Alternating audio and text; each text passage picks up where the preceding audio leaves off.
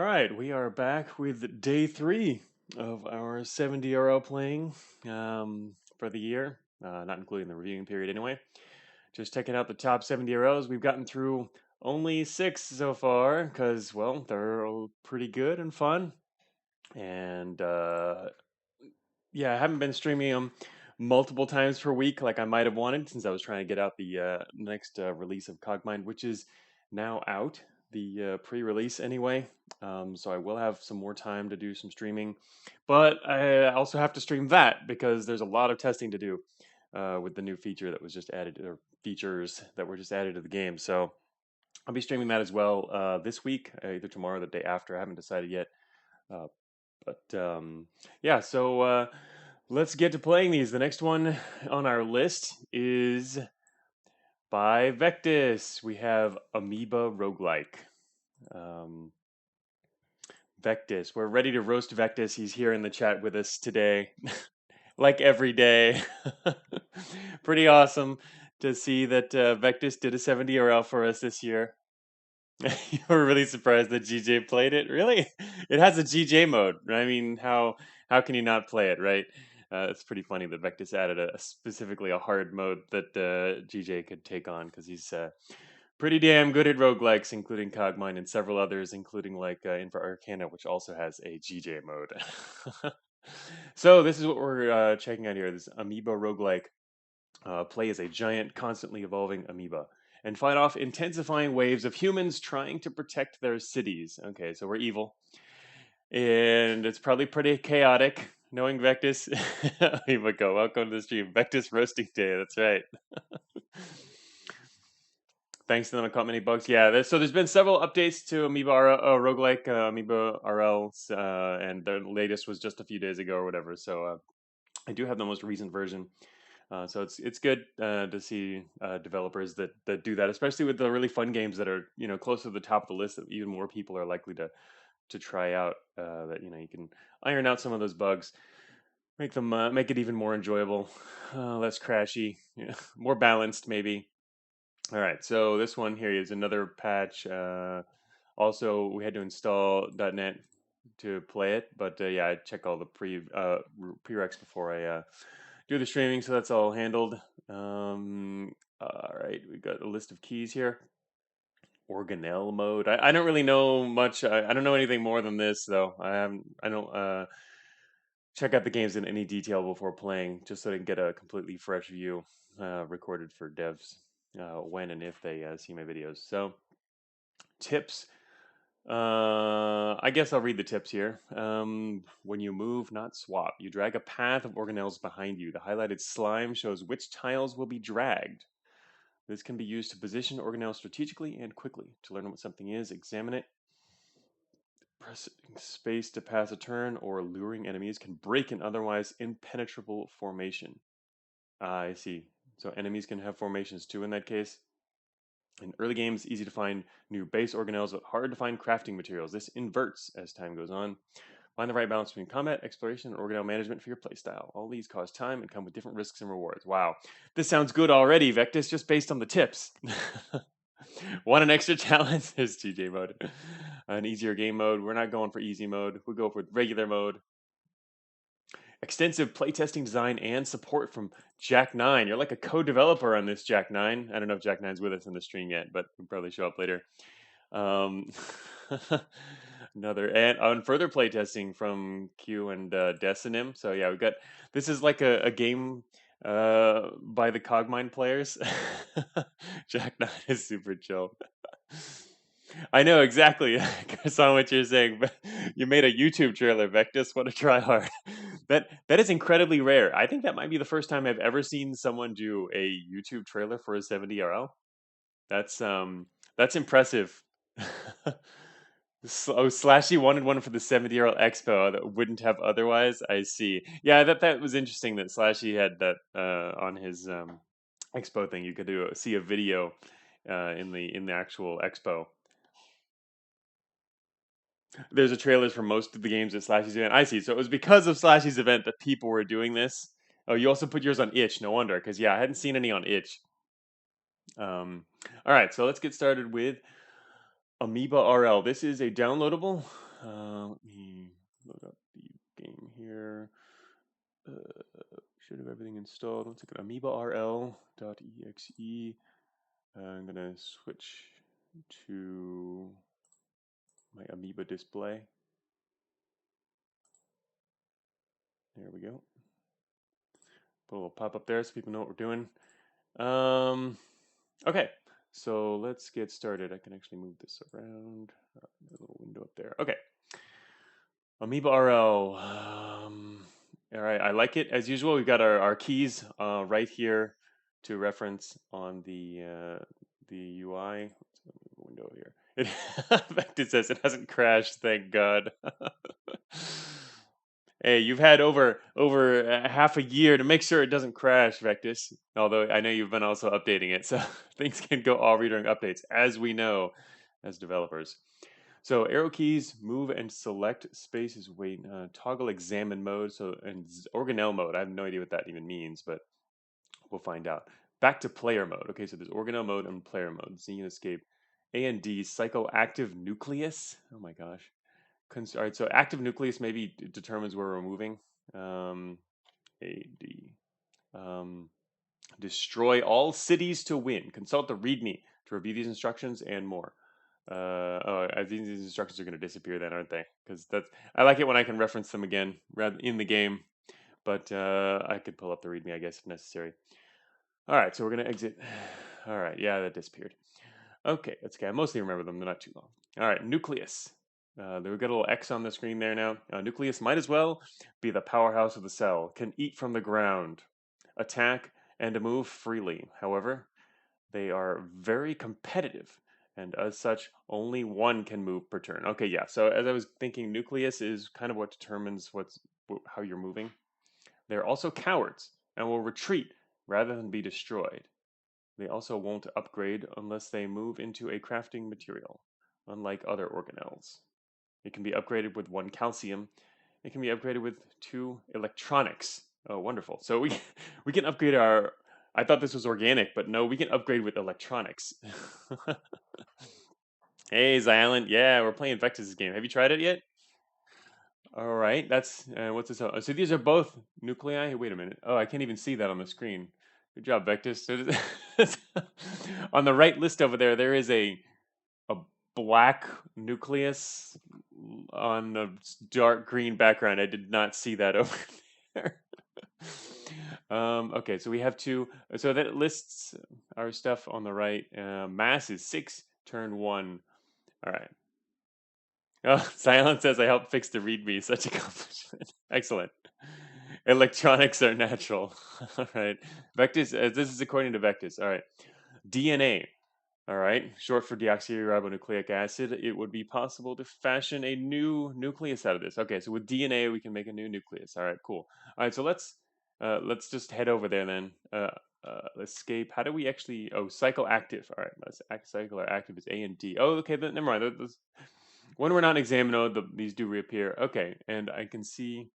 Um, that yeah, A and D cycles the active one like that. I hope all of our inactive stuff is not always going to be black because I can't read that on the dark green background. Um, I guess we'll find out. All right, so organelle mode. What exactly? Well, I guess we'll find out what organelle mode is once we actually. Well, okay, I'm going to try it now. Organelle mode. What does this do? I see. Okay, so that just changes our mode so we can do up and down over here. But what does that do for us? Not quite sure. All right. Anyway, I'm just going to go back to player mode here and switch to the. Maybe we can actually use organelles for something, or whatever. All right, we've got our active nucleus. Should be the one on the right here, and we're going to move east. All right, there we go. Oh, I see. Okay, yeah, all right. That makes sense. Yeah, Vector's just clarifying that organelles is an alternative examine mode. Basically, it toggles by organelle instead of map based. Because yeah, on the map when you're in examine mode, you have to move your X around, but the organelle list you can just go up and down it. So, all right, cool. So Z is just if we want to look up and down our list real quick. That's good. I like that. QOL can highlight that hard to read text. Yeah, why'd you do that? I would, but hey, I haven't. All right, we did get a new one. I'll see how it appears. Yeah, now I have another nucleus. Wow, I have to get really close to my monitor to read that. Okay, so, oh, this doesn't actually highlight though. Oh, it does if you click. What do we do? how do we actually press enter or something? No. How do I actually select the another thing in organelle mode? Or is it just for looking at them only? You can't actually select them. I'm assuming you can select them.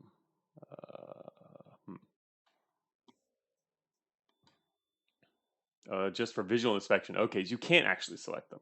Oh, okay. So all right. So we have to cycle to toggle between. Okay, so we have 3 nuclei now, and I guess we'll find. All right, there's a C over here. I guess that means city.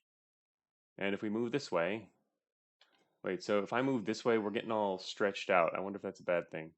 Ah, okay. So yeah. See, when I moved this one in the back forward, the one we had up front retreated. They're leaving the enemy there. This is C is an enemy, I assume. Okay, so I moved into this. What does this do? There's not enough mass to destroy the city gate. Have 6, need 100. Wow, we need 100 mass. All right, let us continue to move. All right, I found a new object here. It is a plant, a cute green plant. Its ability to use the sun to produce food is fascinating and could be exploited. Okay, well, let's take that. All right, we now have chloroplast. Hey, that's a different color than our other nucleus? Oh, because I guess, all right, so it's only the nuclei that are inactive that remain dark in our list. All right, so we now have chloroplast we can look at here. Um, converts solar radiation into nutrition. Next product in 20. It can be upgraded with 1 calcium. It can be upgraded with 1 electronics. All right, we need to find some resources. But as the tips described, we're going to kind of start out finding more organelles, and over time, that will be reduced as we find more crafting materials. Cyber plant engaged. In player mode, use AD to select different nucleus. Yeah, I've been doing that. All right, so, but I don't know. Oh, that's the end. So now we can kind of reverse to our other side and go back that way. I guess that. What if we try and move our nucleus into another nucleus? Okay, we can swap places that way. Not that I necessarily wanted to do that then, but it's always good to try out the different mechanics beforehand. Is this crafting material? It's a nutrient. This precious meal is the foundation of growth. Okay. Looks like green matter to me, Vectus. Wait, did that just... No, it didn't just disappear. That kind of just went out of our field of view there. Vectus says hey. All right, wait. Okay, we got 1 mass from that? Yes, the percent sign is universal for food and roguelikes.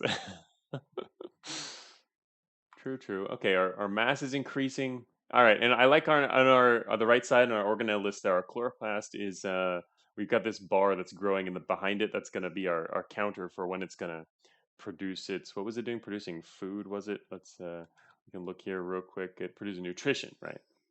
Right. So basically, getting free nutrition from our chloroplast.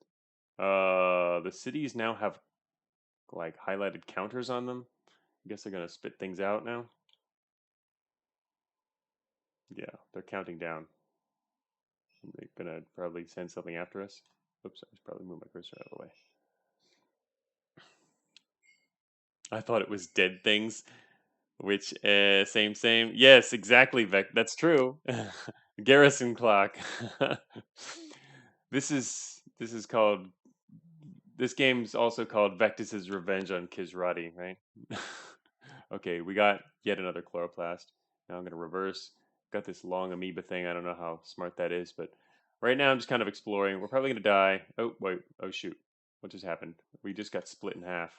Militia. A meager human who took up arms to defend its pitiful life. Nothing special about it. Like all humans, it always tries to attack the nearest organelle. Also, like all humans, it can only see up to 3 cells away, has no memory of anything it can't see. All right. I guess you're missing a word there, and has no memory, but that's pretty good. Practice is Gogmine ripoff. I like that, like all humans. Good writing. Okay, so how do we attack it? And also, didn't it just split us in half? No, what happened? So I guess we can rescue. I gotta get out of this mode. I gotta first just move my split up nucleus here. Okay, now what?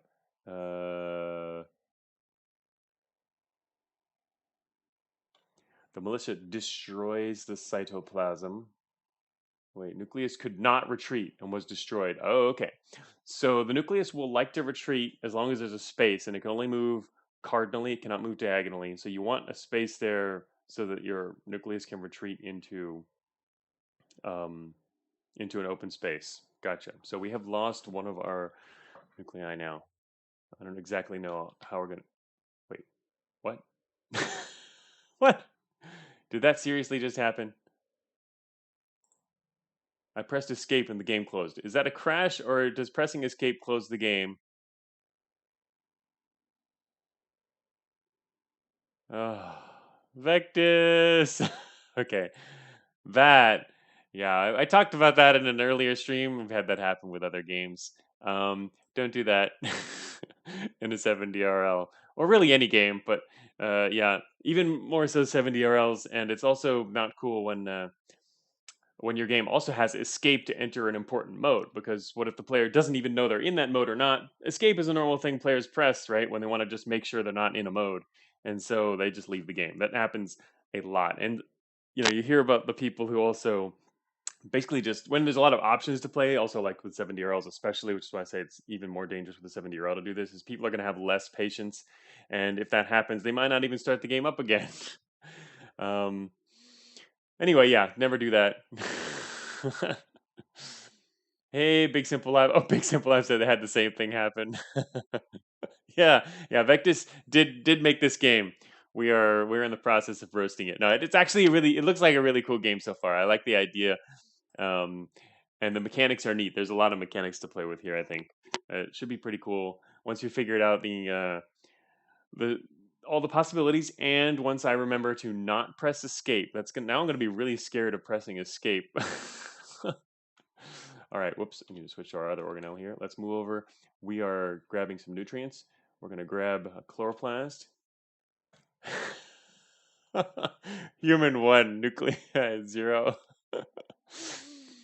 Yes. Oh, cool. Our big simple evidence. I just covered this in my video. This is one of my favorite concept roguelikes. I really love this game. Yeah, it seems really neat. You can press X instead of escape to toggle the mode. All right. Okay. X is good. That's true. It's toggle mode. So I'm just gonna basically never press escape now. Gotcha. Um, yeah. Yeah. If you're gonna add escape for that purpose, you really need to have it not close the game. But okay, we've beat that horse really dead now. We'll stop talking about it and start to enjoy again. X, I will really try to have to control myself though, because I'm really in the habit of pressing escape. Barbed wire. Humans set these up to protect their cities. You can probably put it to better use. Oh, so we can like actually absorb this? We can. We got a membrane? The barbed wire is apparently a membrane. All right. Let's go into organelle mode here and look at what this membrane does. Barbed wire integrated into the cytoplasm membrane is quite frightful for anybody who tries to directly attack it. Unless they were a literal tank, of course. Goodness forbid a tank with legs. Tank with legs. What is that? Are they going to attack us with mechs later too? That seems like foreshadowing. But so I guess if we had this when that militia attacked, they would like die. Just a guess. All right. So let us. Wait, what did that do? Oh, if I press X again. Anyway. A and D. Let's move down there. Foreshadowing. No such thing as foreshadowing. Oh, Big Simple F says I couldn't figure out how to deal with the tanks. Oh, man. Hey, Hester, welcome. We're playing Amoeba RL by Vectis.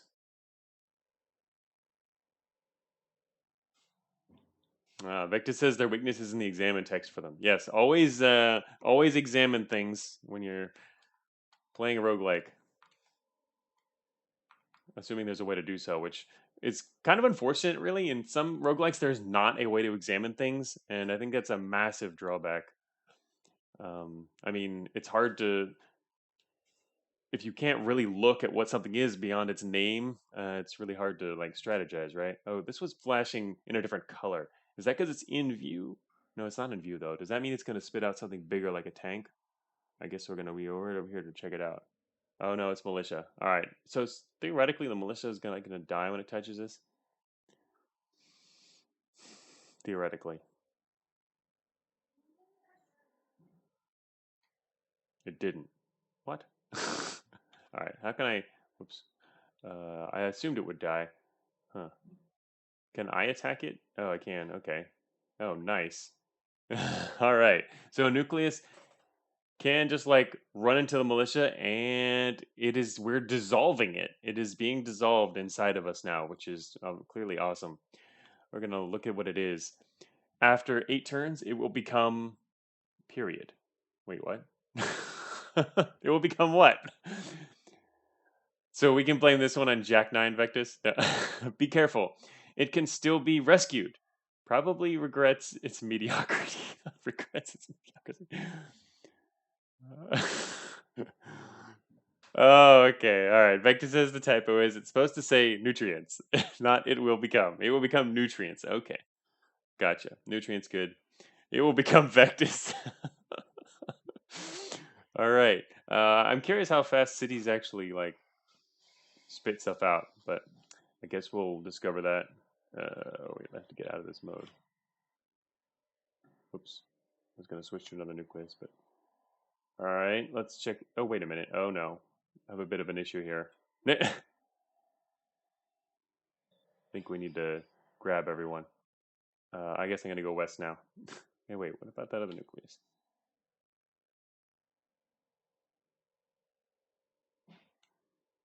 Huh. Wow. Yeah, this could get really interesting. The way you can move around and change your shape for different threats, and you want to kind of stretch.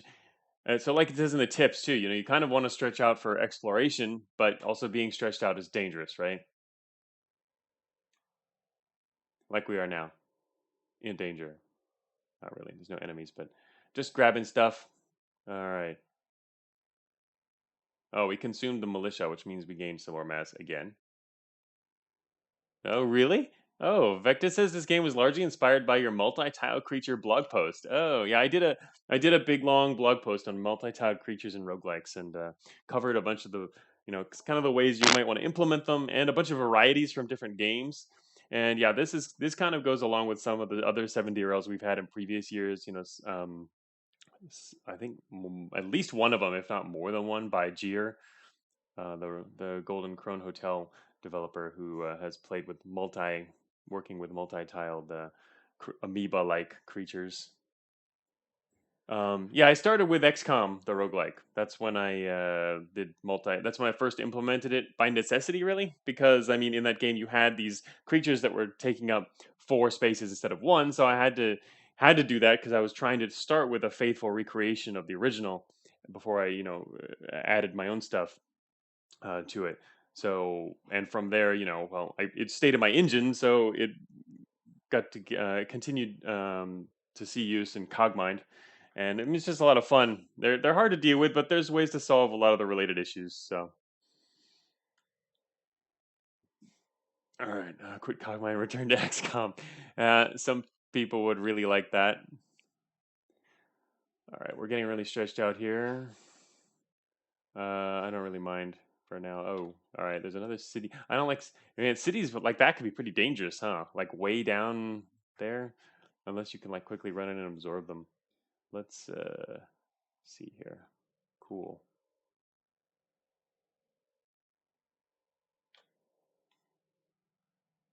Uh-oh. I see flashing. Flashing is occurring. Oh wait. So yeah, we've got like. Oh wow.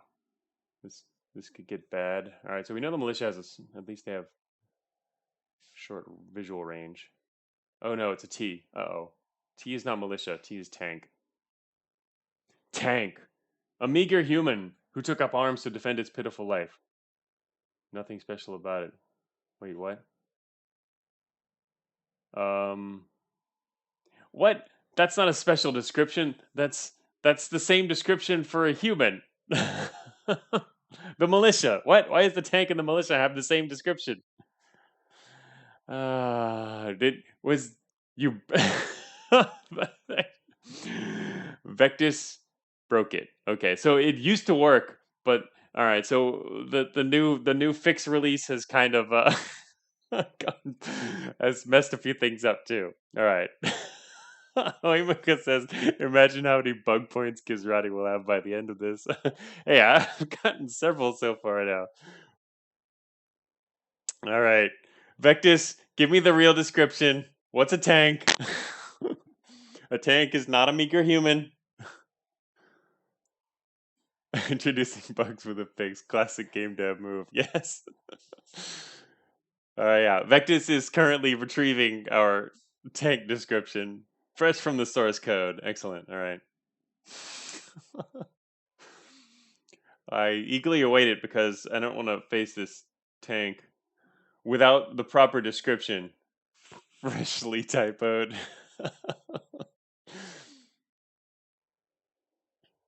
Wait. Okay, Vectus is giving it to us line by line here. There aren't quotes, so I had to make sure it was actually the description rather than something he's just saying. Okay. Oh, wow. This seems hard. Okay. A tank. A terrifying moving fortress wrapped in strong armor. It cannot be killed or eaten by most means. It is vulnerable to friendly fire. Friendly fire. Wow. How do they get friendly fire? Anyway, it can be engulfed by surrounding it on all sides with slime or walls. Okay, so the only way to engulf it is to completely surround it. Wow, that seems hard. Cities and humans will not help engulf it, but any humans can be engulfed in contiguous groups. Oh, I see. So yeah, by forming literally, if we can manage to do that, by forming a circle around like a group of all these things, we can just like absorb them all. That's pretty cool. Um, but cities will not help, which means you can't do it up against a city. So you can't, like, for example, set up your amiibo to surround a city and then the tank spawns and is immediately engulfed. That won't work. That's anti-cheese from Vectus before we even got to do it. um, all right, and Vectus adds another. Still more here. It acts every 3 turns. Um, yeah, Vectus says friendly fire is from another inning. I know what friendly fire means, but I'm saying I haven't seen how it. What does friendly fire mean in the context of this game? Because friendly fire is like ranged attacks. So to like I haven't seen what a ranged attack looks like, is all I mean. Like with the militia, they just kind of have to walk up and chop at you or do something right up next to you, I guess. But okay. Um, uh, yeah, I'm sure it will. I assumed it will, Vector. This is me speaking aloud or thinking aloud. Sorry, speaking aloud. Yes, that's normal. Me thinking aloud when I say I don't know what friendly fire is yet, just because I haven't seen it. But I imagine it will become obvious.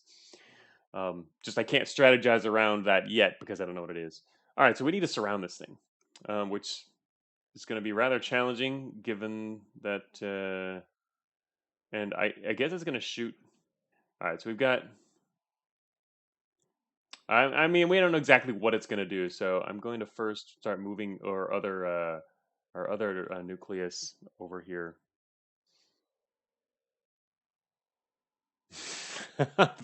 Vectus, me speed running the code at 100 miles per hour, trying to find why the examine text isn't working. Well, most of them worked. It was just this one, right? The others worked. Everything else has worked so far. So I wouldn't worry about it right now anyway. Um, unless there's like 300 people who drop by the stream and they all want to play your game right now.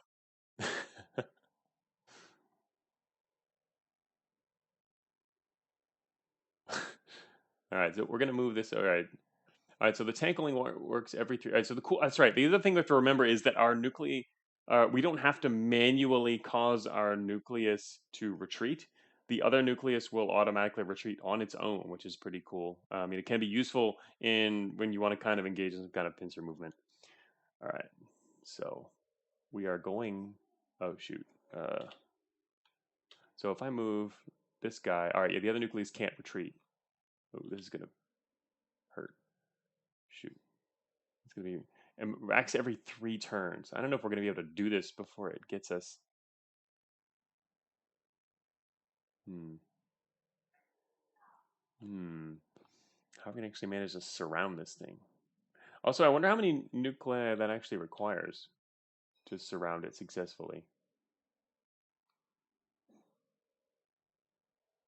I guess we'll find out slowly. And actually, can it shoot? Oh, we can just retreat. That's right. Organelles can retreat. It shoots the green stuff basically, and they'll retreat if necessary and possible.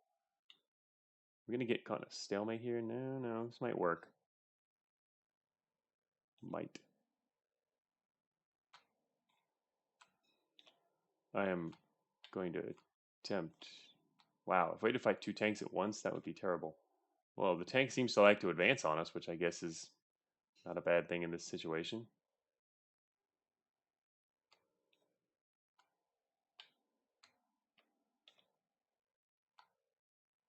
Come on, tank. All right, now it's kind of worrisome because he could theoretically. I'm not sure quite where they'll fire, because he could theoretically cut off a nucleus at this point if I keep advancing. Seems really dangerous.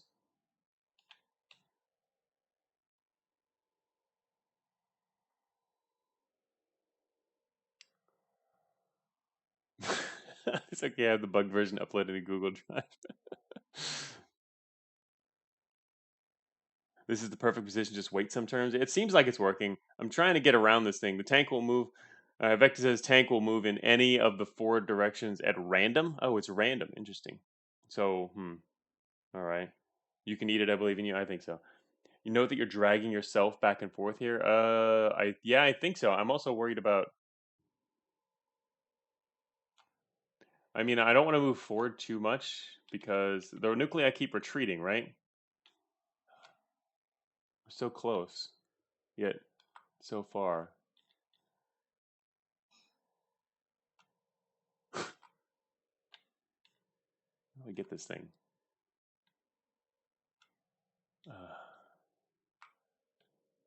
What else can I do to speed this process up?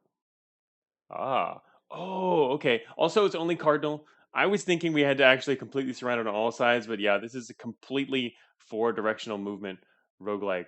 So yeah, you only have to surround it cardinally. So that one extra space up there was okay. All right, we owned this tank. We are dissolving the tank now. What is a dissolved tank going to do for us? The tank is engulfed.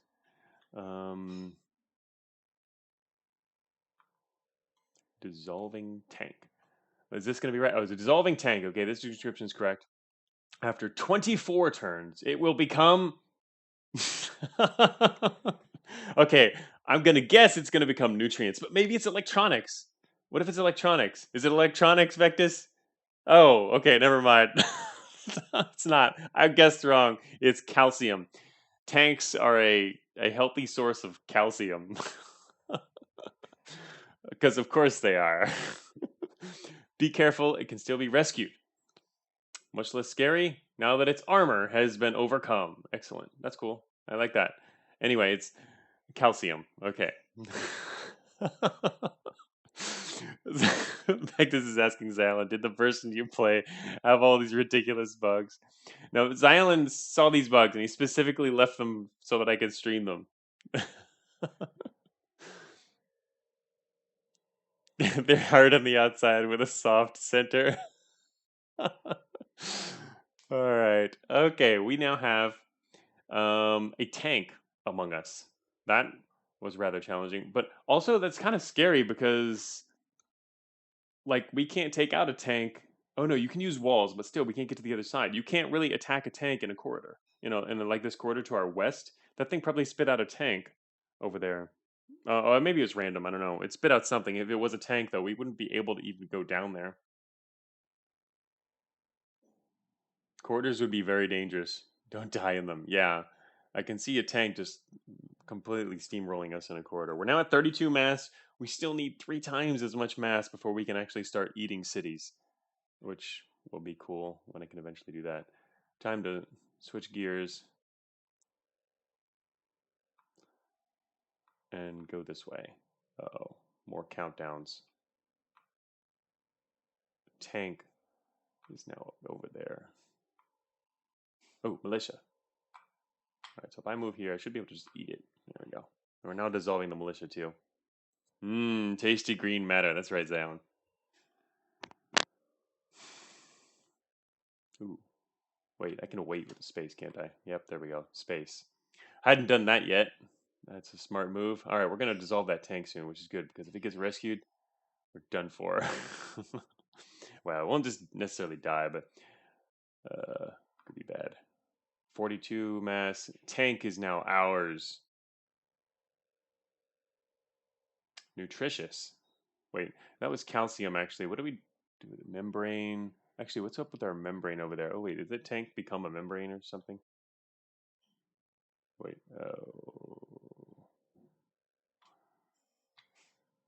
switch. I keep pressing X instead of I meant to press Z. Um, oh, here we go. Oh, look, it can be upgraded with 2 calcium. This one, it needs 1 more calcium. Hmm.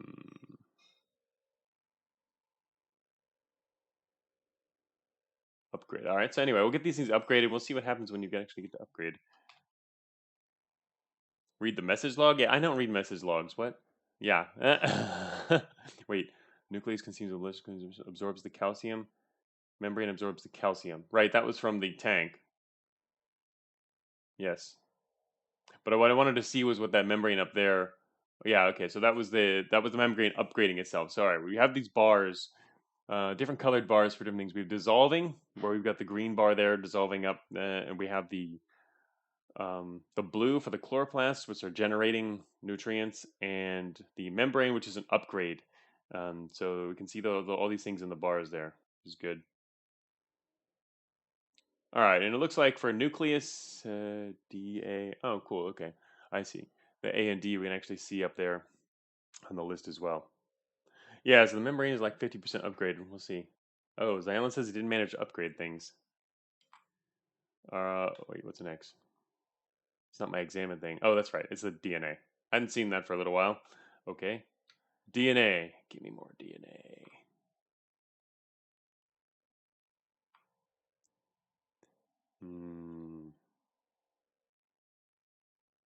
All right. Doing okay. Although, I don't know. We're really one-sided here. Wait. I'm not reading. There's stuff over there. Easy mode was sorely needed. Oh. Yeah, seems generally tough. I can see that. Oh no. Um, Die. Oh my gosh, there's a lot of these guys coming.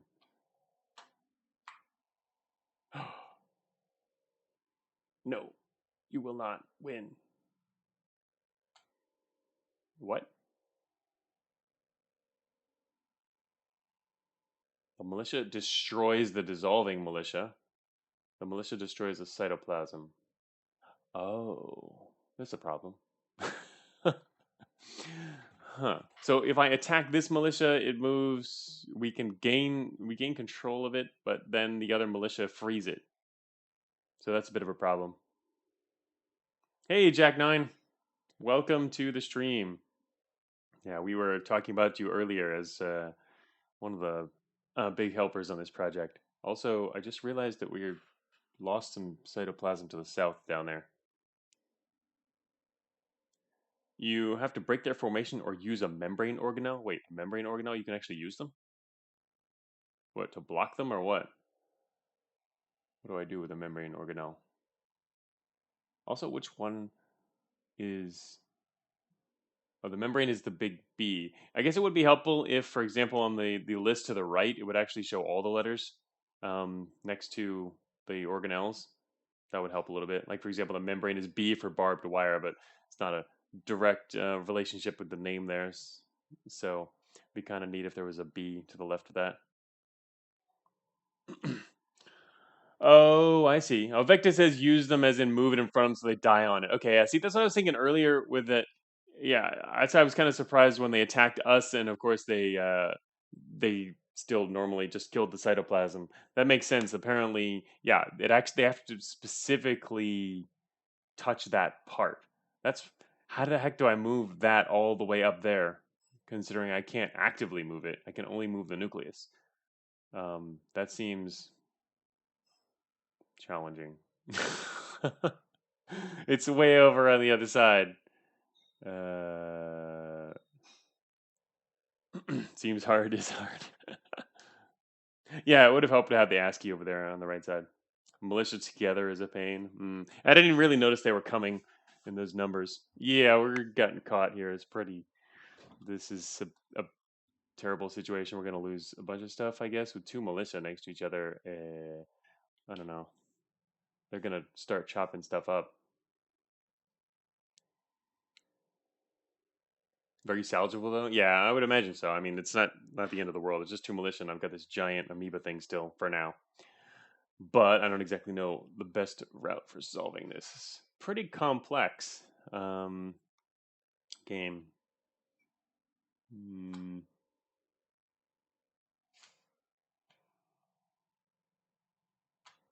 Eat that, militia. Just got him from behind, right? Now we gotta salvage the rest of. We gotta put everybody back together again. I assume that yeah, you can move these. Oh, so we can move these. Wow, could you then like split your amoeba and like have multiple groups going around? It seems like you can. I mean, the other ones can't move; they become stationary. But you don't have to be one giant amoeba. You can be multiple amoebas. Looks like your tail is being eaten. Yeah, I noticed that. It's worrisome. Not much I can do about it right now, considering how far away we are, but it's being eaten by something,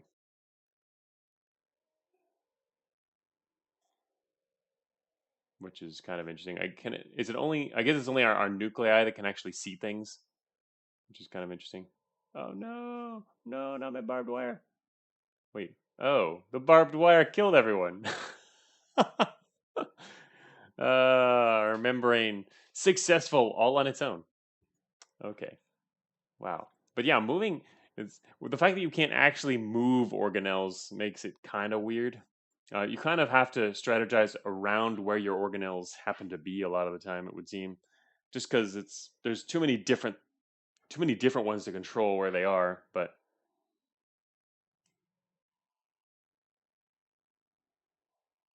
no, Vector says that's how I won the standard difficulty. By splitting up into multiple amoebas. Yeah, it seems neat. Amoeba meaning single-celled organism is a misnomer for this game. Yeah, that's okay. Oh wait, I haven't seen an S before. What's an S? A scout. Huh. Um. Hey Vectus, can we get the description for a scout? Did you pull that out of your source code yet? Because this is the description for the militia again. Vectus says 1 sec on my way. Yes, we'll become 2 amoebas, so we would. Hmm. I can see how it'd be useful to leave behind, for example, the membrane's pretty cool down there to like leave the membrane kind of facing the a direction from which enemies will come, and then you have at least a couple of nuclei with it, 2 nuclei and a membrane, so that the membrane can defend against militia, and the 2 nuclei can still have a chance to like surround and attack a tank. That seems like it could be useful. I'm thinking of that as I look down to the south side of our amoeba here. All right, so this is a scout. I wonder what that does. I mean, they're spawning after militia and tanks, so they just that's that. I don't know. Some special mechanic going on here. It probably tastes good. Yes, yes, that's true. I believe that everything tastes good to us. We're now at 38 mass, which is we actually dropped in mass. Unfortunately, we lost a couple things. Hmm. All right. Is that all? It was it. What is that a real full description, like direct from the source, Vectus? Okay, actually, the number 69. So my guess is yes. This description is real. H69 model robotic troop. Straight from Cogmine. No, that's not in the description, but H69 model robotic troop prototype hunter says that one with a penetrating kinetic gun.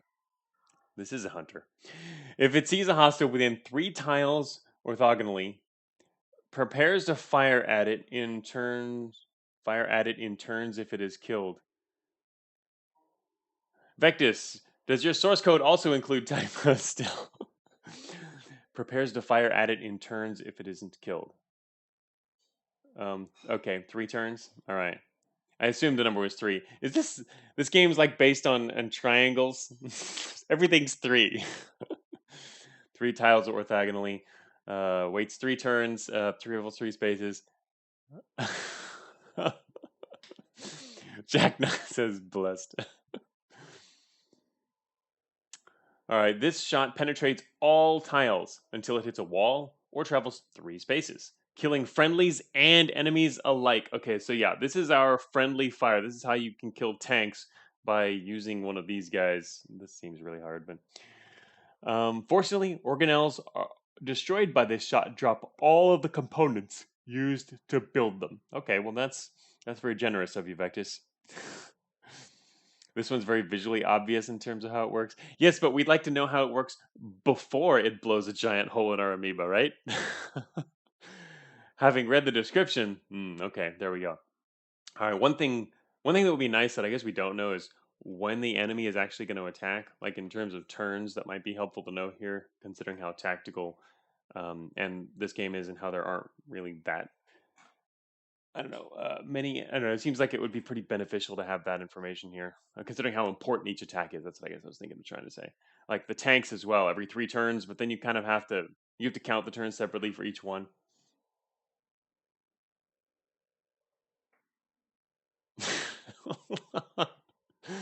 Vectis is more entertaining than me, Chris Sandwich. Vectis source diving while I'm playing. We could have like tag team streamed this, right? I could stream the game and Vectis. Then we have to switch over to Vectis's view where he's furiously paging through his source code.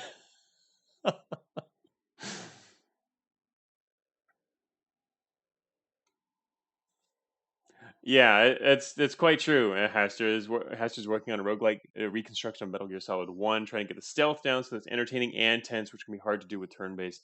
It is pretty hard, yeah. Stealth is a lot easier to do with real time. Turn-based, I mean, it works. You need enough systems to support it. I mean, it can be pretty tense, and for example, in Cogmind, with the number of different systems at play, and with the kind of intel and spotting and just the number of enemies there can be. It works out in Cogmind, I think, in the end. Um, but yeah, it's something that a lot of 70-year-olds try to do. But generally, they end up basing it around like one system, and that's really not enough, I think, to do a good turn-based stealth game. You need a lot of overlapping systems to create that kind of tense gameplay. All right, so I have no idea when this scout's going to actually attack, but the fact that it attacks every 3 turns means can't I just like walk over there and eat it like that? Yeah, we're dissolving a scout now. Okay, dissolving scout. After 16 turns, it will become. All right, is this one electronics, Vectis? Can I say this one's electronics? Just because we haven't gotten any electronics yet. It can still be rescued. The audio. So its equipment looks high tech though. All right, Vectis says yes. This one's electronics, so we're gonna get electronics from this one. I guess you can't decide what particular organelle of yours gets an upgrade. Um, or does it always go for upgrading the one that's closest to, like, these both need calcium, so I guess the calcium would go to this one because it's the closest to being upgraded, and this one gets electronics because that was the only one that needs that. Oh no, all these can be upgraded too, though. Yeah, so how does that? Is it whatever's closest, perhaps, to the scout once we dissolve it? Because yeah, these can be upgraded too. I wonder what the upgrade to. Actually, I'm quite curious about upgrades. Okay, we still only have 40 mass. Okay, Vector says proximity. Cool. All right, so yeah, there is some way to control upgrades. So if we, for example, if we really want to upgrade our nucleus, we can try to ensure that there's one near the scout. But actually, speaking of that, I mean, how do these? Oh yeah, these need a lot of stuff to upgrade, though. Wow, upgrades are pretty tough to get considering the rate at which we're getting materials. But I know later on the clock changes, so we'll start upgrading more and getting fewer organelles. So. Oh, it actually drops an electronics organelle, which is absorbed by the next organelle adjacent to it. Hey, Terminus, welcome. We're playing Vectis's 70 RL, Amoeba RL. Okay, so we still can't take on this city here. There's nothing we can really do.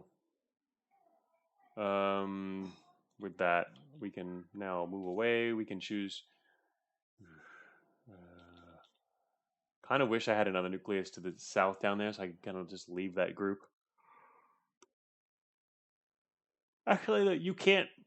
You can only split yourself when the enemy splits you. I mean, you can't actively split yourself, I guess. Wait a minute. Oh, plant. So nutrients can just appear in places. Nutrients and objects can appear in places you've already been before. They just appear. I was thinking it might be something you have to explore. Continue exploring the whole map, but even in just the local area, you'll get some stuff too, which I guess makes sense. That's nice. All right.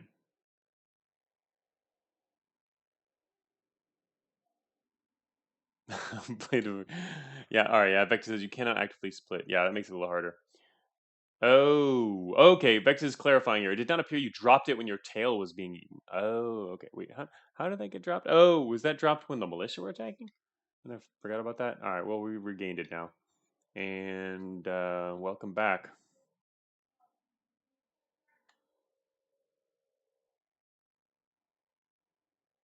The militia is impaled by sharp membrane proteins.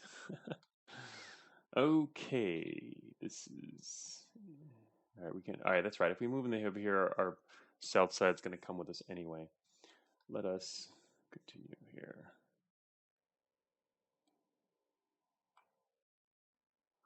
Got to kind of learn how the movement works, which I haven't been paying attention to. That you can see the brighter green line. That's the line that's gonna like be dragged along with us. Oh, it's a tank. Shoot, I can't beat a tank with just one nucleus, can I?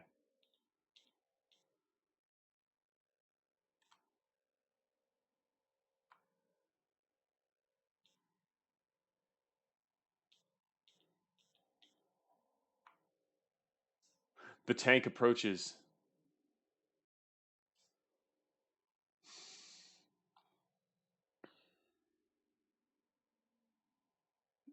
You can examine the cytoplasm to see a description of the movement algorithm if you don't get it by observation.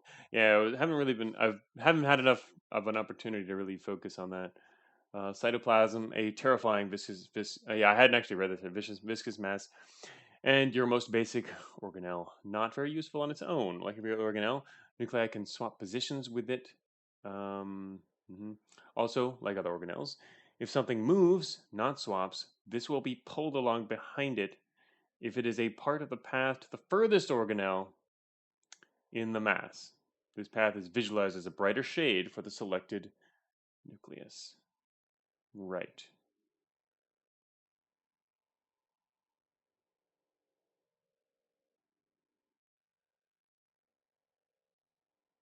Hmm. All right.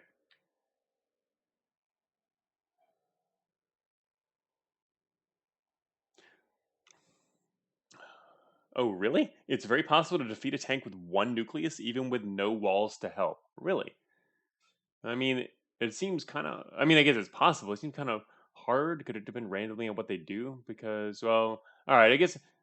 I mean, they attack once every 3 turns, and the fact that a single nucleus can move 3 spaces in the amount of that amount of time means you should always have an one more cytoplasm than they can shoot down. Or you get two. Basically, you can create two for every one shot of theirs. So we should be able to do that as long as nothing else shows up. You could get attacked by another enemy. All right. Well, I don't know what we might lose in the process. All right. Well, it's that. Oh, wait. Is something shooting us from the north? I think we just got shot from the north now. Great. Now, if a scout shows up, we're in big trouble.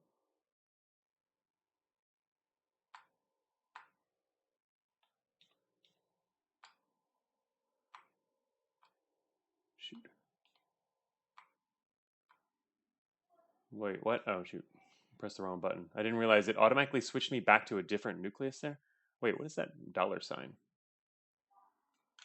I think it just switched me to a different nucleus when I thought I was this one. Oh, it's electronics. Oh. All right. That's going to be.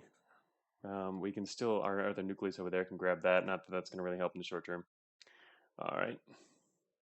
Yeah, now I recognize it as an electronics that got dropped. I guess it'll be absorbed next turn then, um, by the DNA. Well, our nuclei there, nucleus. All right. Anyway,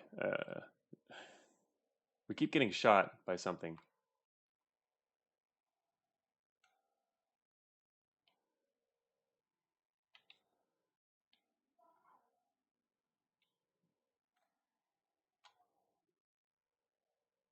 What? The tank destroys the chloroplast. Why is this tank not dead? They just surrounded it. Do I have to wait another turn? Or do I have to actually? Do I have to, is surrounding it how you get rid of it? Oh, it happens on the tank's turn. Oh, okay. Oh, but they only take. Hmm.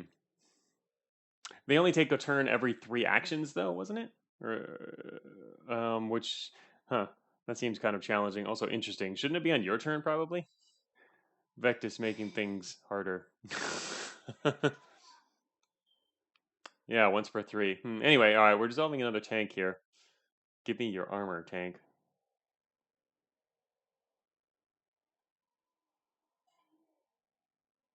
Oh, okay. All right. Vectis says it should be on your turn, correct? I was in a hurry to get it working for the 7 DRL.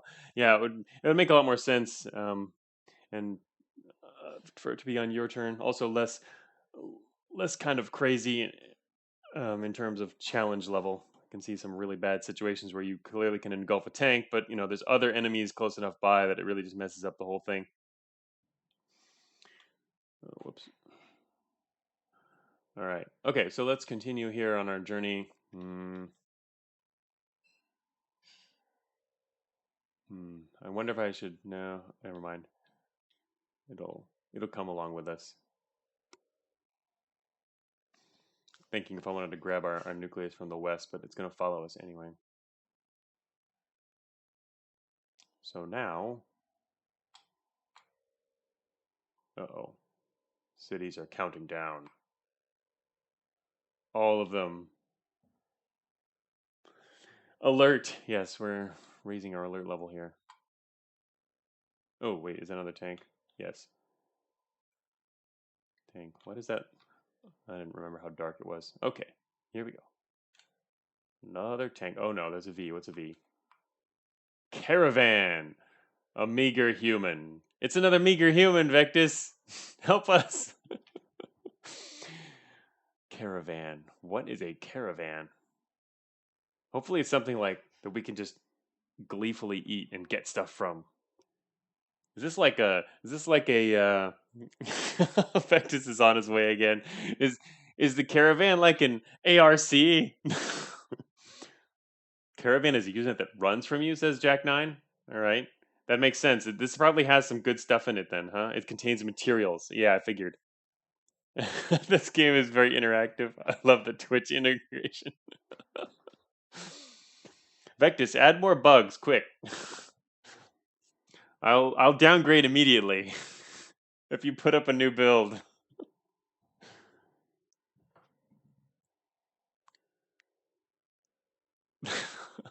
All right. Yeah, Vectis says, "Oh, okay. Is that the full description? It wants to be very far away from danger, so it probably has some precious cargo inside of it. It was hastily retrofitted with armor, and as such is much slower than it was supposed to be." All right, good description. Um, I like the description, very helpful. And yeah, unfortunately, there's a tank next to it, which I kind of have to worry about as well. Also, if it has armor, doesn't that mean we have to surround it? I'm assuming, considering that we have to surround tanks in order to absorb them. We can't actually attack it, we have to surround it. Which makes sense if it's got good stuff inside. Yeah, Vectis confirms we have to engulf it. It's a loot pinata like a hauler. Yep. As long as it's not an ARC. I was wondering if it would be an ARC or a hauler.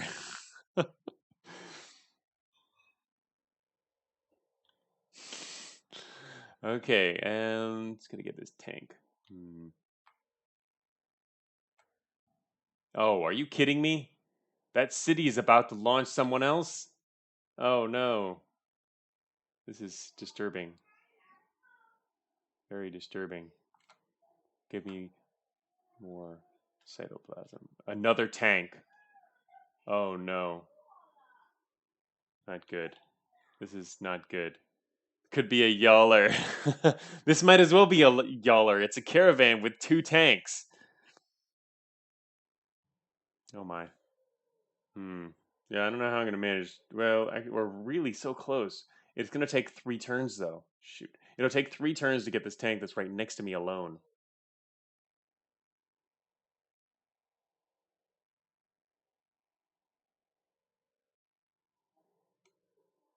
Yeah, and as Terminus says, game seems very neat. I like the idea of manipulating an amorphous multi-tail object in a roguelike situation. It is cool, yeah. I like the mechanics.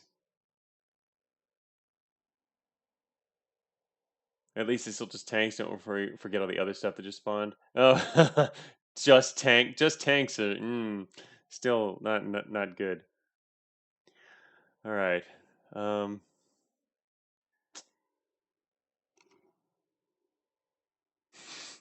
2 tanks. Yeah, I would have preferred if it was anything but tanks.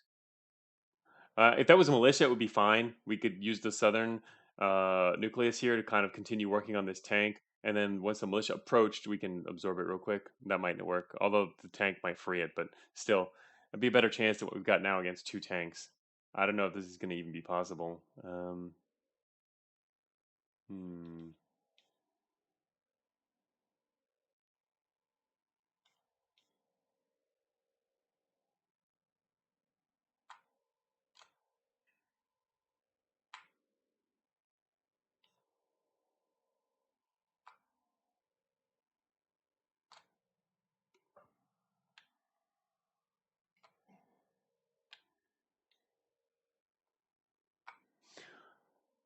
Oh, that's right, tanks. We eat tanks for breakfast. We're an amoeba. Got him. Okay. The problem is there's now 2 tanks. We need to dissolve these things fast before more enemies show up and free them. But hey, with more tanks, this means it's going to give us more membranes, right? That's enough calcium for pretty much any upgrade in the game, save for 1 or 2. Huh. Well, the problem is, yeah, I'm not really I'm totally not focused on upgrades yet. I'm not actively trying to upgrade anything. This needs 1 more electronics. I haven't seen anything upgrade yet, but anyway, we got 3 tanks here dissolving. Wow, how long do these take? They take 24 turns. That's quite a while. We have one that's 5 turns left, and then it will become.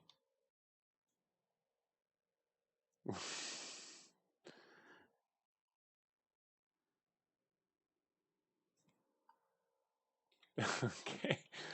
We still only at half the mass required to take out a city, which is unfortunate because I'm sitting here right next to a city. Actually, what if there's stuff right outside the city and there's no room to spawn? Like you're just like this giant amoebic mass sitting outside the city, and there's all these organelles everywhere, and it can't put something down. Well, does that mean we win? You could just block the gate. Yeah, seems it. Oh, okay. Oh, Big Simple says yeah, it delays things from spawning. Oh, wait, it delays them. Oh, it doesn't actually stop them from spawning. That could be even worse. Oh. Blue becomes calcium, yellow becomes electronics, caravans are 50-50 at random. Hmm. Does examining the city work? Ah, wait. Oh, I didn't examine a city yet, huh? City gate. You're right. All right, it does work. It seems like the only thing that's not working, Vectus, are the enemies. Everything but enemies are working. All the items work. The cities work. It's just the moving enemies that are all using militia. If that'll help you find the answer. Oh, it also delays the clock, so you can block the gate and it'll get stuck at 6. I see. All right. So anyway, here's the city gate, a doorway to one of the last bastions of humanity. Well, now I feel bad, but it is protected by advanced technology and can only be destroyed when the amoeba mass is at least 100. Up to 2 humans will begin to emerge in 42 turns. Oh, wait, what? Up to 2 humans will begin to emerge in 42 turns. Oh, so first of all, cities can actually spawn multiple enemies. Oh, wait a minute. Are we in like phase 2 now where the cities are going to start spawning even more stuff? And what does humans mean? I guess it could mean it's not just militia, it could be anything in 42 turns. As time goes on, the humans become more frequent and deadly. Okay, yeah, so that answers that question. Why feel bad becoming amoeba? Well, we're destroying like the last bastions of humanity. And actually, last night, right before I went to sleep, I was watching a part of the Tomorrow War.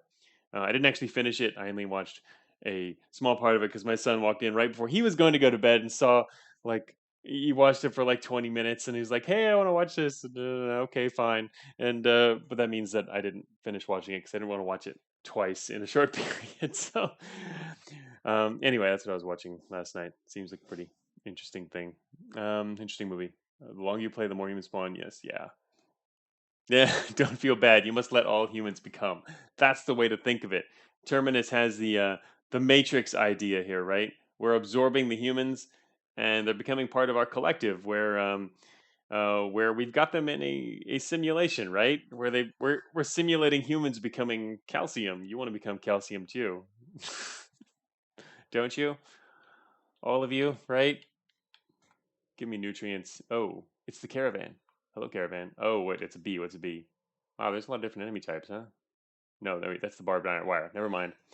Oh, the fact that I feel like set these other predictive cities. Yeah, I like that. So we do want that. Uh, it, in general with roguelikes, you have enemies are letters and items are use punctuation marks and various other symbols and or numbers. Numbers a little less frequently. Those would be special, but it's better to do that just so that it's more easy, especially with a 7 DRL or just any ASCII roguelike that doesn't have like a huge variety of things, and you can fit them into these classes. It kind of makes sense to split the two. Yeah. Yeah, Vector says he didn't think of that. Should have made all the items punctuation marks. That's a pretty common thing in roguelikes is letters are enemies, items are punctuation. Because then you have two clear classes. Because that's the main two things you see in a roguelike, right? It gets more complicated once you start adding environmental features.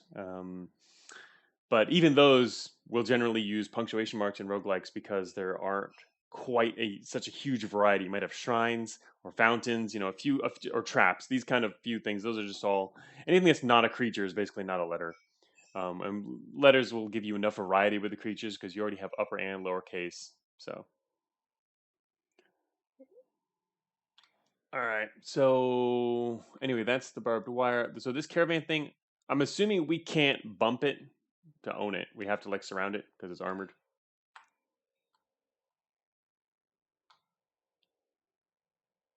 Whoa.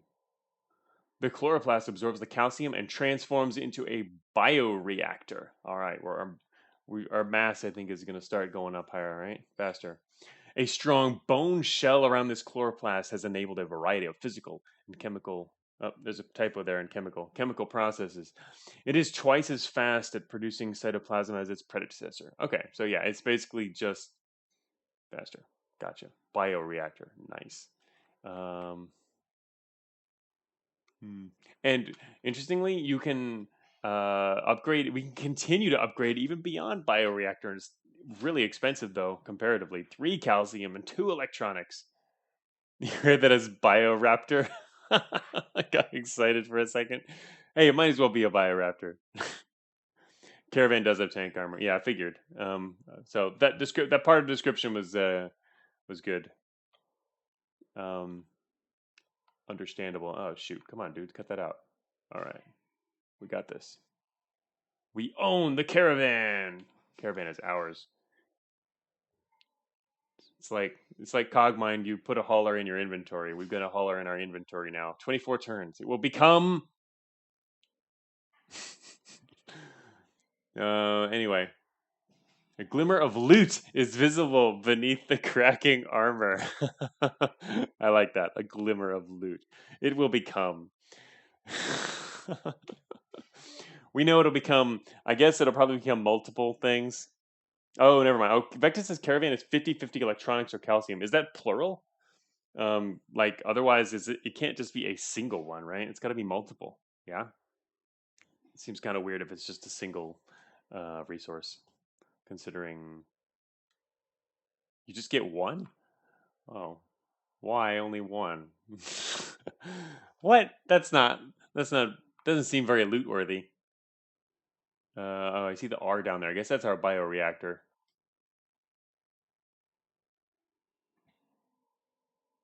50 calcium. Whoa. Oh, I see. These were added at the last minute to slightly shift the balance in the player's favor. Hmm. I see. Well, it is nice that you can get supplies like that or crafting materials without having to kill anything. They're extremely valuable with the right upgrades. They have special interactions later on. You'll learn maybe. Hmm. Yeah, we're at 60 mass now. Come on, let's get to 60 out of 100 resale. Yeah, you too will become maybe. All right, let's shoot. All right, there's a quarter to the west. I'm afraid of quarters, so I'm not gonna go. Oh shoot, I'm not gonna go west because of the quarter. But shoot, if I all right, this guy's about to fire, so I gotta go west. I like how he's telegraphing. This is good. But doesn't it take him 3 turns to telegraph? Blocking the gate is buying you a ton of breathing room. Oh, you know what I was thinking? I didn't even realize that gate was blocked because I forgot. I guess they don't spawn diagonally. They can only spawn cardinally because that's basically what all directions are in this game. Now, I know that this scout doesn't he fire after 3 turns? It's easy to do when you're so big. Yeah, easier for sure. Does this scout fires after 3 turns? Doesn't that mean I can like discharge and kill him? He might shoot when I get there. I'm not actually sure. That's kind of annoying. You'll see a number on the scout. Oh, okay. All right, I'm gonna wait then. I mean, I'm gonna move towards him. Nope, no number on the scout. He did he just? Oh, the caravan is engulfed. Nice. We just got another bioreactor. No, that was earlier. Or not. Jack Nine says or not. Yeah, I didn't see a number.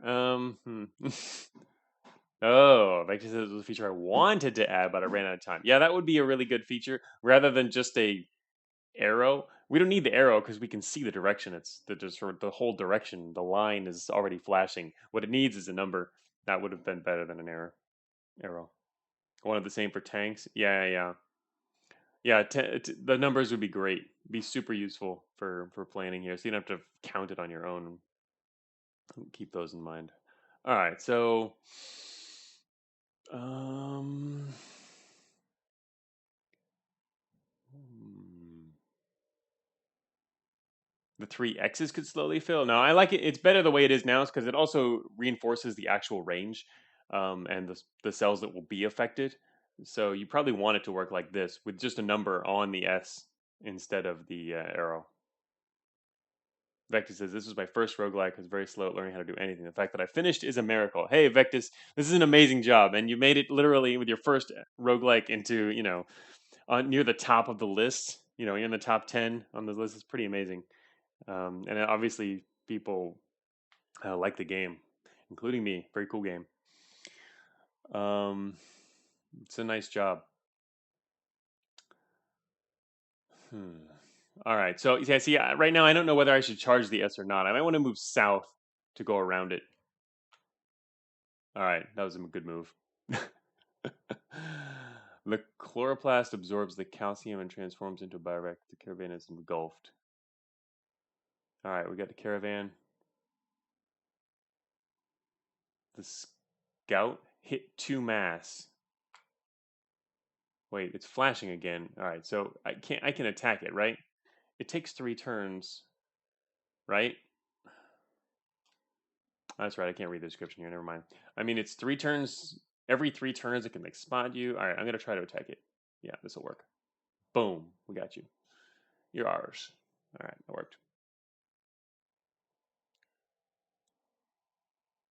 Okay. Hey, GJ, welcome. It's basically always too late to charge if they start shooting from max distance.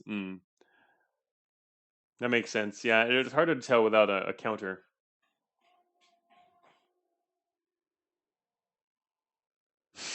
yeah, we've been, we've been helping Vectus find all the bugs.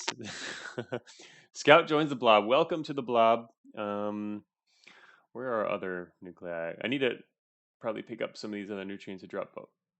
or passed up. There's some nutrients over there. We got 62 mass. We lost some mass to the last scout there. I'm going to move here, here, here.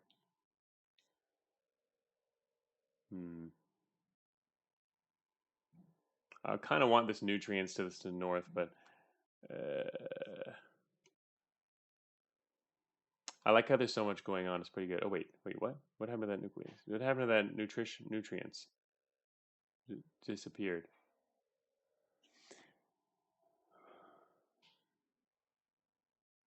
GJ says this doesn't look like GJ mode, so it should be an easy win.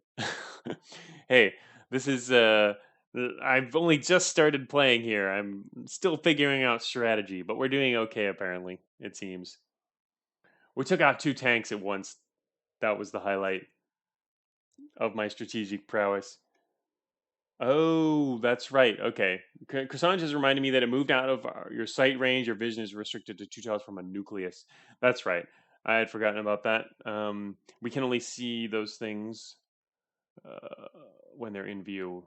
So this nucleus, for example, can come north and grab that. Another caravan approaches.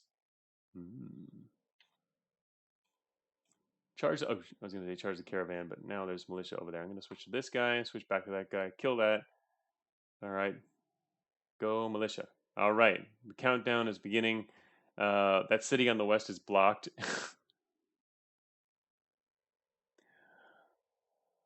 The lack of a cultivator hurts. Yeah, I don't even know what's possible in terms of what is a cultivator? What are the organelles?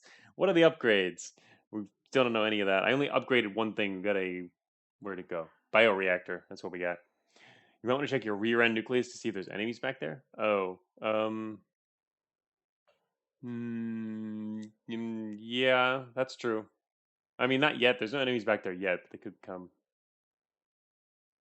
Getting cultivator early is very important. Kids get a bioreactor instead. Tragic. Oh, well, whatever a cultivator is. Oh no, the scout is threatening us here. It's interesting how we can see the scout's cut off, and we can't see the scout itself. I like that. It's good, I guess. Kind of unexpected, but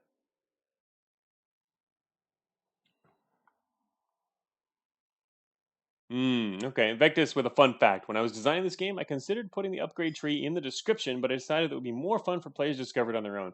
Yeah, that makes sense. Plus, even if you put the upgrade tree in the description, unless you also describe what those upgrades do, to be honest, it wouldn't be all that helpful. I mean, strategically speaking, you can't. Okay, you get a cultivator there. It's like, and what? What's a cultivator? You have to be able to read the descriptions of things. It's kind of like that's the. I guess you could say that's the Rift Wizard problem where in Rift Wizard there's the descriptions are amazing and tell you exactly what something does and all the things related to it. The problem is it then within the description there will be a bunch of things you have no idea what they are. So because there's no descriptions for the descriptions, right? That was a bit of an issue. Vector says, "Did you ever get a harvester? It was designed to solve an issue." Oh, you're referring to DJ.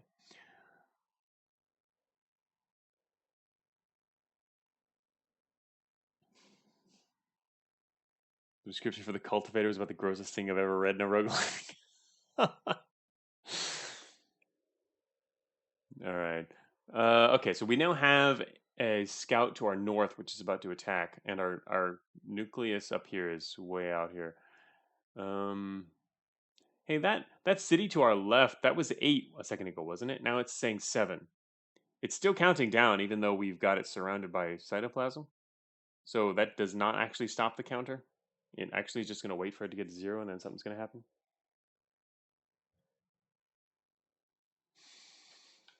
All right, our lone nucleus here. Humans keep coming, the counter never stops. Yeah, but can't you block it? If we've got the entrance blocked, do they come out? They just can't emerge. Right, okay. Yeah, it was earlier that there's, I think it's Big Simple Lives that it actually stops the counter. Wait, what? They line up in a queue to come out as soon as you leave? Yeah, that's what I was actually worried about. To be honest, I think that sounds terrible. Unless, for example, if you're close to getting 100 mass, we're not quite there, but once you're close to getting 100 mass, if you've got the city blocked, then you just, I guess you can eat the city before anything comes out, which would be cool. Okay, Big Simplifier says I may have been wrong. Or you never unblock the city. That's what I mean. Don't well, try not to unblock the city, and but it's unless we get split, we can't keep a city blocked forever unless. Anyway, let's get to this here. Ideally, you have 2 to 3 cities plugged when you cross the 100 mass threshold. Really, I don't even have the area to do that yet. Actually, that city to the southwest of the one we currently have blocked would be really nice to block. So it's only got 2 things there, but anyway, should be able to eat the city and everything in the queue. Yeah, that would be good. All right, let's go north. Wait, wrong button. Oh my gosh, seriously? This is bad. Stop that. And you join us. And oh my gosh, there's another one. How many scouts are there?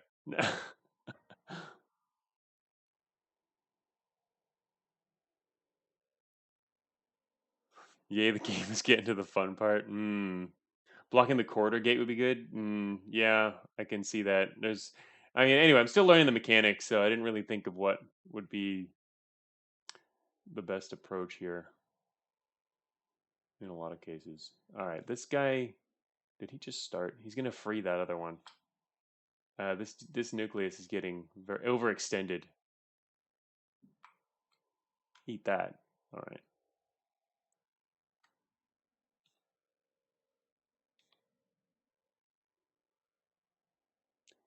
Oh, they keep pulling me forward. There's 2 more scouts to the north. Stop that.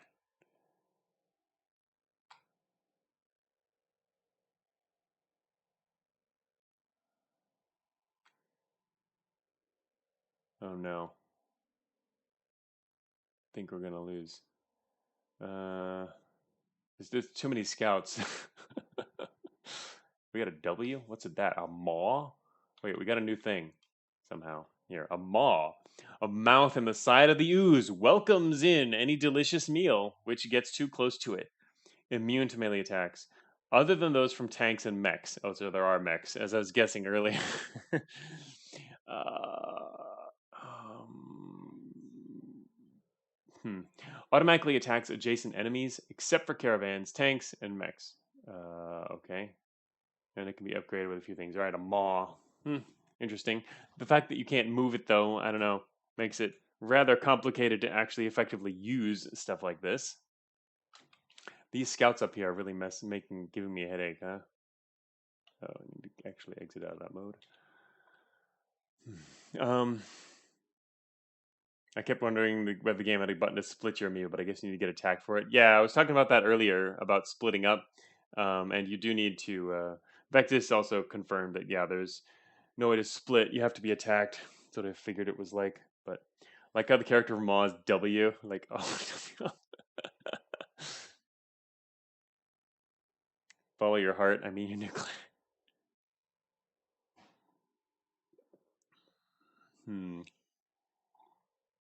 At least we blocked one city. Our current mass is 79, but we're gonna lose a lot of mass here.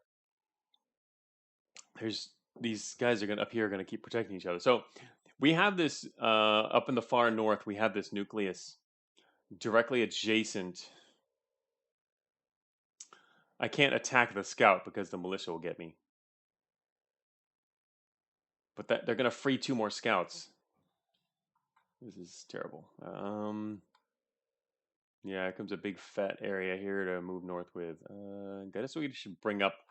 I'm gonna try to bring this guy up. All right, here we go. Next up is this guy. It's going to be very complicated.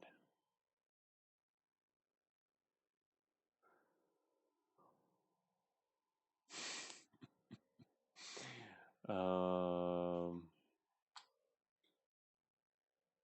right, all right. I got to remember now that the scouts can kill. That's actually not helpful right now, but they can kill their own guys. Time to take out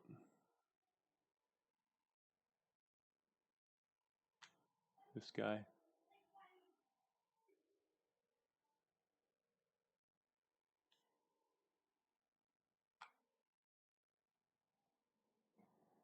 If we get attacked from another side or anyone else decides to join the fray, are going to be in serious trouble.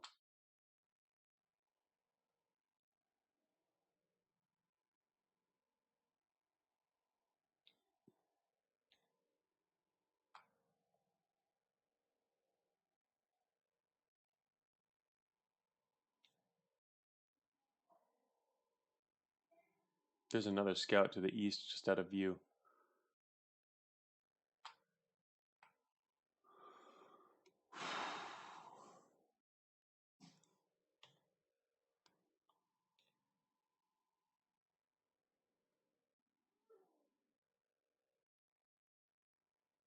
This militia to the north of us is just standing there, which is not cool because I can't move my nucleus down. This is where friendly fire comes in? Yeah, really. Enemies have low line of sight for pursuing. Yeah, I noticed that from early on. This whole thing up here is a pretty big mess, though. Still. Damn, that militia is just sitting there. I can't actually attack him. He's gonna start freeing guys and shoot. Uh,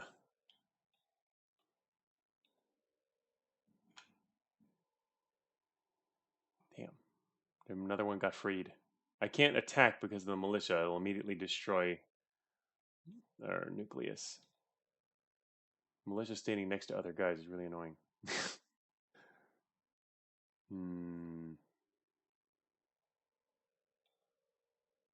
I don't know how this can end well. Not with militia standing up there. The only way to do it is to actually use them to kill each other, but that seems like I can't do that just yet. You're gonna scout scouts even if they're about to be freed to reset their cooldown? Oh, I see what you mean. Yeah.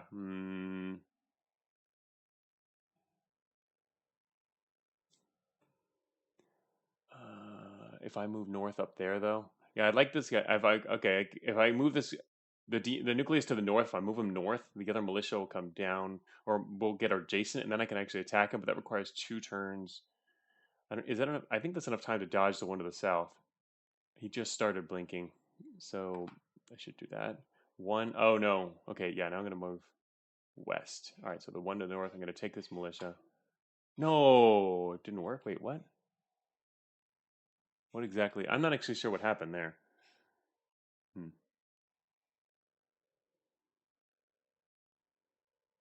Why does that scout have a single X on him? Oh, somebody from a different direction out of view is pointing on him. Huh.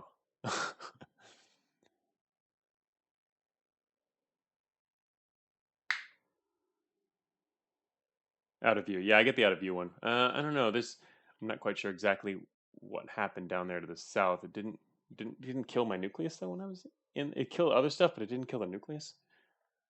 I thought it was a penetrating bullet. Anyway, not quite sure what happened there. Okay.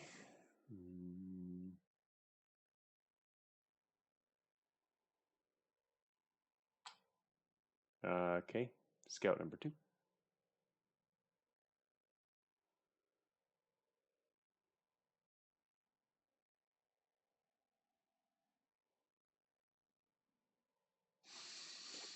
Vector says, "This is my first time watching somebody play this game live.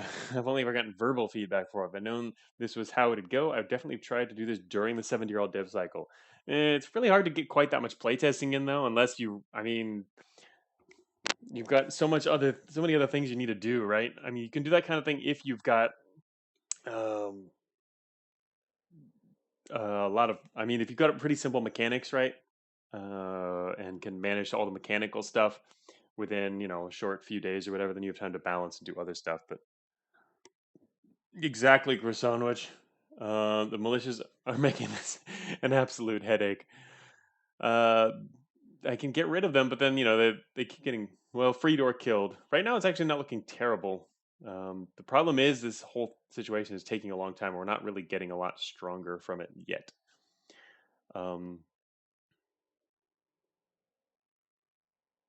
who knew how valuable video was. Yeah, as Victus says, a lot of developers, and especially 70-year-old developers, just roguelike developers, hobbyists, really like to get videos of their roguelikes. It's not something that people ever used to do for 70-year-olds.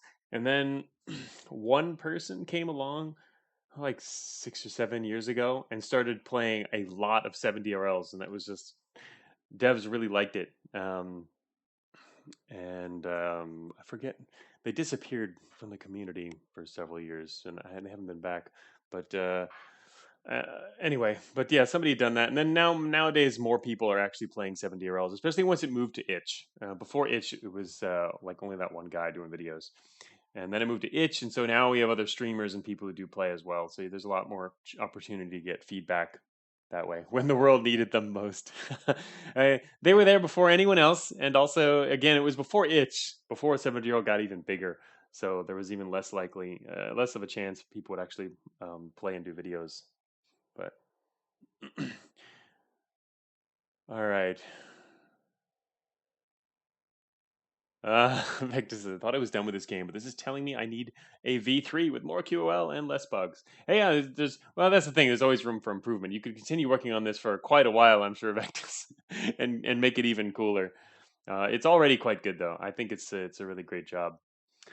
Um, but yeah, if you want to, the one that you want to leave for your first 70-year-old legacy, I would say could definitely use some more QOLs and bug fixes. But the concept is great, and it's pretty well executed too. Quite a while, like 10 years. Okay, I'm gonna actually finally decide what to do here. Sorry for the delay reading chat. There's a problem. Oh, you know what? I read chat for so long, I think I started to forget what numbers these guys are on. Dope. I wish it was showing numbers. All right. I think they both started just flashing. Yeah. So, um,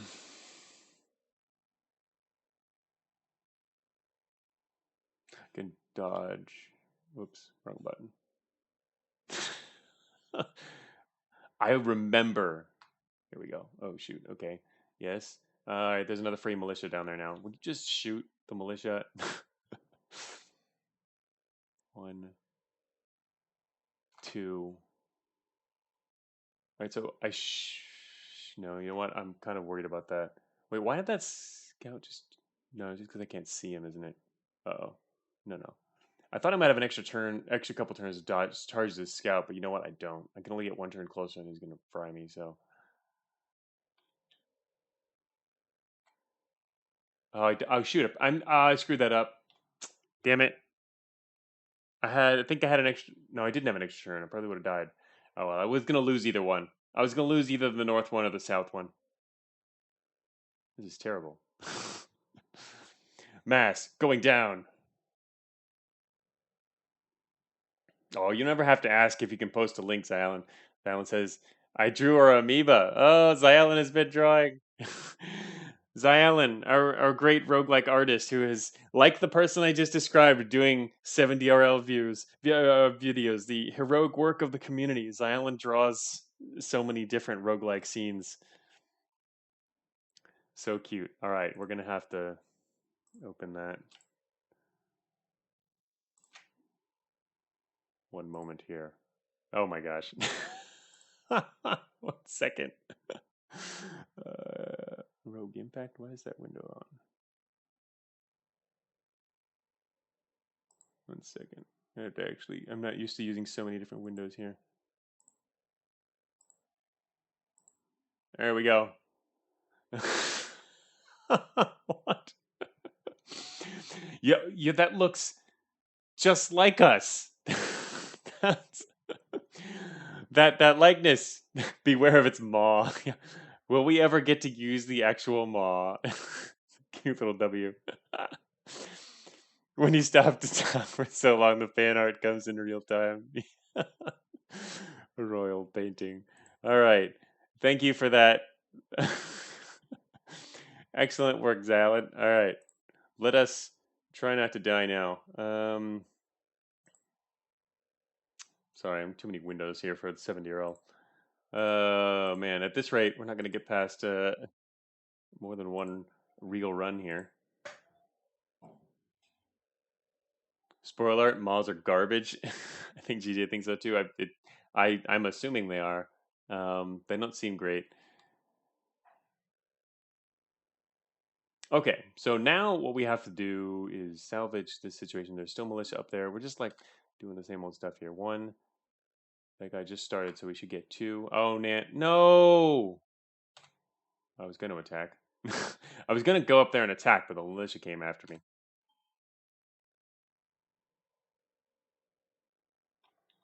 Just gonna. There's. Meanwhile, elsewhere in I don't know where we are, the human world. There's tons of forces building up as I spend forever trying to navigate this maze.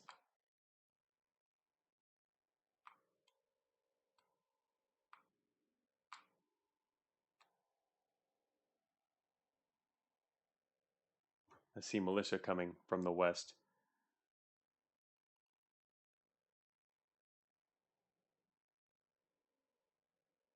Yeah, Big Simple Life says I had one work exactly once.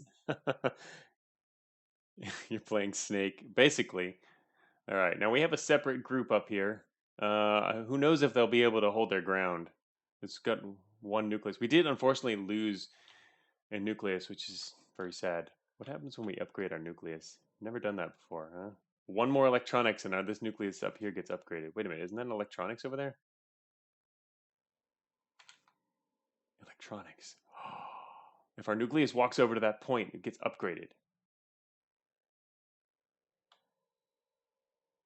We must do this for science. Wait, I can't catch it. All right. Smart core. We upgraded. Yes. What is it? Smart core, stealing optimization algorithms from the humans, has caused this nucleus to move twice as fast. Has a nucleus, it conducts actions when active and retreats when in the same order stuff. Yeah. Wow. We can move twice as fast. Smart core. Oh, this is pretty awesome. I like that. Oh, you know what I just did? I totally screwed up and forgot that we were getting attacked from the west. Oh my god. Oh, that was so stupid. I literally was going to wait one turn and then attack, but the problem is I'm doing too much talking, not enough actual playing. Yeah, that we could have easily absorbed that militia to the west, and now, sadly, that didn't work. All right. What is this to the north of us? Oh, more DNA. Oh, right. Wait, is that the old DNA? Can you get your old DNA back? I guess it is. Because that's the one we lost. Yeah, you can, says Jack Nine. Yeah, makes sense. That's good too. I mean, if you couldn't, that would be extremely debilitating in the late game.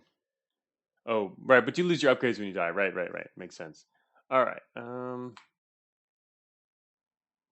Damn. I should have realized that was going to happen and moved. We're getting eaten by this militia up here. I don't know which direction he's going to move in. I'm just going to ignore that spot for now then.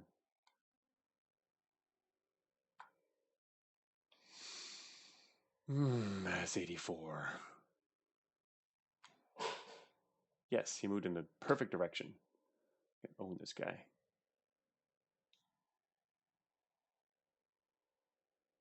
All right, man, we got a smart core. A smart core and way not enough cytoplasm up here. Need to dissolve all these guys. Very dangerous what I'm doing here. Oh, great, it's a tank. Exactly what I needed. Tank. Especially when I don't have enough cytoplasm.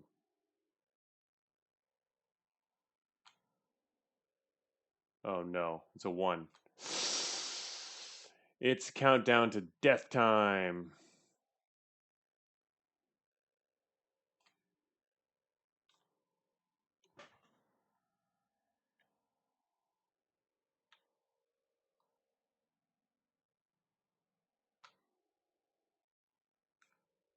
Are you kidding me? There's 3 tanks over here now.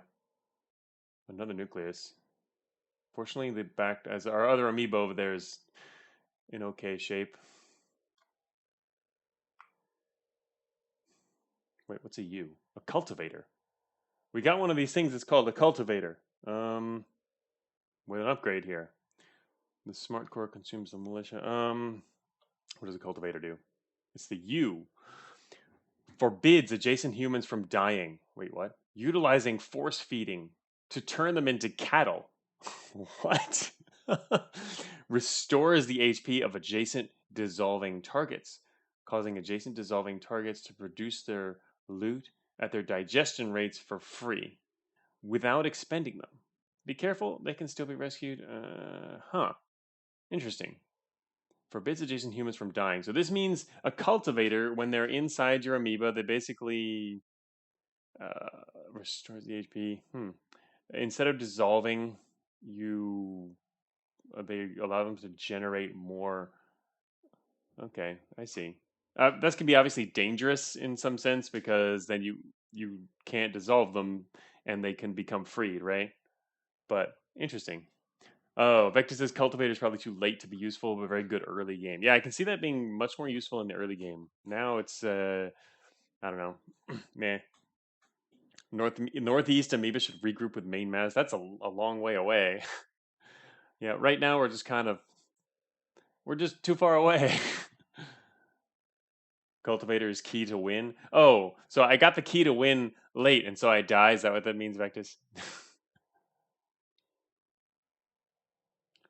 All right. Let us see. There's 2 tanks. Oh man, I don't know how we're gonna manage this. We got our smart core, which is our only hope here. Oh no, no, not gonna work at all. Not gonna work. Wait, I don't. All right. The problem is I don't know how when our smart core is gonna go to attack. I mean, we get 2 turns for their 1 turn, but I don't know whether we're on turn 1 or turn 2. I risked it, and Smart Core retreated into the nearby dissolving militia, thereby avoiding death.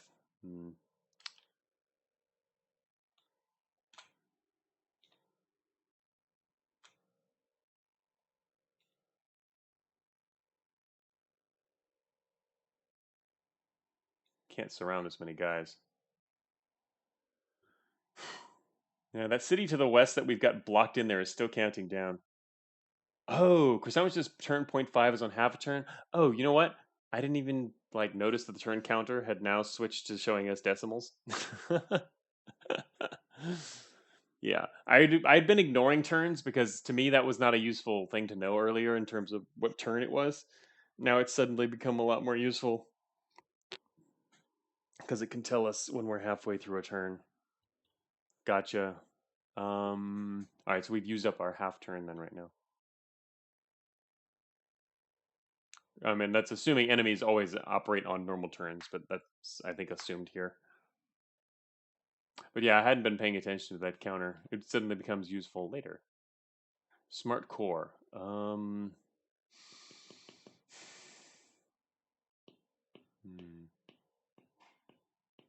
there are no fast enemies. I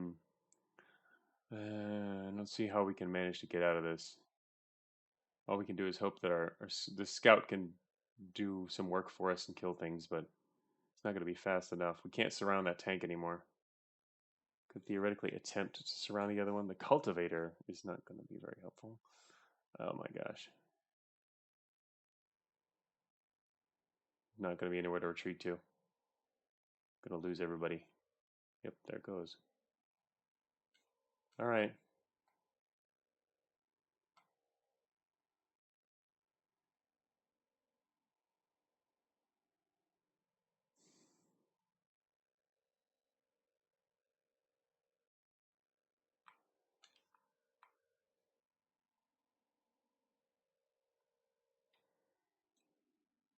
Smart core up here is just running around grabbing some stuff. We just ran away.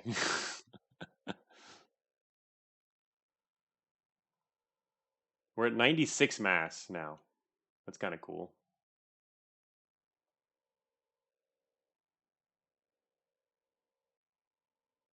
Surprisingly, nothing's attacking us from other directions yet.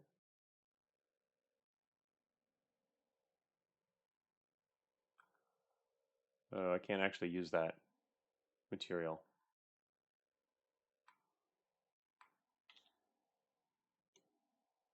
The smart core is as OP as haste in every other roguelike. Yeah, haste is pretty much the typical OP roguelike mechanic.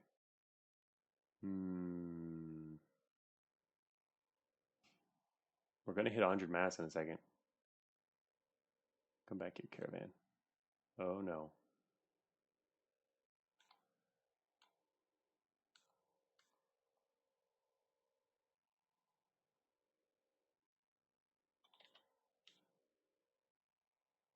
Hundred mass. Shoot.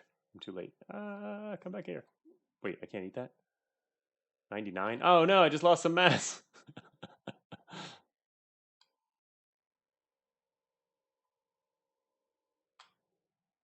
98. Oh, come on.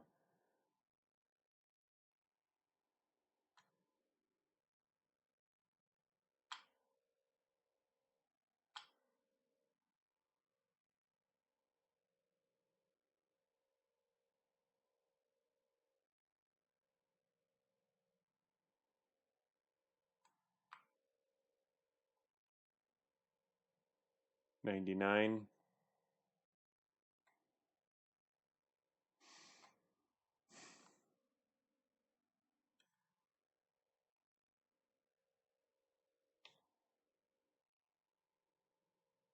Using the smart core for everything we can.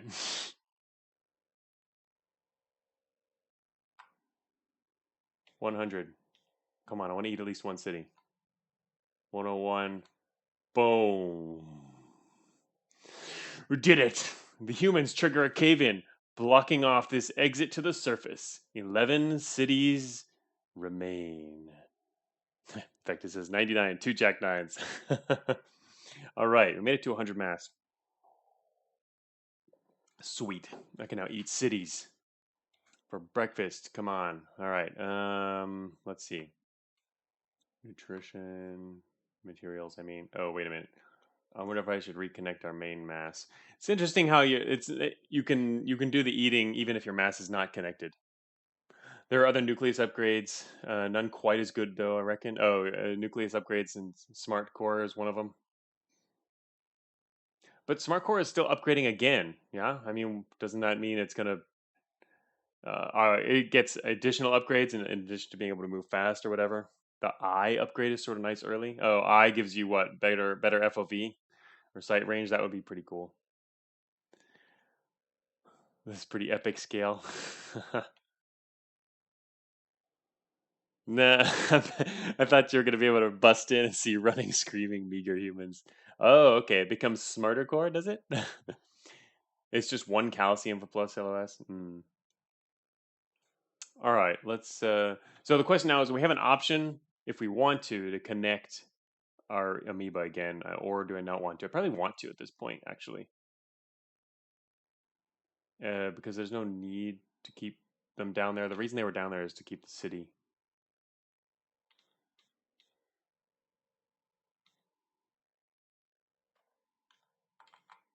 One more electronics. Hey, wait, isn't there electronics right next to us? Can't I just walk over here and upgrade again? Quantum core. This nucleus is quantum entangled with all of the slime. If it is moving to the space of a fellow organelle, including cytoplasm, it does so. We'll typo there. It does so twice as quickly. This is in addition to the speed bonus of the smart core. As a nucleus, it conducts all the same stuff. Okay. Okay. So basically, this. Wait. So.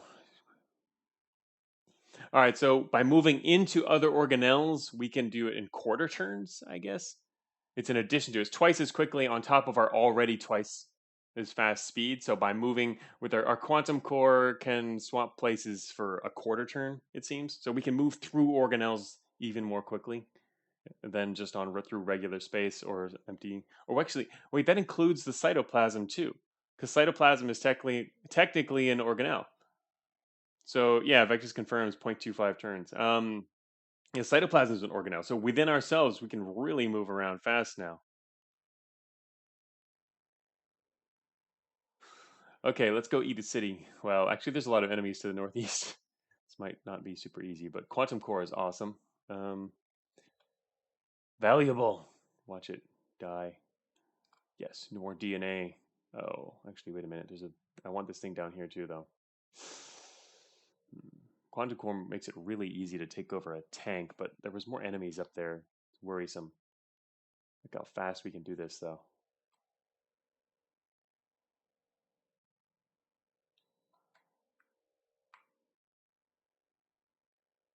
Uh-oh. Damn. Caravan's gonna get freed.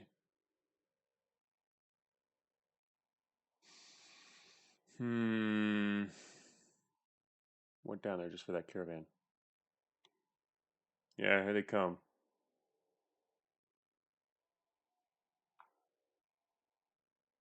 Wait, what's this? What's a lowercase c? Oh no.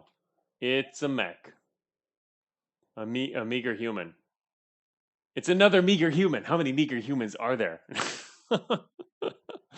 Vectus! Right, of course. There's no need to examine it. We know that it's going to be borked. Okay, Vectus has got the quicker description here. Mech is the same as the tank, but it moves every 2 turns instead of 3. Got it. All right. He says mech started spawning. Good game. Oh man. Yeah, I don't expect to do incredibly well here. Wait, which one is which? Oh, our quantum core is far away now. That's sad. That's going to be problematic. Uh, Wait a minute. Oops. Nope, don't want that one.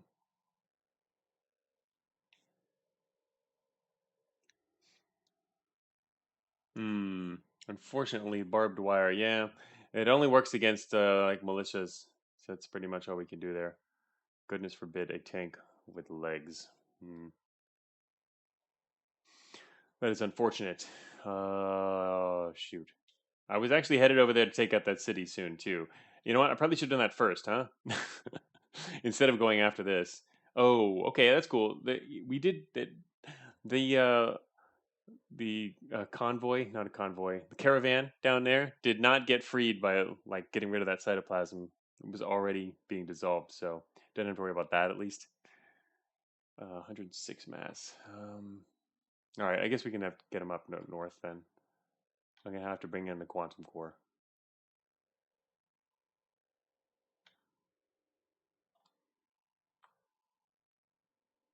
We just got our maw is up here now.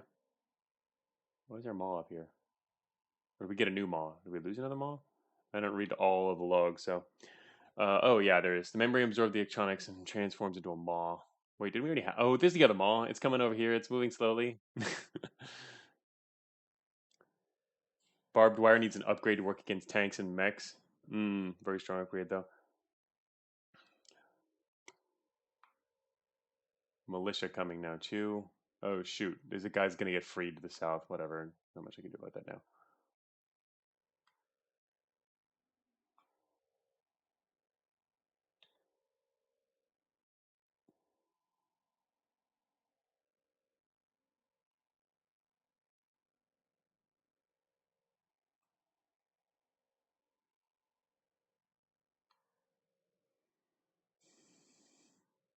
This seems really dangerous. Ate the city. Goodbye, city.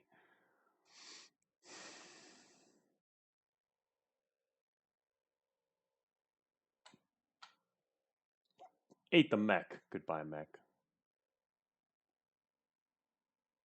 Quantum core. Pretty tasty. Damn it, I gotta get all the way back on the other side. The tank's gonna get one more turn. Meanwhile, down south. Got him. All right. Now, the quantum core is really helping out. I'm glad that got upgraded. Time to go kill these scouts down here, I guess. Stop destroying us. Luckily, we still had enough mass. Why is that line so long? Why? What is that? What is that? A new enemy? Let me guess. It's a meager human? Core cannon incoming. Hey, Marlin, that is a core cannon. In fact, it's a meager human, yeah. That is going to literally rip us in half. I don't even know what that is. It's going to completely obliterate everything over here. Oops, wrong button. There we go. There we go. I immediately moved all of our nuclei out of the path of complete and total destruction, at least. The meekest human. Not as scary as mechs, in your opinion? Really? I mean, I don't know anything about it because I haven't seen it yet or the description, but we just completely lost all the mass we needed to take out the city, though. So, also, there's another tank and militia up here to the north. What is going on? I was gonna head back south to take those guys out, but now I have to go north again. Shoot.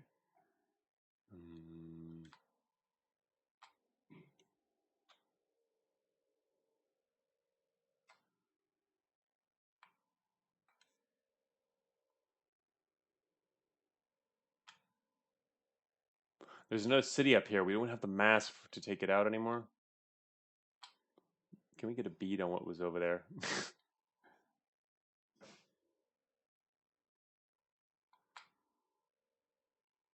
Oh no.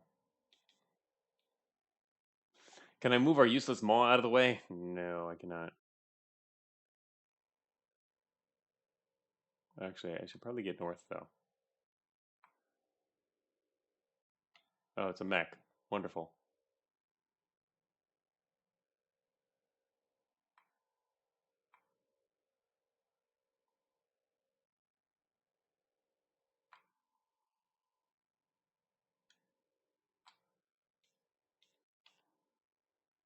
$94 mass currently.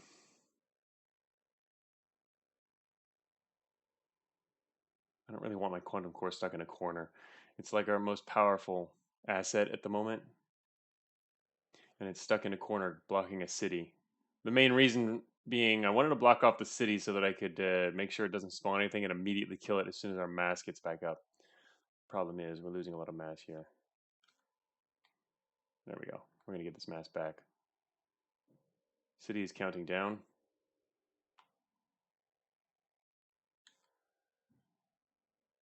Give me a mass as soon as possible, please. Wait, what was an L again? Plant. Ah.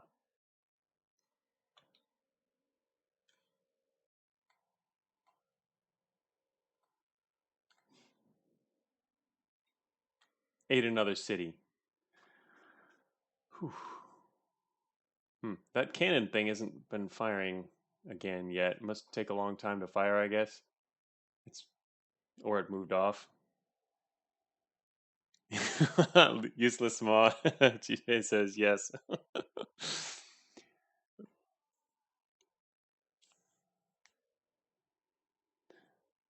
Cannon probably lost track of you. Yeah, that's what I was guessing. Especially since it probably got close enough to see the edge there and then attacked. And then after destroying it, though, it lost the bead and is now doing whatever. Went off on its own. Okay, so now our quantum core can get back in action again. Don't want to sit it in the corner over there. All humans have 3. Yeah. All right. So the cannon did as well. Figured. Yeah. So it's lost sight of us. That's good. Okay. Time to continue moving onward. Quantum core. Man, this is gonna be hard. We're gonna die eventually. But doing fairly well, it seems. Using our quantum core here to try to regain some of our stuff. Wow. There's a lot of stuff down here.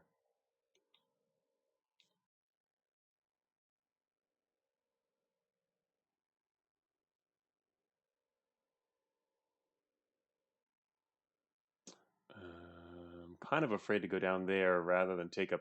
There's 2 options here. I could either pick up all these other things next to us, the nutrients, or head south through this corridor.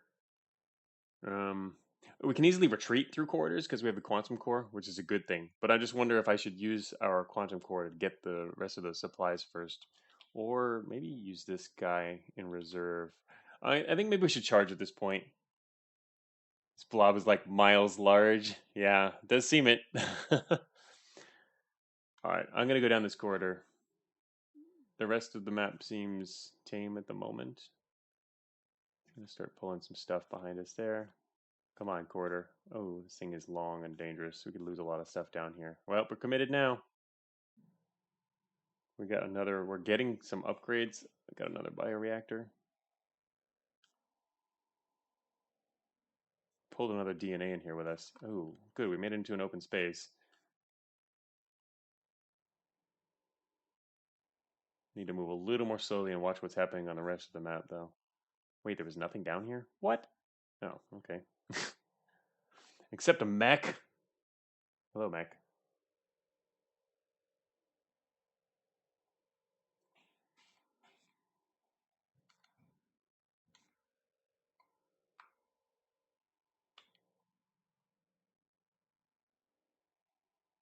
You can expect to find enemies around cities? Yeah, I figured. That would make the most sense. Shoot. Now we ended up coming so far down, though. There's a lot of stuff left up there. Shoot. All right, whatever. I'm just going to keep going with this guy then.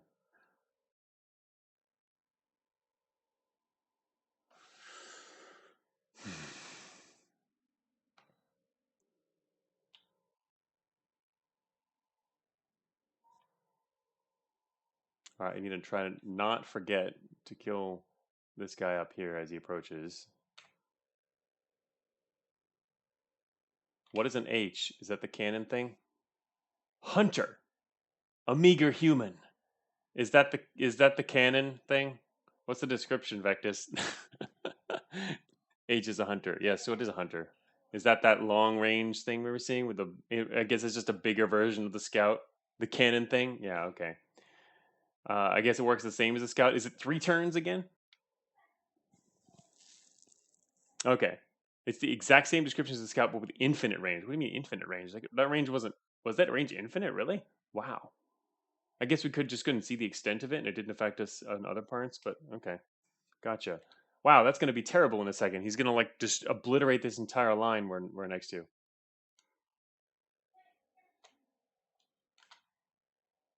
There it comes.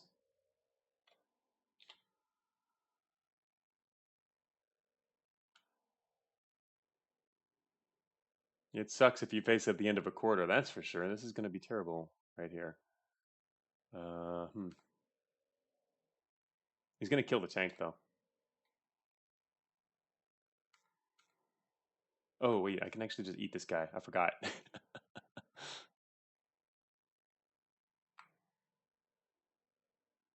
You know what? I completely forgot about the militia guy up there again. God damn it. What a waste. I just said I was going to not do that. See, this is the kind of thing that if I was not streaming, I would totally have blown past, not have screwed that up. Would have been perfect. Ugh. Really good at doing that, though, on stream. All right. I need to grab some of this junk again. One more turn. Thank you. God, what a waste. But yeah, with this game, you do also want to take some time to be looking around in the different directions, because otherwise you get really messed up when things are coming from different directions. All right, we need to really connect. We needed to reconnect that long thing so that we can get all that stuff moving out of the corridor. Because if I leave it unconnected, it's completely useless over there. I'm going to have to use our quantum core here too. There we go.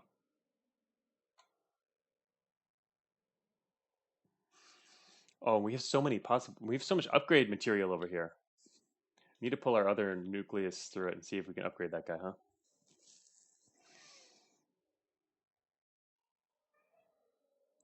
Vector says another QOL thing I wanted to add is a flashing exclamation mark on the tiles you're hit on, so you don't not realize when your tail is going nom. Yeah, that makes sense too, for sure. It would help a lot when you lose, especially when you're losing tail that's outside of your field of vision, so that you can see that was happening. Like I like the fact that we can see cities and they're gonna spawn. We can see their counters out of view. That's helpful. Jack 9. Once upon a time, there were no scouts, only hunters. Oh, really? Wow. Yeah, that would be kind of excessive. I like the hunters. I think they're a good mechanic. But if it was only hunters and no scouts, that's wow. Especially in terms of numbers. It's kind of neat when there's more scouts with a shorter range that allows for some more interesting situations. Maybe upgrade another core to be an eye guy. Yeah, I don't know how to target upgrade types. But yeah, what I want to do now is to move our quantum core out of here. The other nucleus should be drawn over, and we can grab all this upgrade stuff, and we get something else. All right, so let's go for this northwestern city then.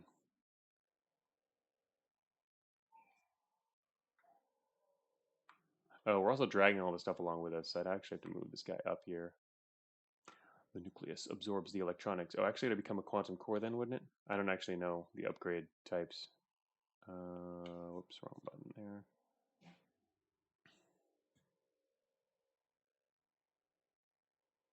There's another 100 to the north. Game was originally way harder. Scouts and tanks are easy mode versions of their bigger sisters added on as an afterthought. Oh yeah, I think that worked out pretty well.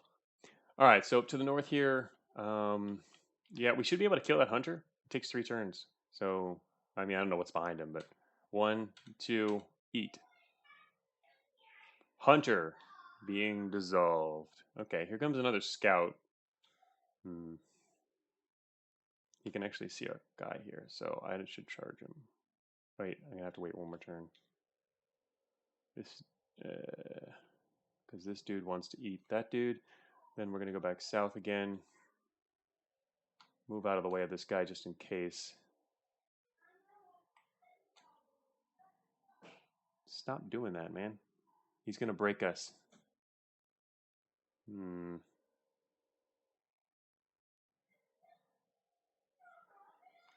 Okay, next. Yes, thank you for Jack Nine's. Thanks to Jack Nine's feedback, we're not facing off against an army of hunters and mechs, right? The balance seems better than it would have been otherwise. Then, assuming that was the case.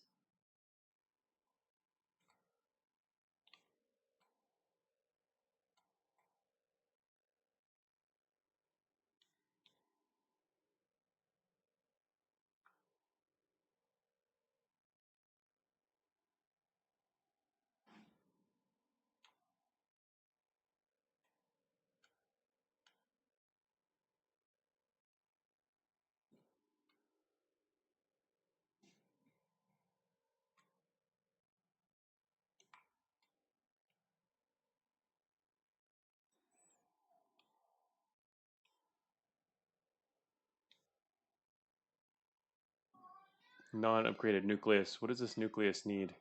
1 electronics. Oh, there's no electronics nearby, is there? There's a tank over there, which I guess would end up dropping electronics. Hey, Pinback, welcome. Haven't seen you for a while. All right. So, man, we're still, after 2 hours, we're still in more or less our first run of Amoeba RL, but it's going pretty well.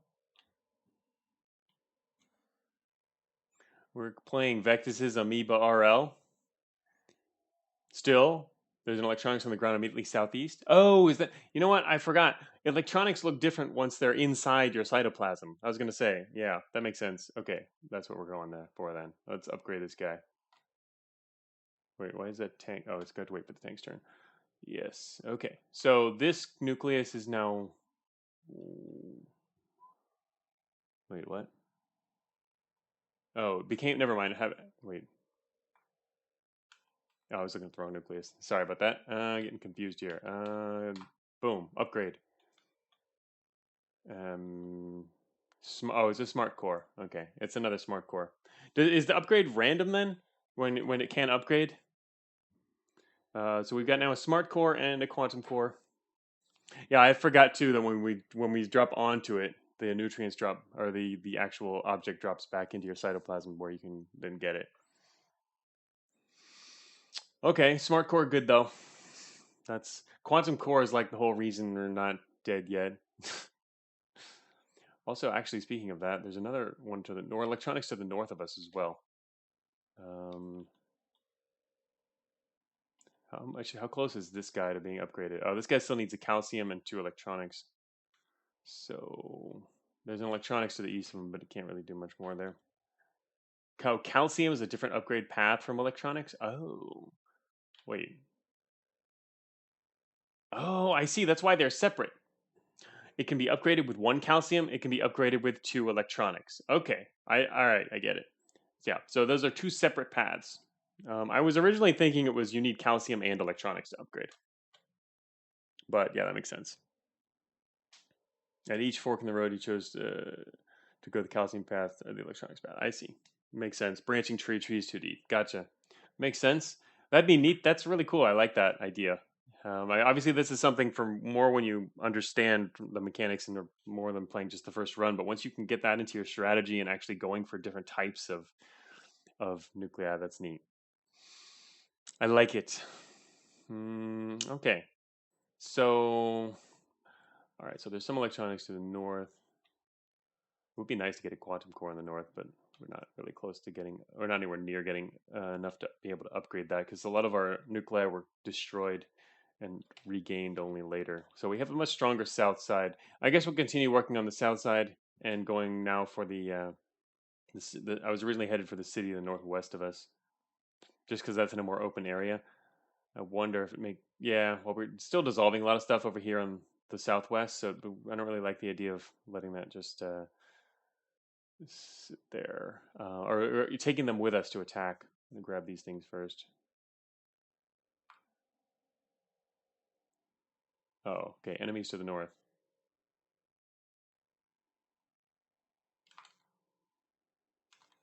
Hmm. Another mech and militia, which we can't even defeat in a quarter, so we have to retreat.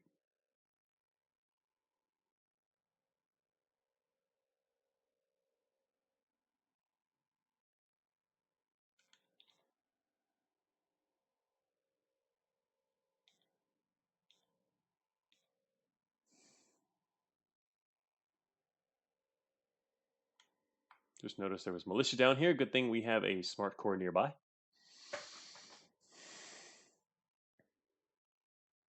Vex says I'm kind of hesitant to work on the balance polish of this game more because I want to spend my energy on my main roguelike project. But making the upgrade tier more reasonable would be one of the things that needs to be in there. Makes sense. Yeah, I mean that's what a lot of people do. They use the 70 as kind of just an extra little creative outlet in between working on their main project. It's not something that they go to continue to finish and make into a much bigger thing or work on for too much more. Just having a few bug fixes, maybe a balance pass at the most.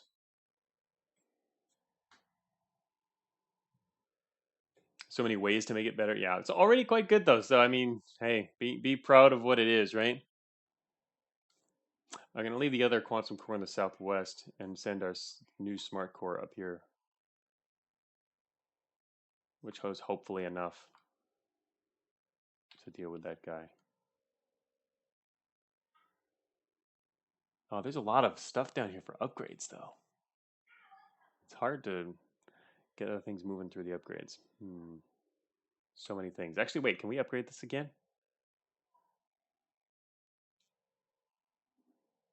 No. All right, quantum core is a max upgrade. Okay, I was wondering if we could upgrade it again. That'd be kind of insane because there's a lot of stuff sitting around here, right? Upgrade maw with electronics and electronic maw. But the maw is bad. Why do we want to upgrade a bad thing?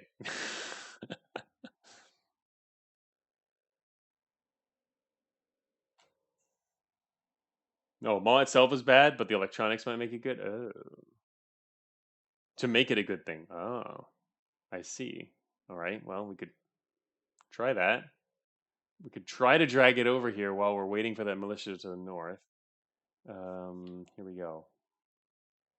All right, militia's here.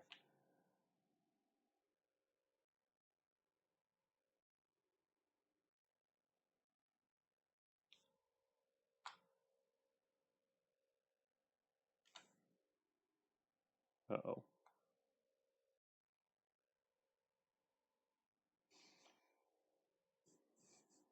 Wait, where's that mall going? Oh, I dragged it north. Whoops. Okay.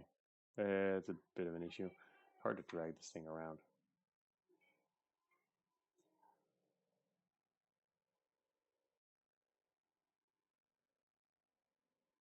Hmm.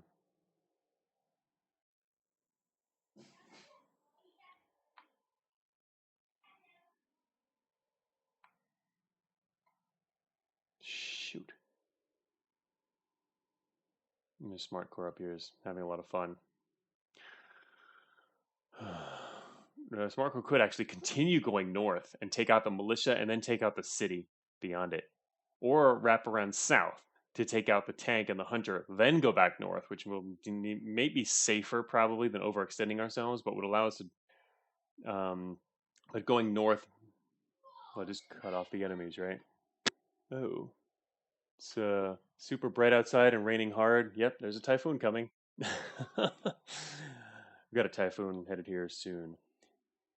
I think the city is priority, says Krasanovic. Can clean up the baddies later. Typhoon, no. We haven't gotten typhoons here in ages. We had like one typhoon in the past 2 years, and it used to be a bunch every year. Pretty crazy. Unusual climate. But yeah, coming soon. Oh, Vector says +1 on the city is priority. It's gonna spawn before we get there anyway, which means we're gonna have to deal with what that and whatever else is up there. Either might work. I think either might work here. Ask GJ. Uh, I don't really like the idea of overextending ourselves, but we can take out the militia immediately. The thing is, the militia behind us is probably all gonna get freed, likely as well. We're gonna end up with a core up here stuck in the corner. And I'm not familiar with how long it takes cities to spawn. It seems like I don't know if it takes longer and longer, shorter and shorter. I mean, it can take dozens of turns. Tough call. It's always, okay. Vector says every 50 turns. All right. Yeah, the only time I've actually looked at them to see a counter was earlier when it was 42. Yeah, the waves do get bigger. Yeah, I know. Well, the thing is, the next wave that comes out or whatever comes out up there is we're gonna have to deal with it all alone in this corner. Also, I'd be kind of worried. Well, no, that's not going to be a problem. I was going to say the hunter down there moves down and starts shooting my other stuff, which I really don't want, but probably be fine. All right, I'll do the north route. We'll try it. I'm kind of preferential to the south route though, just so that we don't have the hunter shooting our stuff up because he can see multiple pieces of us down there.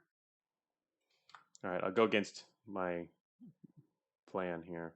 Wait, is I have enough turns to get up there before I can get up here before it spawns? Oh, okay, that was a good deal. All right, that was a pretty good deal.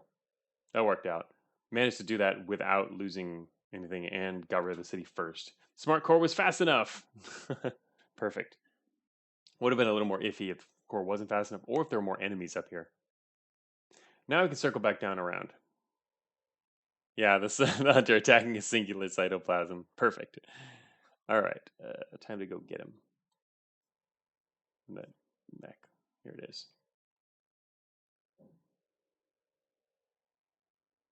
Uh-oh. Yeah, that's what I figured. Oh, shoot. Wait. Stay away. Here we go.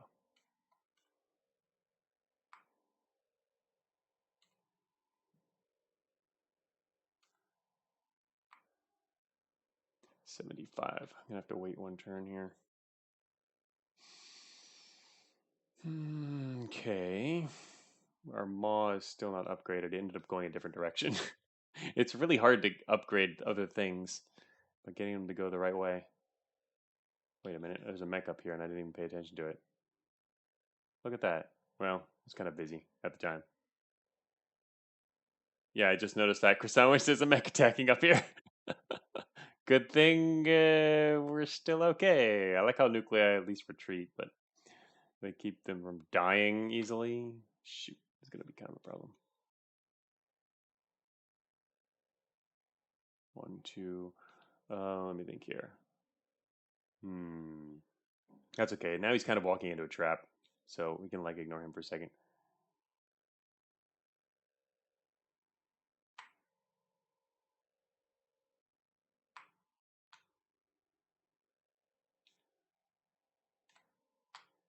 Hello, you trapped mech.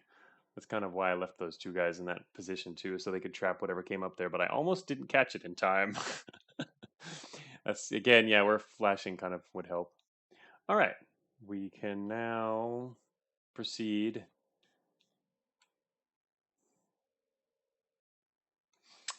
All right, so we don't really want to leave this guy back here, but be nice to be able to use all these crafting materials down to the south eventually. I guess I should bring this guy with us though. Oh, also we have another nucleus up here.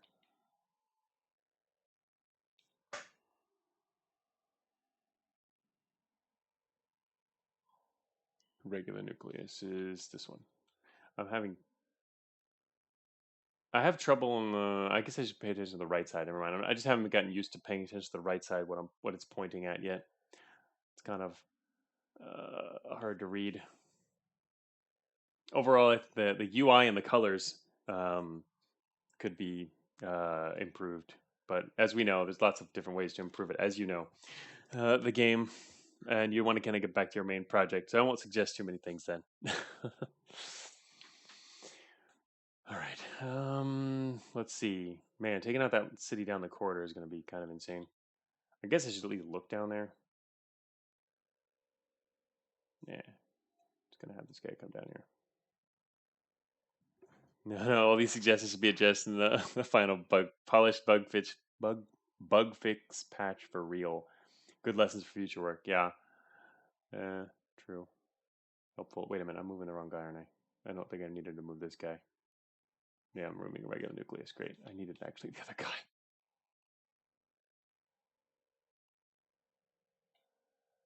How much does my smart core need? 2 more electronics. Then it'll become quantum. Hey, wait, there's 2 more electronics down here. Uh-oh.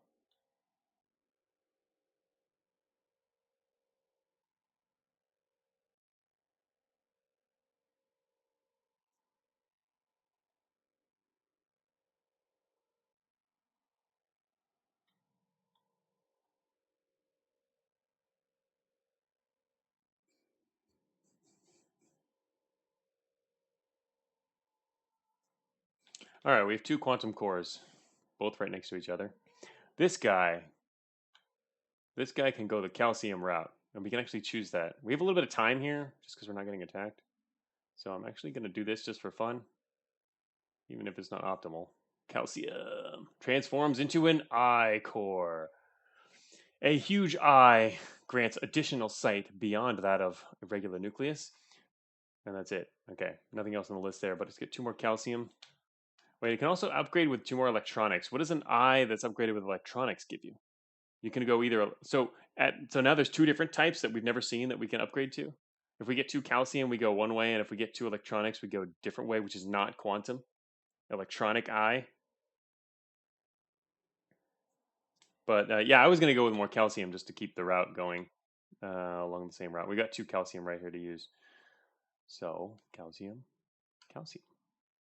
Transforms into a laser core.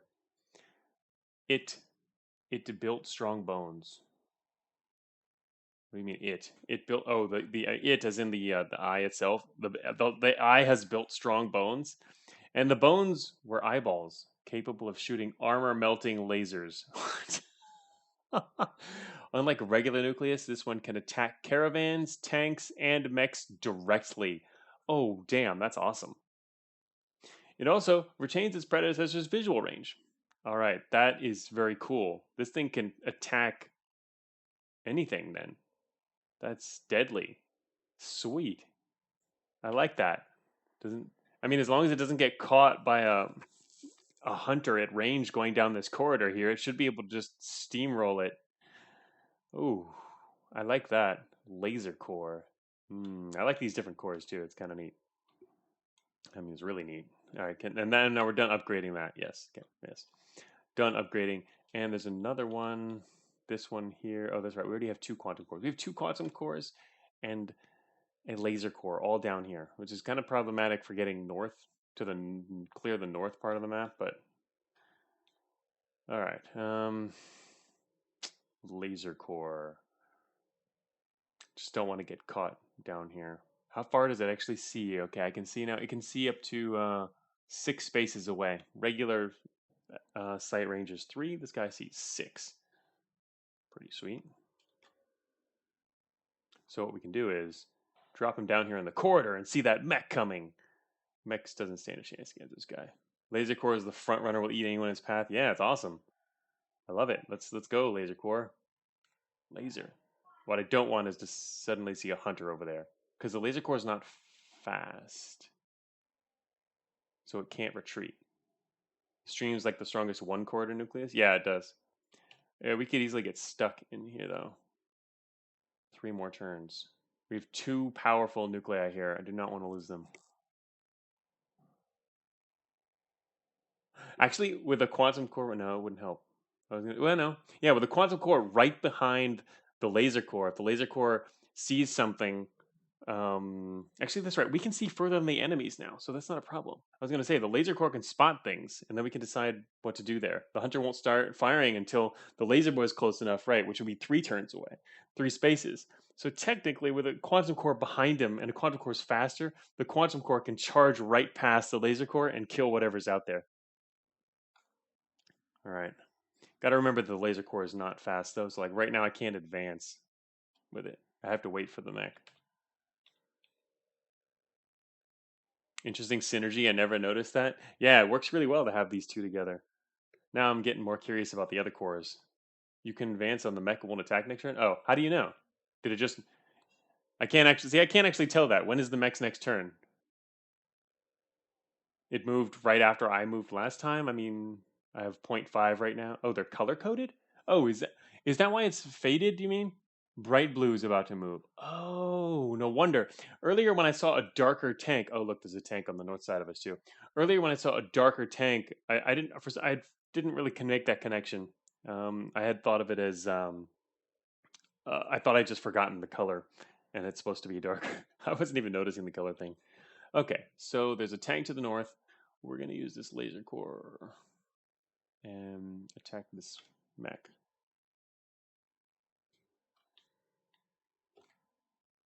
Oh, I see. All right, now we get ready. We need to get ready to face a tank up here, which should be pretty easy. All right. Oh, perfect. We have an I core on the north now. Just got another calcium there, and we're in pretty good shape up there. All right, there's now several more enemies down by the laser core. I don't really want to attack them just yet. I'm going to move our quantum core up, though. That will only waste a quarter of a turn. And I can't upgrade anyone else. I was going to say, there's more things to upgrade, but can't move a nucleus in or anything. Hmm.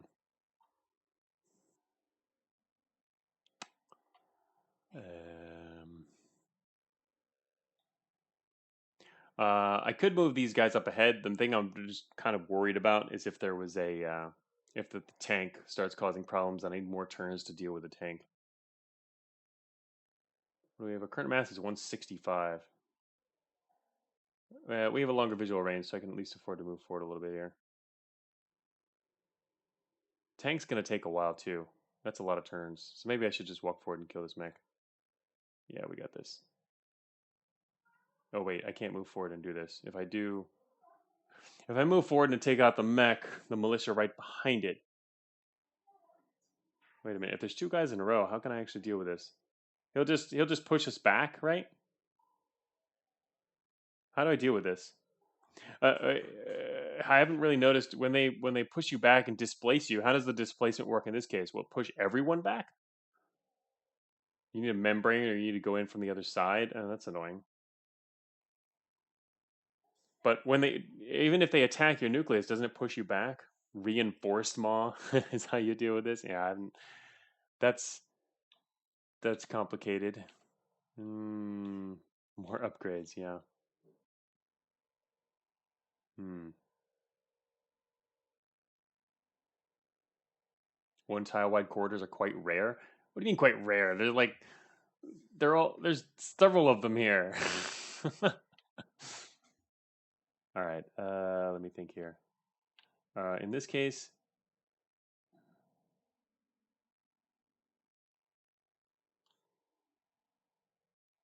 hmm,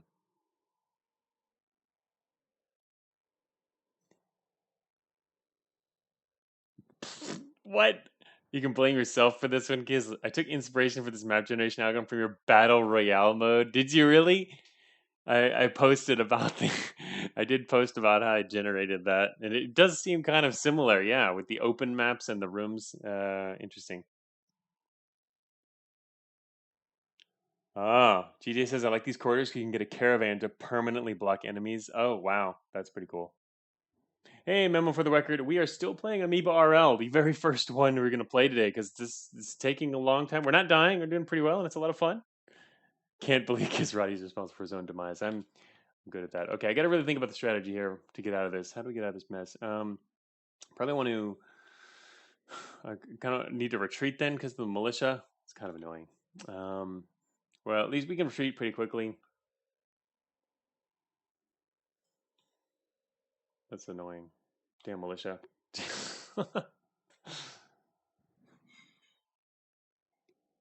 Maybe we'll lure the mech into the open. Well, yeah, but all right, I have to retreat for that.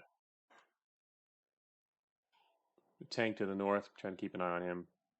Just gonna have to wait for him to do a little more stuff though. 603.5. 0.75. The militia didn't come over here. Oh, they moved randomly also. Right, okay. Time to eat the tank.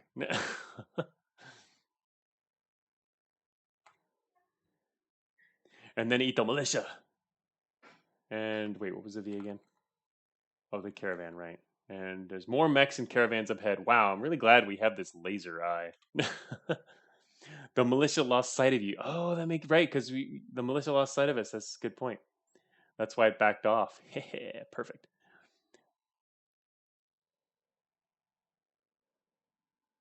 All right. Tank up there, still watching that. Laser core is going to advance. And then we're going to eat the city. Oh, look what's up ahead. It's too far away. It hasn't seen us yet. Whew, man, that's scary as hell, though. Oh, God. Oh, especially if he comes over this way. Oh, wait. Also, we can step to the south. Our laser core can go south. The problem is if we move south into that corridor, into that little hole there left by the city, and then the hunter moves over here, and we get attacked, and we have to try to step out of the hole in order to attack, we might get hit. So that's actually really dangerous.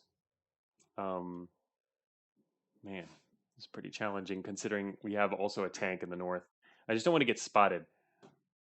I'm gonna have to retreat as soon as possible and hope everyone's gonna block. It's probably okay. We're gonna lose some stuff here though, for sure. But I'd rather lose stuff than die. Oh, yeah, for at least. All right, yeah, the tank is still working on doing its thing. Gonna move this guy out of the way, and I'm gonna take this guy. I need to get this guy out of the corridor because otherwise he's gonna die. We're gonna have to find another way around. I guess we're gonna go all the way or something. I don't know. Oh, also I should probably work on the tank. Tank is ours. All right. Well, we lost some materials out there. Um, can't afford to lose our laser though. But wow, we can't get down that corridor. We have to go all the way around to the north, which looks like there's an easier way through the north. Yeah, the hunter basically allowed them to free all those mechs. Without that hunter there, it would have been amazing. We could have just literally steamrolled the whole thing. The hunter saved them in that long corridor. Man, but there's a long way around. Sadness. What is this here? One more calcium. If this mall can grab this calcium and get upgraded, it's really hard to make them upgrade something though. Yeah, it's true. We did at least get that city in there. We managed to get all the way in there and grab a city. That was very helpful. All right, now what's going on up here? We have this was an I core and a regular nucleus. Okay. I think we're going to have to retreat from the south then. All our powerful stuff is in the south. Maybe if you combine the power in the laser cores, you can take out the hunter. Maybe, yeah, it's still possible. Yeah, there's just too much stuff in the way that we kind of have to time to take out. It seems like it would be kind of dangerous. It's probably not impossible. It just seems really dangerous. Is all.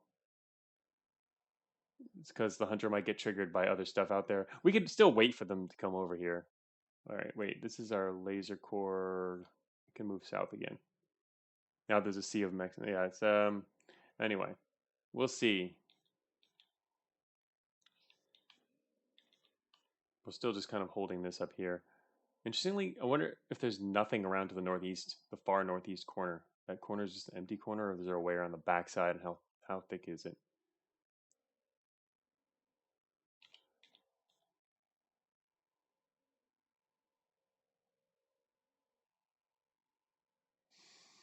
Now I can eat this stuff because there's no enemies. Um, we should be okay. The laser core can advance at least, and maybe the hunter will have moved around the corner or something. But the thing is, in order to protect the laser core, you kind of want, I think, a quantum core nearby to be able to reposition. But there's no room for it, so maybe I'll just leave the quantum core for now and just send the laser core on its own to eat stuff. There's the hunter. And two militia right next to it.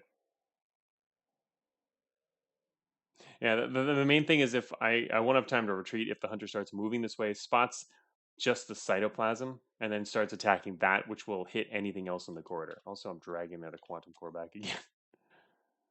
uh,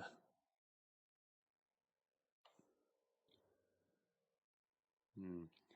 Yeah, it's too bad it's not faster. But I mean, that would be overpowered. There's just too many guys in this corridor. There's a one width corridor to the west and a double on the north. All right, well, yeah, it's too cramped. I think we're gonna have to go back.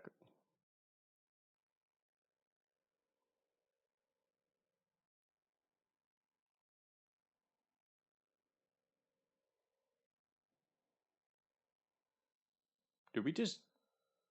Is there an enemy up? Wait, where'd our mall go?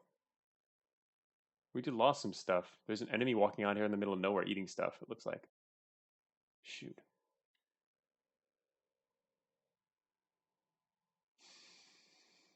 All right. Yeah, must be a tank or something. Shoot. Yeah, we just lost stuff up there. Our mall is dead. The one that was about to be upgraded at some point soon. I was just now thinking we could drag him in there, and now it's not working. Yeah, I see the militia up north.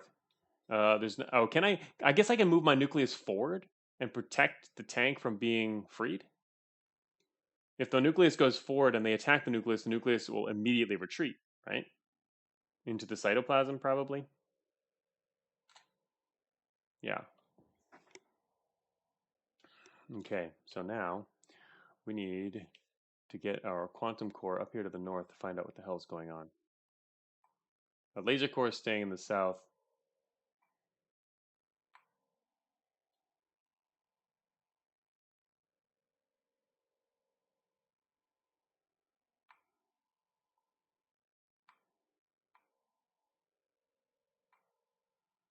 Tank.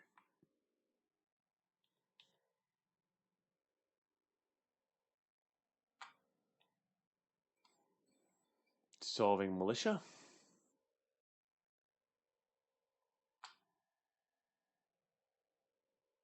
Watching 3 places on the map at once. How did that tank get out there? Enemies can't spawn in the middle of nowhere, right? He just happened to be wandering out there on his own for a while.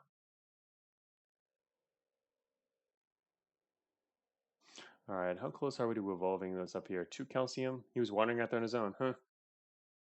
This one's got 2 calcium. This one needs 1 more electronics. All right, so we got 2 calcium. All right, so we want this eye to get calcium so that we can get another laser core on the north. So there we go. 1 more calcium, and our eye core is going to become a laser core. Yeah, I thought that whole middle area was cleared, but apparently there was still a tank there and ended up destroying some stuff. At least I discovered it later when I was looking for my maw, and I was like, oh, it's gone. And at least they don't really attack that quickly either. That worked out. Okay. There's calcium here.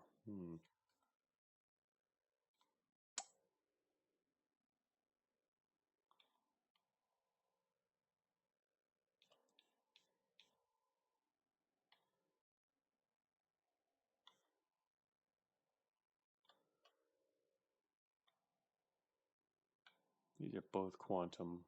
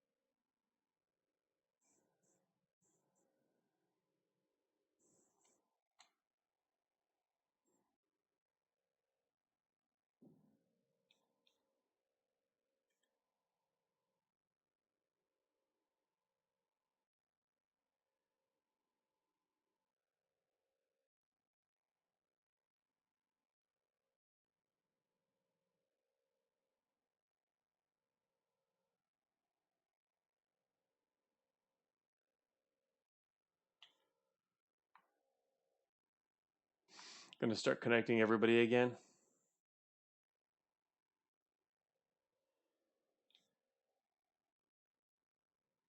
Probably not necessary though.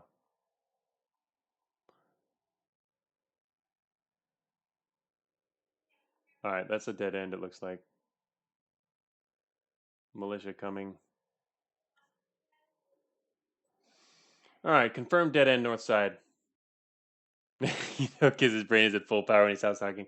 Well, I don't want to screw it up. We're getting close to the end game here, sort of. I don't know how likely it is we'll win, but check the capital blue B. Capital blue B. It is something. Oh, it's something upgraded. You're right. Boom. Here we go. Capital blue B. A tough membrane. Look at that description. It menaces with spikes of calcium. It menaces. That's a Dwarf Fortress reference. And will kill even the mightiest of tanks or mechs who try to attack it. It can be upgraded with 3 calcium. It can be upgraded with 1 electronics. It menaces with spikes of calcium. So good. um, okay, cool. The main problem I have with all these other things, like these kind of, I mean, they're passive, but they're not. They're locally passive abilities. Is that it's really really hard to use them. I mean, maybe in a really long term fight, but I mean, the fact that you can only drag them by making sure they're on the longest, by moving your nucleus in far directions and get them moving around. It's kind of, how do you like put this beside an entrance to a corridor? How do you actually manage to do that? Oh wait, I thought of one way. Can you do it with quantum swapping? Drag them with nuclei, says Jack Nine. Yeah, can you do that? I guess with it doesn't make a lot of sense to do that without it, but yeah, okay, Vector says quantum swapping. Yeah, that's what I was starting to realize, is that you could do quantum swapping. Like that's something I prevented intentionally in Cogmind, because you could originally do that with turrets. Remember, you could, or it would be possible anyway. Otherwise, I had to make it so that specifically you can't swap with turrets, because normally you can swap with allies, right? But if you can do that, then you can move an immobile ally. So now I see what you mean. Yeah, that's cool. Okay, that actually adds a lot more strategic um, possibilities here. Okay, so for that we would need a quantum core, our closest quantum core. Well, we got this guy. Do we really? I guess it's kind of annoying. But anyway, so what that guy basically permanently blocks off an area who try to attack it. I see.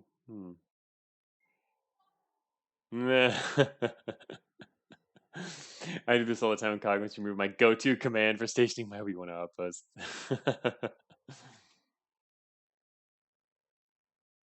Jack Nine deserves the credit. It was his idea. Move the nucleus near the militia north and then eat him. Oh, yeah, that's true. Before we work on this other thing, we can probably get ready to eat that guy rather than just wait. I was just waiting for him, but now we can eat him. Dissolving militia.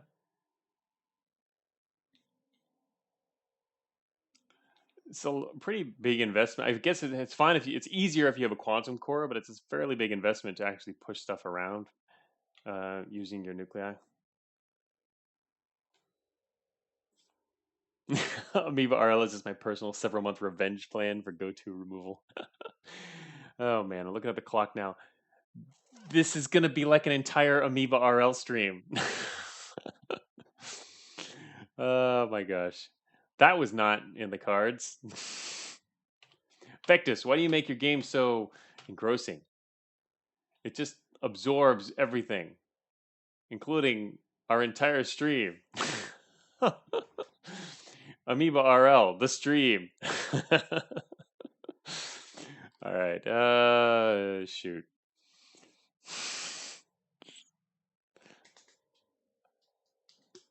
Well, I like the strategic options now. They're starting to open up.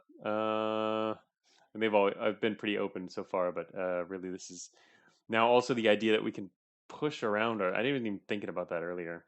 Using quantum to the amount of time you save with a quantum core to push things is pretty cool. But the thing is, once you have a laser core, it's not incredibly important. Like we have a laser core sitting down here, it can literally just annihilate anything that walks over there, right?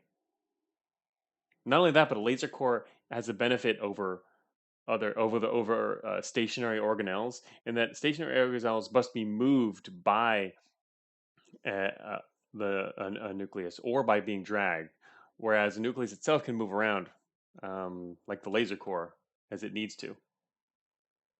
Escape is a special wind type that sends me your credit card number.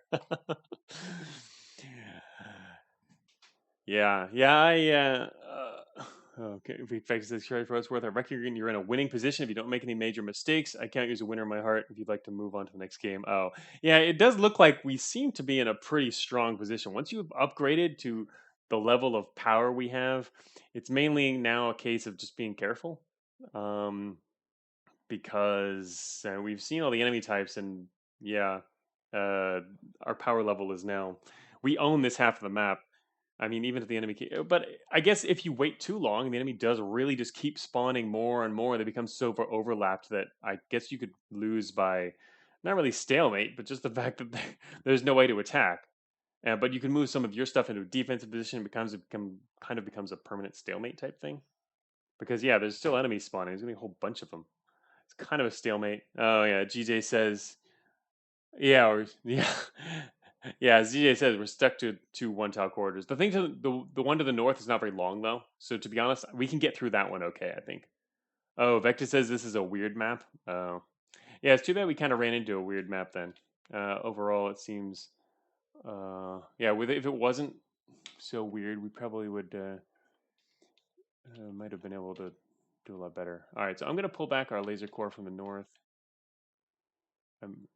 I core, I mean, not laser core yet. It's going to be a laser core as soon as he gets down here, because once he gets down here, he's going to grab that militia. It's calcium. All right, quick question. What is down here? All right, these guys are already all upgraded, so I don't have to worry about that. All right, laser core to be. Come with me. Everyone else down there is just going to sit tight. Hey, wait. Oh, did he just absorb that? Oh. What? One electronics. Wait, what happened to the militia? Oh, it didn't actually become anything. Never mind.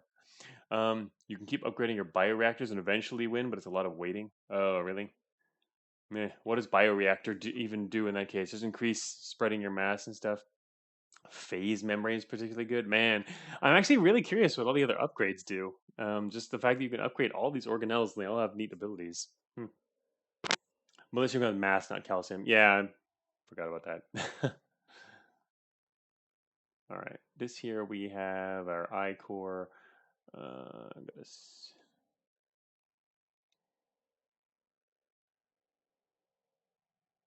Primordial soup generates nuclei, and biometal forge gives calcium electronics. Wow. So you can sit in the corner and twink out a perfect amoeba. Oh, that's awesome. Primordial soup also generates other organelles. Wow, that's really cool. Some neat upgrade ideas. All right, there's militia ahead of us. Shoot. Hopefully, if there's not a lot of enemies, we could take this corner. I mean, the corridor. Um, actually, there's two militia right next to each other. It's always nice.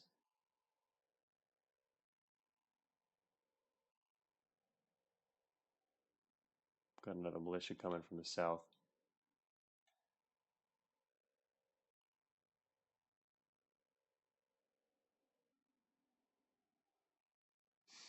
But yeah, I can see the interest in upgrading stuff.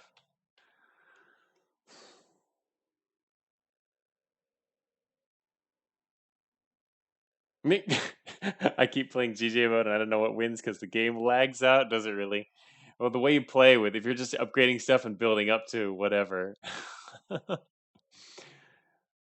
Powerful, huh?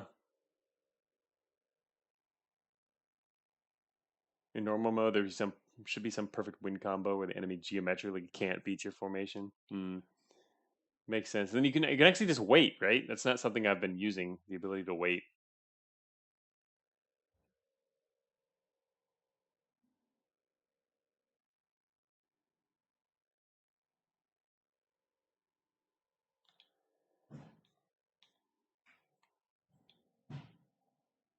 Oh, damn. I could have stayed there. Shoot. That militia separated from the other one because he didn't know we're here. Perhaps. Anyway, alright, I guess I'm gonna wait on that one. Laser core meet militia.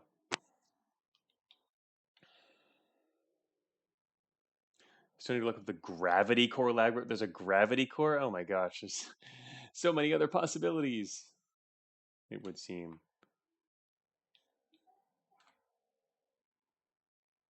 Oh, damn it. I'm gonna let him free that guy now. I'll wait one turn. Oh, it worked. Got eaten. Alright, I wonder what's around this corner. Aside from this guy I knew about. Well, unfortunately, we do not have the power to take this out, and now we're going to be really messed up.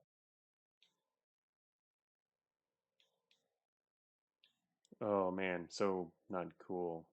Really needed this to be a laser core. If we had a laser core, we could own this entire area.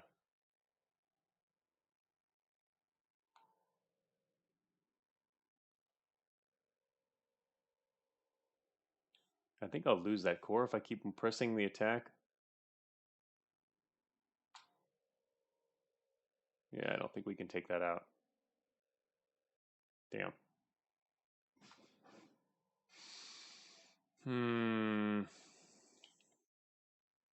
Need a laser core for this.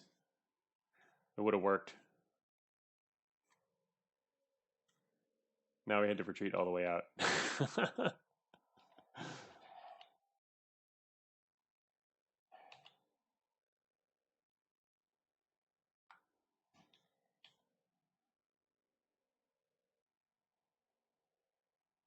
It's really irritating. Yeah, it's too bad for this. Too bad for the map layout. Eh.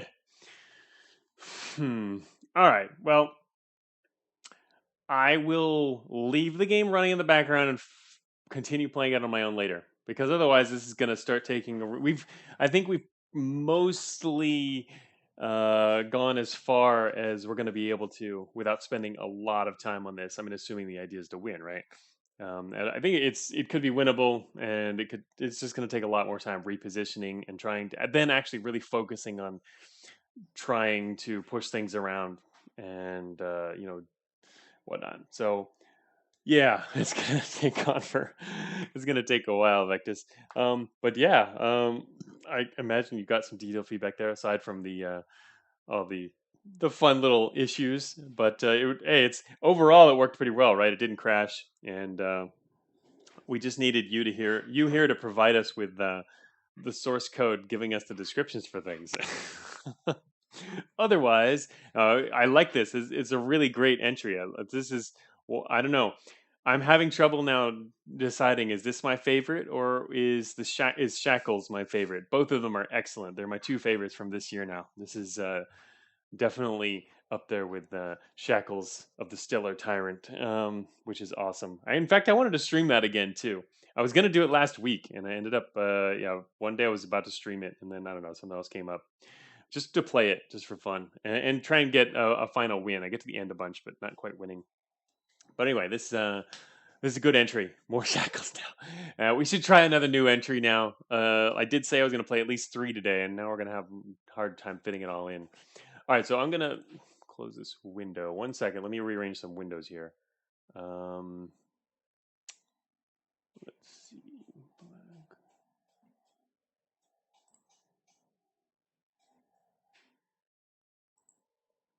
There's our amoeba from Xylan.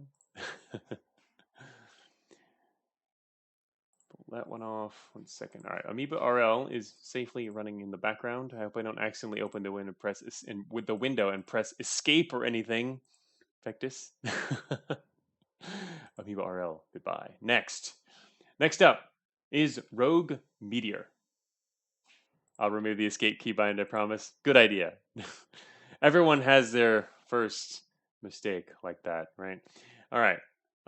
In fact, you know what? I don't know. Maybe I did it back, a decade ago. I don't remember. Here we go. The next game is Rogue Meteor.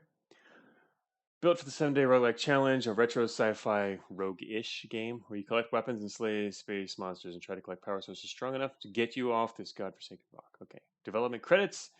All right, so we got a couple developers here over a period of 7 crazy days. That's this is a very good description of the 7DRL. If you want to give it your all, 7 crazy days, because with that time limit, you can do so much, or it feels like you can do so much, but then it's only 7 days.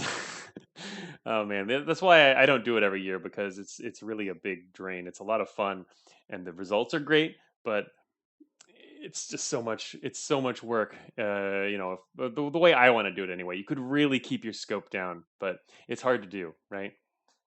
Anyway, it borrows heavily from the code base of this other, I guess, rogue-ish game they've made.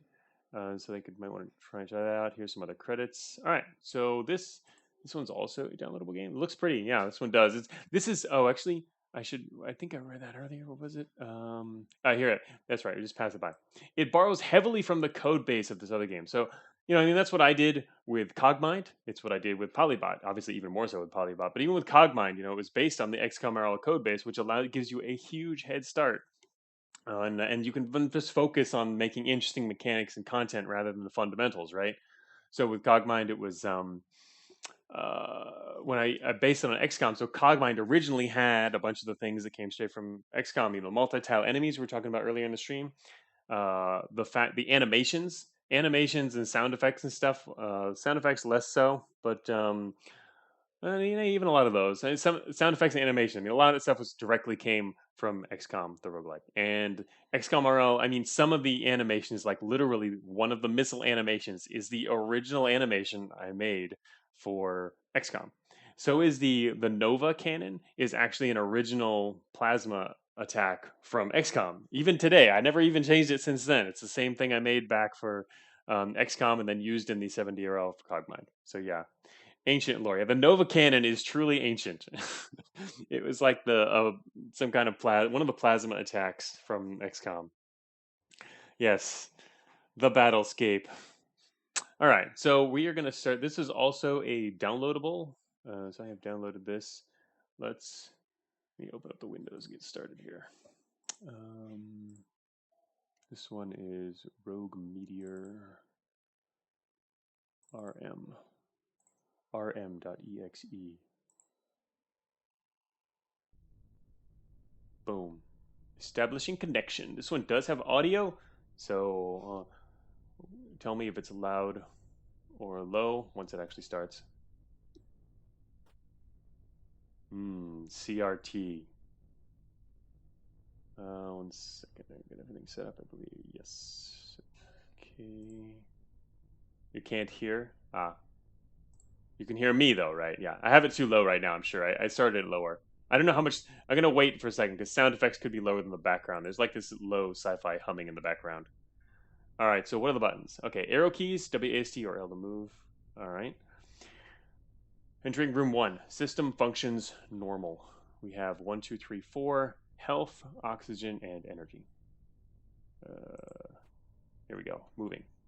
Look, it has controller keybinds. Yeah, I noticed that too. It's this is the kind of extra stuff that you can always have if you're basing it on an existing engine. All right, what is this? Original concept laser sword, 1d6. All right. So we're doing 1d6. Actually, no, I haven't picked it up. Spacebar to grab the laser sword. All right. Yeah. See, the sound effects are louder. Once we interact with some more, let me know. Arrow keys, spacebar, or spacebar. Oh, arrow keys to aim, spacebar to fire. Okay. I guess we have to press 1 for that. No? No. Okay, we're moving. Here we go. Replenish HP by 1. Spacebar to inject the health serum. We're not hurt, though. I guess we can't pick it up. Alright, we can't pick it up. Alright, it just didn't say that. You can pick it up. Dice notation, yeah? Yeah.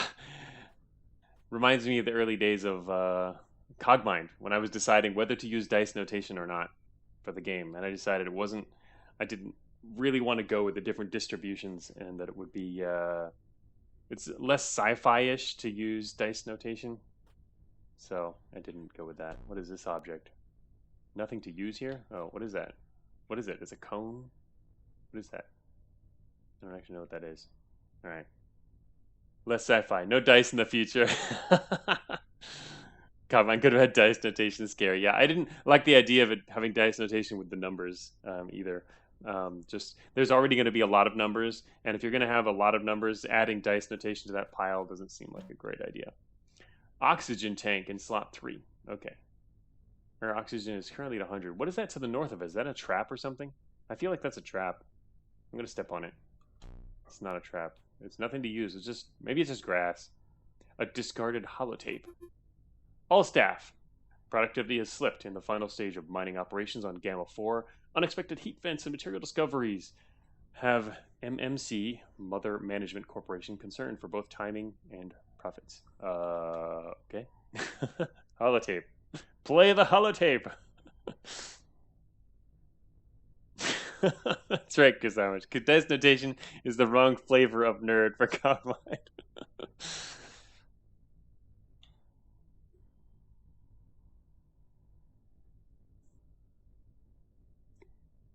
Oh, yeah, I agree, Hester, for sure. You don't want everything to be dice rolls. Yeah, and hidden dice rolls. In a roguelike, you need to have enough knowns to make good strategic decisions. But, you do want RNG, I think. I mean, otherwise it's more of a puzzle. We've talked about that a lot on the stream before. Okay, we've gathered some stuff. Boom, into the next floor. I want to be a member of Mommy Management Corp. All right, down we go. We can't actually use an oxygen tank, I guess. There's an extra oxygen on the ground here. Oh, all right. We have some signal dots. Let's go find out what those are. It's something that's not facing us, so I can't quite tell. But here it is. Can I wait? I can't actually wait. All right. This is a roguelike in which you cannot wait. I'm being chased by a skeleton-like thing. I don't really want to get hit, so I'm just gonna go this way. Until I can waste a turn doing something, I guess. What is this little cone thing? Anyway. It's not there for waiting on, that's for sure. Alright. Okay, now we got this. Attack the air to wait? No waiting, excommunicated from this genre. Yeah, it's oftentimes in more puzzle-ish roguelikes that you have you don't have the ability to wait. Attack the air would be kind of weird. Wait, arrow keys WC to aim. Better to save ammo, methinks. Our laser sword has ammo. There's actually a lot of roguelikes I've seen in the 70 with no weight. Yeah, fair number. Even some more typical style roguelikes might not. Wait, what? I can't actually. Wait, what am I doing? Do I press escape? No. Oh, you can actually turn off the CRT effect. Escape pulls up. We have turn speed medium, full screen CRT, sound, ambient. All right. Your character isn't very smart. You can't attack the aircraft. I can't even move now. Wait, what? I'm trying to get out of this mode. Spacebar or A to fire. So I can't. It's because I have one select. I pressed 1. What is? Oh, now. Ow, that hurt. How is that audio, by the way? Was that loud?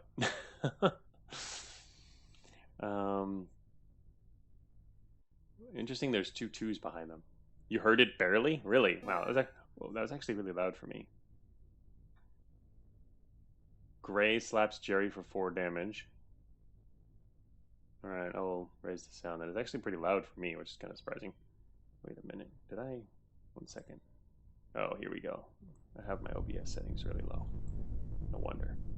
I will lower the volume so I don't get my ears blasted while I allow you to hear this.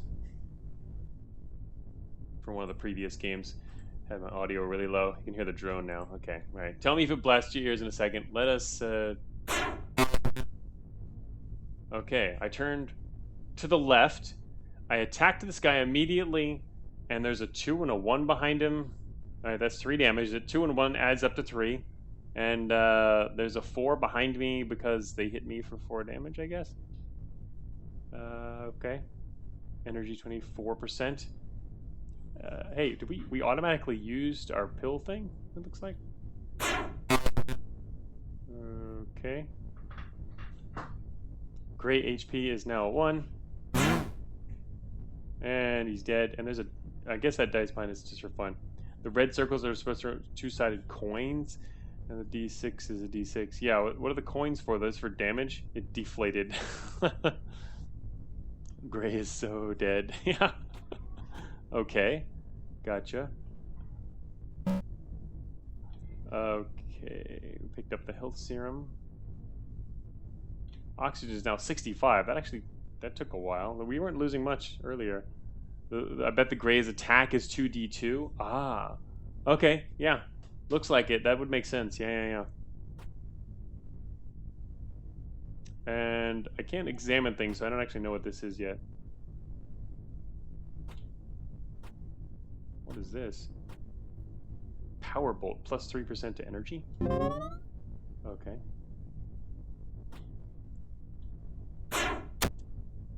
There's a pizza behind him. It's not a pizza. It's actually 1d4.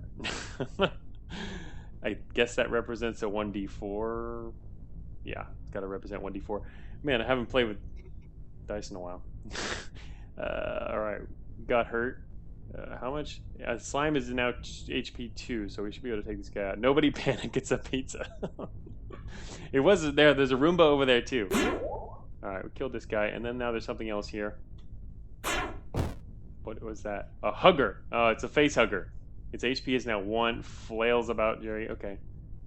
This thing's doing... Yeah, it's doing 1d2. It's got... That is a 1d2 representation. Alright. Makes sense. What's this thing here? Spare O2 tank, unknown amount. I can't... Inventory full. Oh, something to carry? Oh, I guess it's bigger than the pill thing then? Alright. Now we've got a big old tank. Was that a Cud death sound? I haven't heard the Cud sounds before. Was there one? Ride the Roomba. We'll go take on the Roomba soon. Here's another holotape. Is it going to tell us something? All staff. To those of you who think you won't be working Blurns Day, think again. Discovery of alien life is no excuse for a drop in productivity. In addition, dying on the job will result in equipment costs being deducted from your final paycheck. Okay. I see a computer down here too.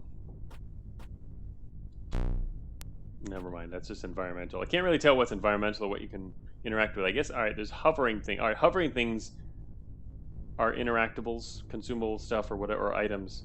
It's the stuff that doesn't have a hover circle under it that is not. Facehugger is so dead. Grab some oxygen from the ground. Let's go take out a Roomba.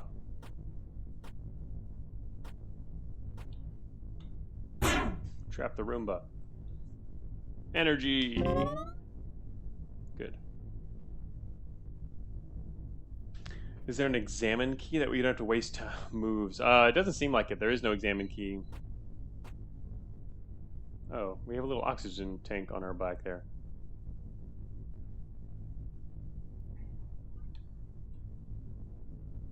When you killed the slime, was a sound effect from Cud, do you think?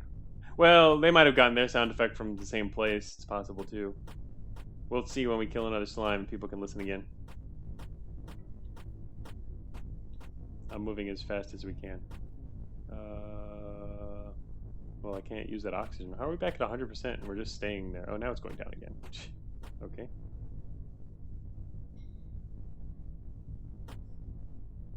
Definitely PG-13, yes.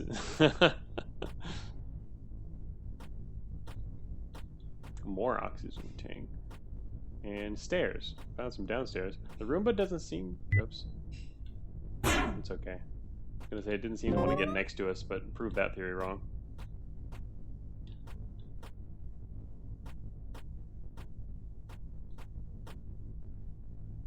Spare O2 tank, unknown amount. Our oxygen is now going up while it's on our back, I guess. It gets used up while we're moving around. Anyway, we found some stairs. I wonder if we should search more? We don't know whether or not that's advantageous. Actually, it looks like we're pretty much done. Oh, a pistol. Alright, here's a slime. Is that a sound from God? I found an Uzi. The slime was carrying an Uzi. Glad I didn't get to use it against us. No pizza. True. Picked up an Uzi. Slot 3. Alright, well... and there's also a pistol here. Captain's Antique Revolver. Or, wait, 1D4. Wait, what was the Uzi?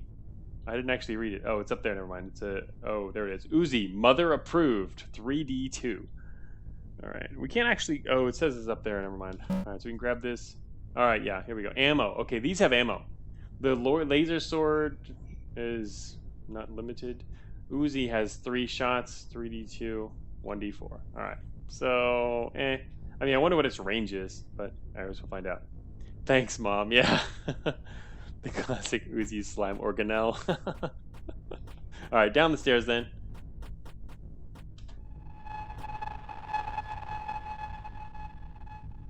Interesting. This dot to our right. Why is it... Is that just a dot? No. That's funny. When you first drop into the level, even though the enemy was in view, it showed as a dot. There is a robot here. I wonder if I should shoot it. Let's shoot it with a revolver just to see how this works. Hold shift and press 2. Oh, or to discard. I see. Anyway, no, I don't want to do that. I want to shoot it. How do I shoot it? There we go. Arrow keys. I'm having trouble aiming here. Spacebar to fire. Oh, it's because I'm already facing the direction I want to fire in. Never mind. Boom. Alright. There we go. That worked. Robot HP is now 4. Okay, so let's switch back to our laser sword then.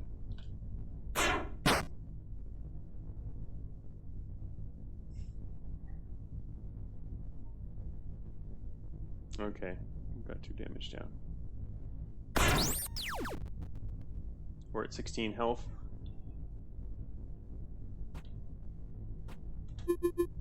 Personal log. I don't care what Mother said. We should all be worried about alien life forms implanting themselves on people's faces. And not just because they're working slower. And I have to pick up the slack. Don't think Larry is going to be alright. Okay. Is there a refrigerator? Uh-oh. Entering room 1. Oh, it's a door. It's not a refrigerator, it's a door. And they don't let you see what the enemies are when you first drop into a floor. So what if I, like, take my revolver now and shoot the guy to my left? Yeah, that works.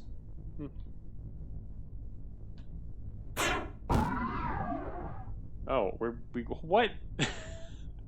The face hugger's on our head now. Equipped hugger. What?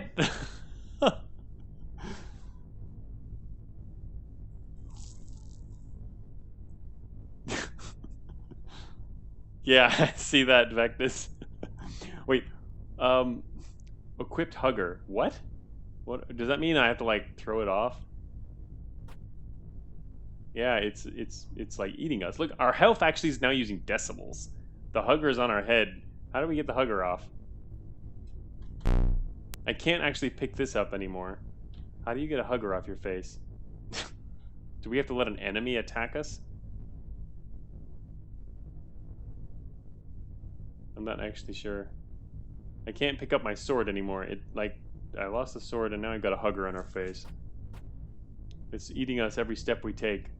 By 0.1 health. Needed decimals for something, right? Just gonna bleed to death? What do I do with this thing? Does it come off eventually? Or what?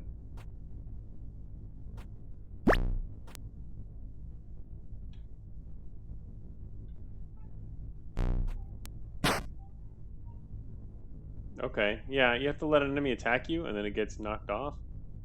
Hmm.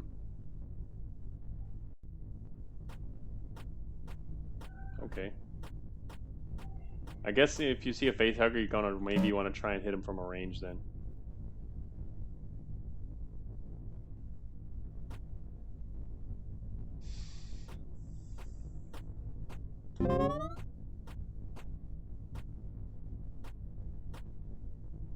What is this thing? What is that? Space knife. Alright. We'll pick that up. Space knife. Does 2d2. A space knife. TM.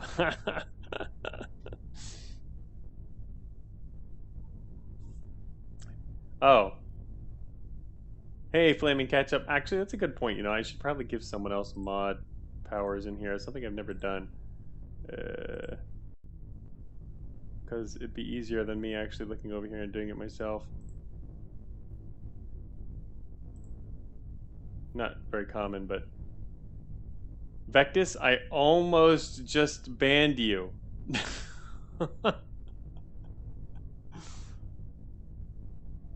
Don't do that.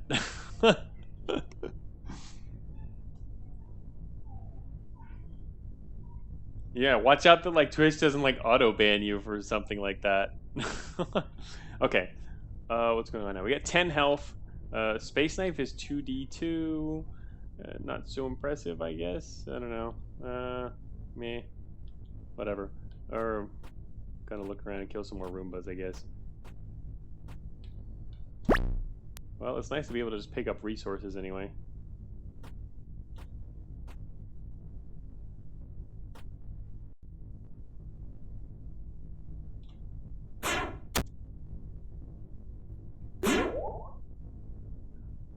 Oh, what's this?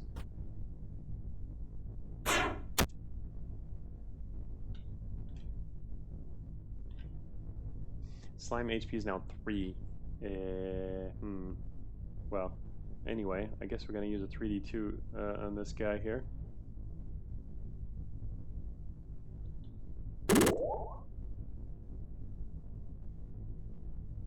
Just to make sure to kill him. Get a little bit of health back. A little bit of energy back. Another space knife to the south. Oh no, it's a robot. Oh, he didn't care about us. Oh no, it's a face hugger. Oh, this guy's... Somebody to the west of us has a face hugger on their face. We're about to get surrounded and die, though. Well, I guess I'll use this opportunity to shoot the guy with the face hugger.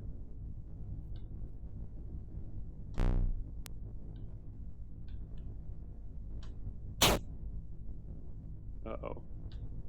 Yeah, revolver is not always that effective. Don't think I've seen that many RLs with controller support. Yeah, not super common. But easier to manage when, you know, you're basing it on an existing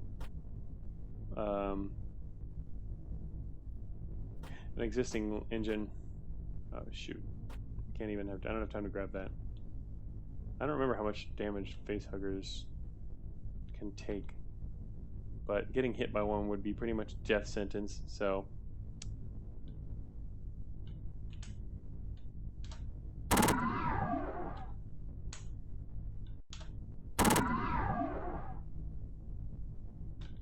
Two items can drop in the same spot? One space knife seems like plenty. Alright. Used up our Uzi, after which... Actually, wait, there's another gun over there? Is that... Wait, what is that? There's a space knife on top of what... Is that a gun? I can't pick it up, though.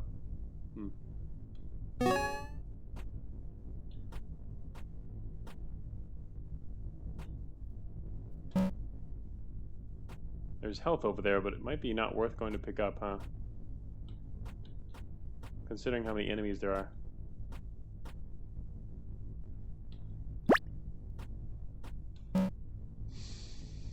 And another revolver. The enemies don't actually come to you. They're moving like... They might not always, anyway.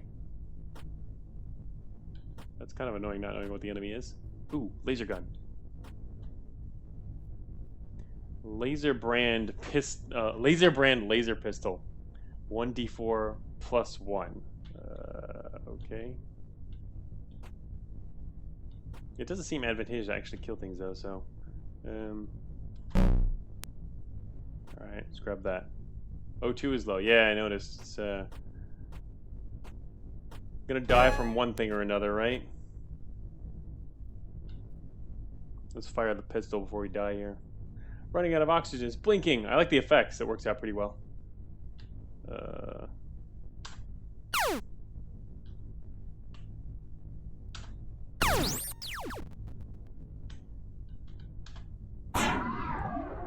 Overkill. Oh, another Uzi. Oxygen. Oh, that dude up there has a gun?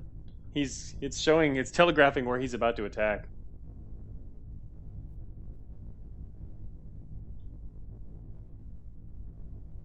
Also, the laser's pistol's nice in that it doesn't require ammo. Pretty cool. Could probably get rid of space knife, probably. Good for guaranteed tube damage, though.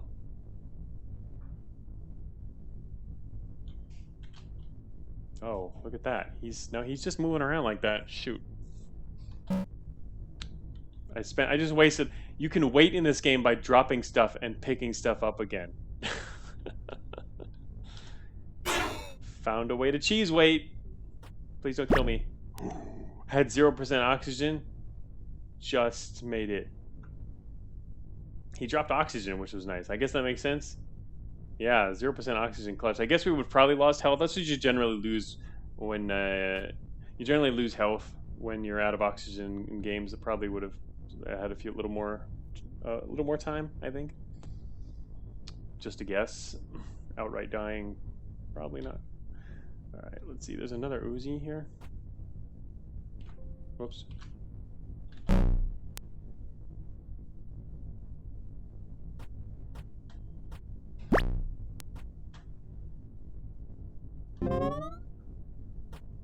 Alright, still gotta find the stairs. More energy. Yeah, that was a pretty lucky end there. We're gonna die. Well, actually, you know what? To be honest, we're gonna run low on oxygen again, I bet, before we find the exit.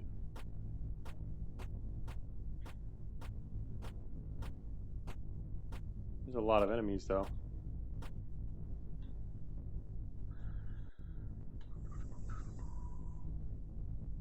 One d4 plus 1. This is gonna actually hurt. We've got some health. Our oxygen is blinking again. That's a very threatening blink.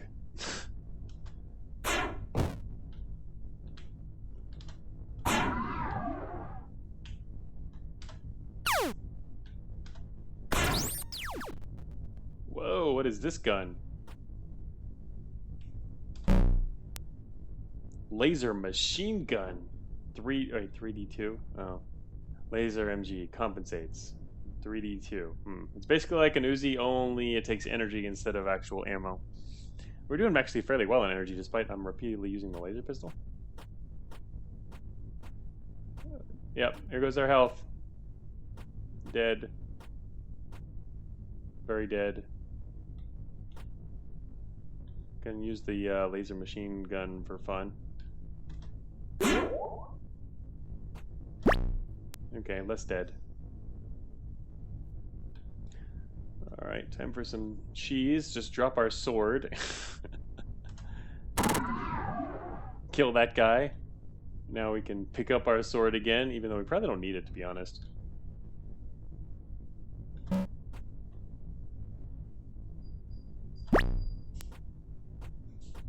Oxygen is decent. Now I understand how energy works. It was being used for the weapons, mainly. Damn, I didn't find an exit over here, though.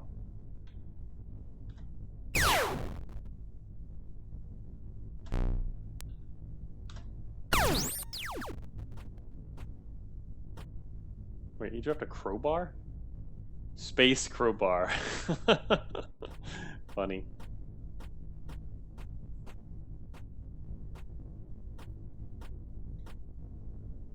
%13 oxygen.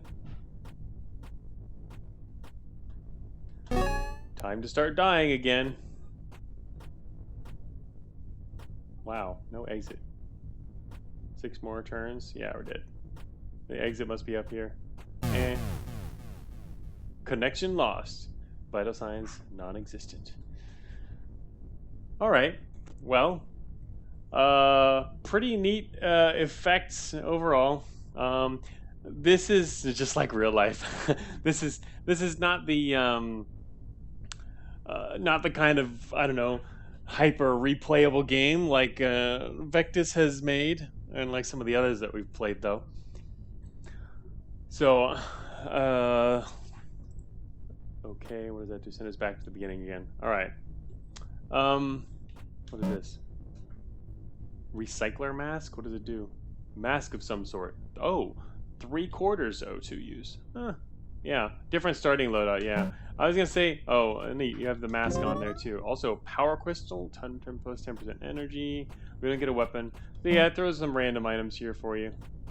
I'm assuming this is the same. Yes, same. But yeah, probably not gonna see this one through for too much further. Oh, do we have any weapons at all? How do we attack?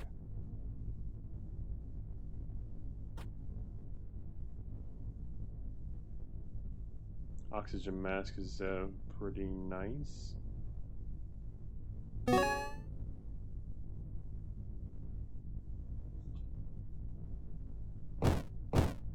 One damage. So we can do some damage. Tiny bit.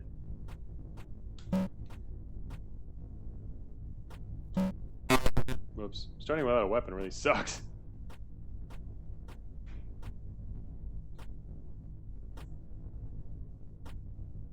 Damn, there's a space crowbar too.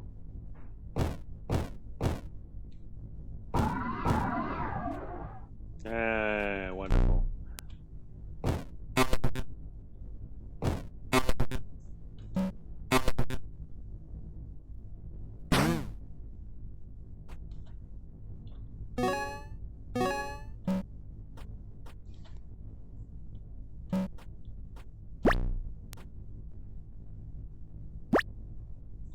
Whoops.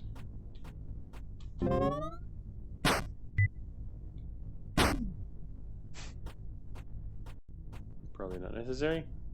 Where'd our face hugger's dead and our mask is gone because of that or something? I don't know.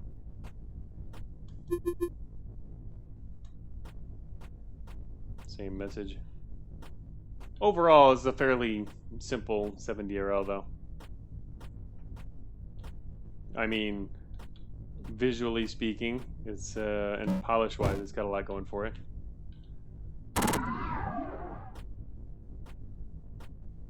We're Gordon Freeman, got our way out of this place now.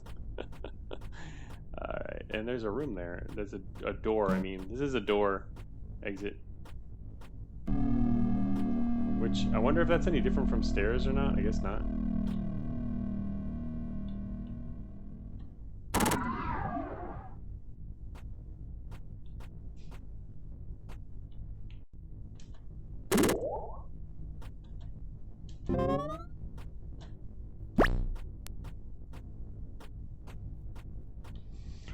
But yeah, just basically running around, grabbing the best of the stuff we can, and killing things, looking for the stairs.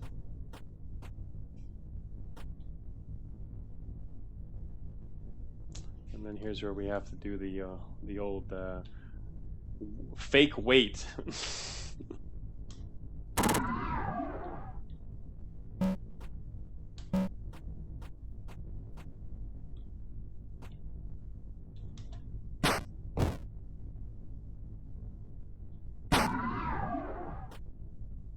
It's always kind of funny when you can wait by doing some other action. It happens sometimes in roguelike development.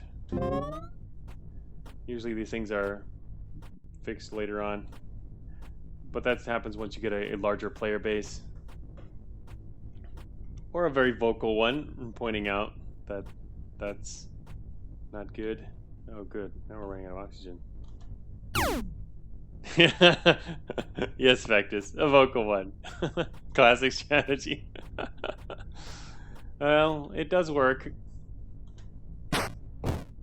Well, I guess it works if you've got the more powerful version again. If you've got, I mean, responsive devs, obviously. Oh, we're about to die. Never mind. Goodbye.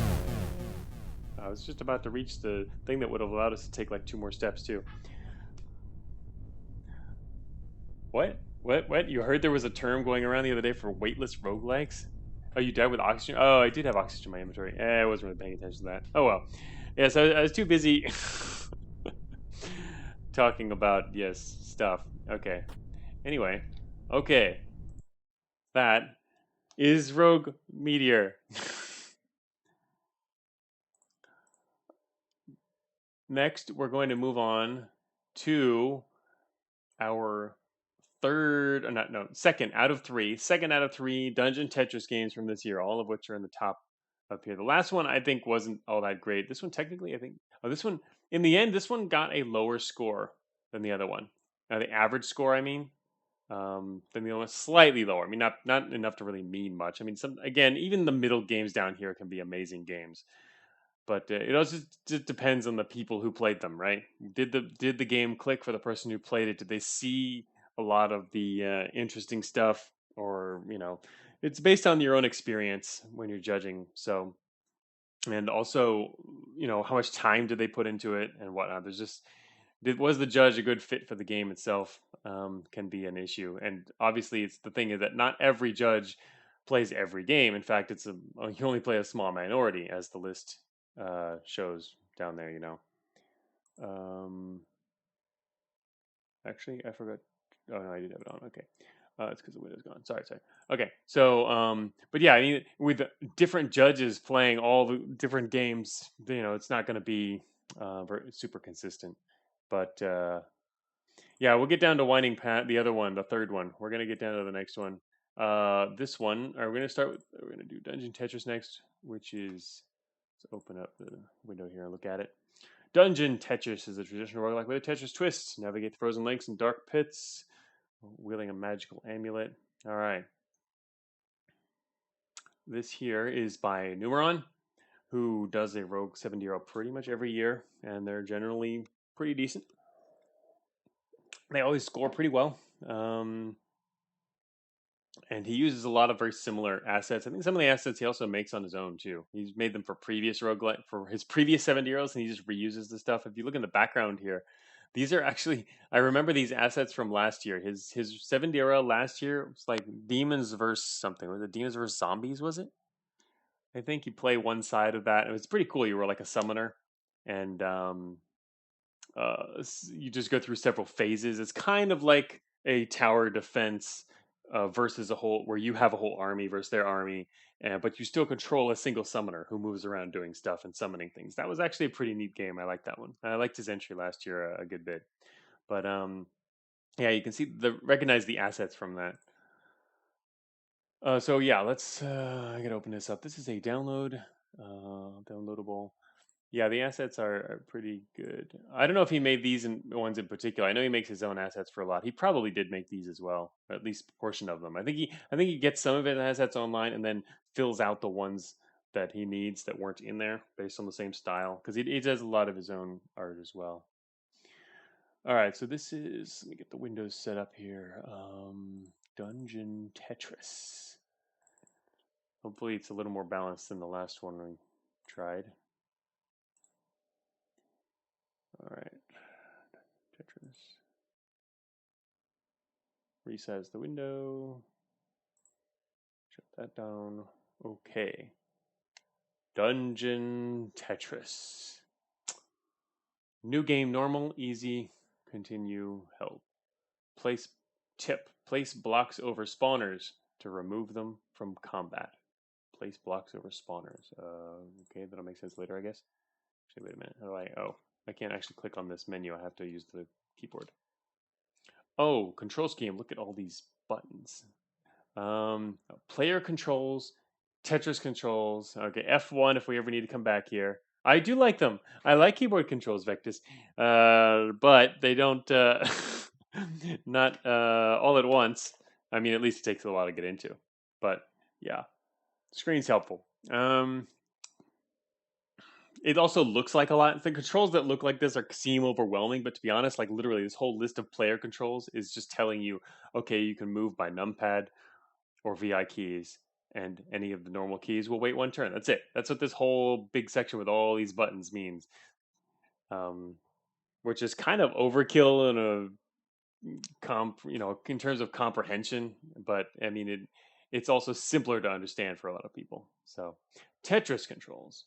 Uh, huh. Interesting. Rotate, slam, rotate, move. I see. That's why they move these up a little bit.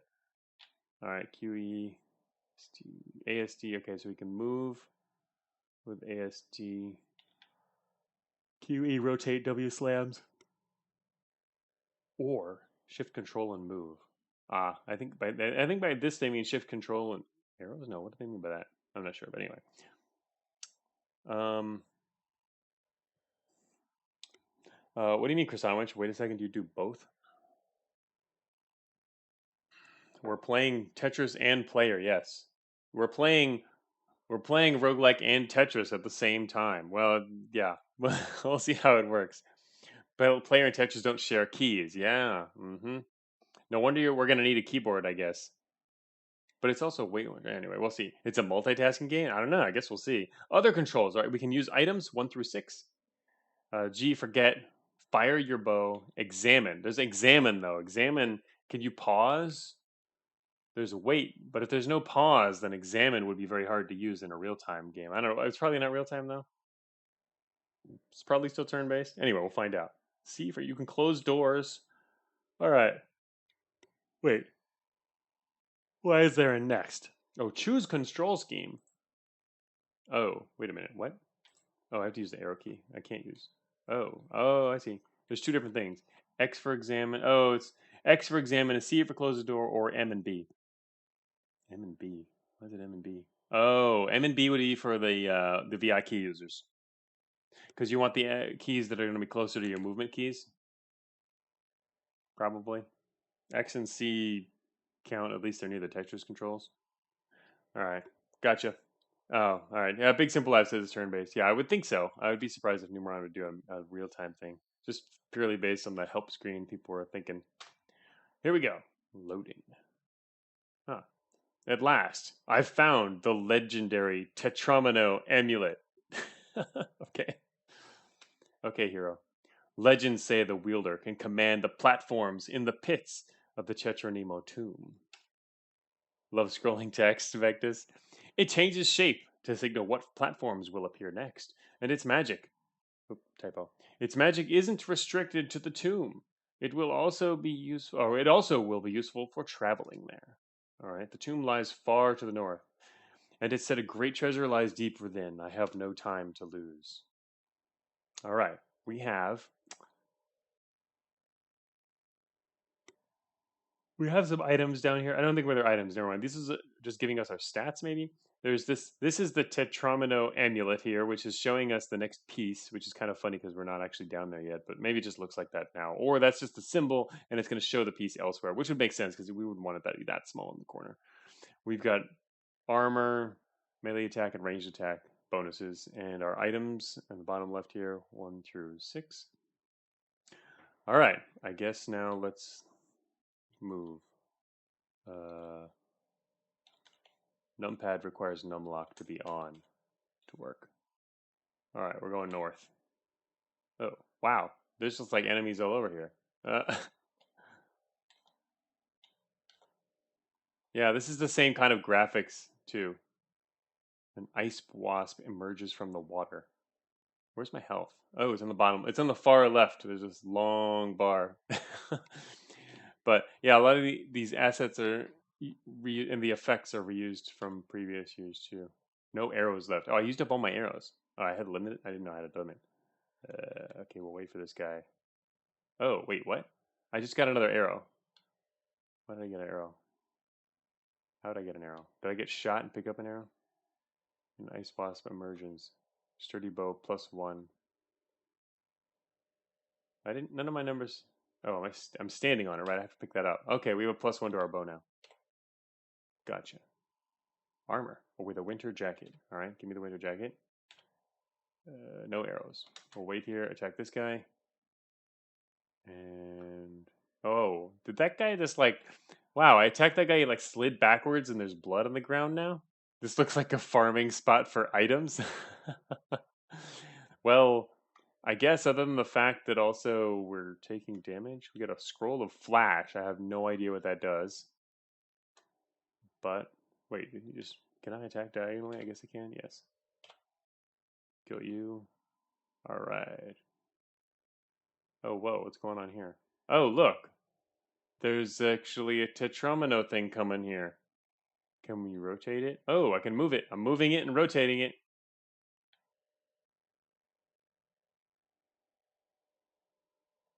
So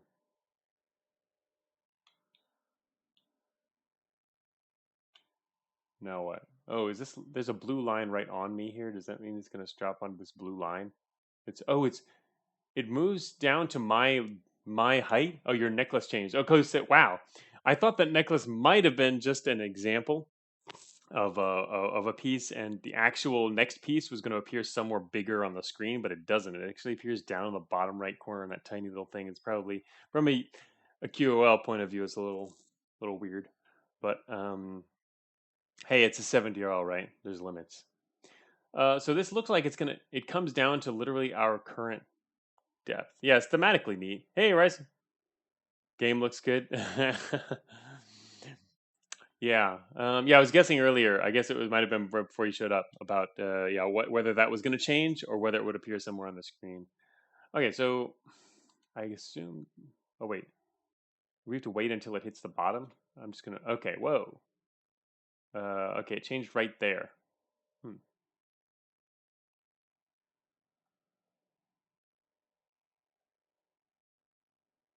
So if I should probably watch the mechanics here. If I move, all right, every time I move, that moves. There's a door up there to the northwest. Can I actually? You know what? I can't get by that, can I?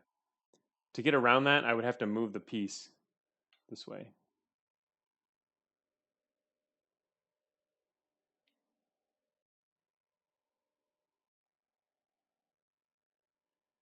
There we go. All right, I'm just gonna let that go. I want to come over here and open this door. Is there anything in here? What is this? There's nothing in here. Oh wait, what is the map? Oh, a scroll of summon aid. Cool. All right, so yeah, it's completely turn-based. Because the next piece is now approaching.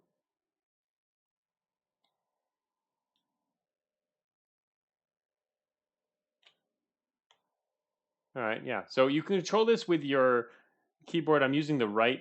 I'm using the numpad to move, and the left side, the WASD, to control the tetrominos over here, which I guess are going to also start spitting out enemies. Oh, there's also a door to the right. Shoot, should I go over there? Technically, I guess I should go over here, but it's going to start spitting out random stuff everywhere.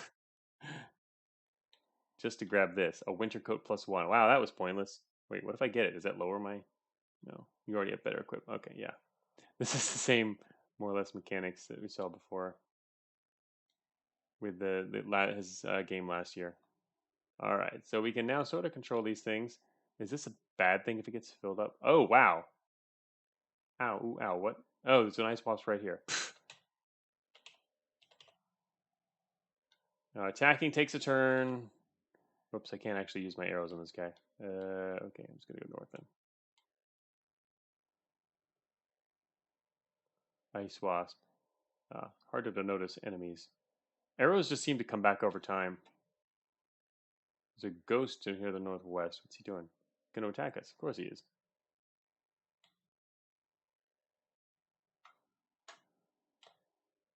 That hurt.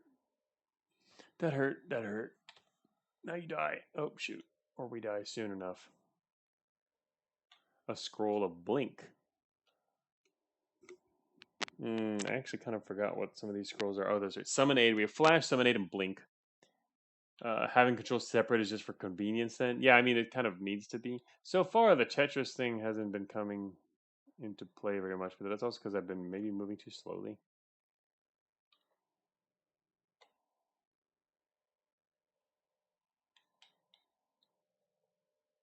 Yeah, I'm not really even bothered. I'm not controlling any Tetris pieces now because they're all just filling so much.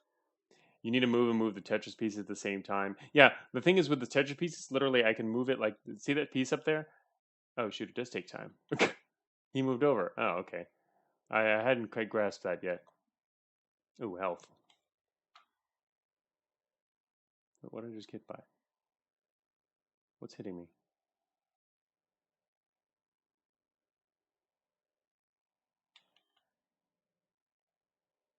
Not quite sure. Oh, this is a guy over here to the east. It's hard to recognize. Oh, he's shooting like spells or something at me. It's hard to recognize some of these enemies. Hard to see them. Oh, it's snowing though, which is pretty cool. I just noticed. Bit slow. Our arrows are more powerful since we haven't found a melee weapon yet, so they only replenish slowly. Yeah, arrows just replenish over time.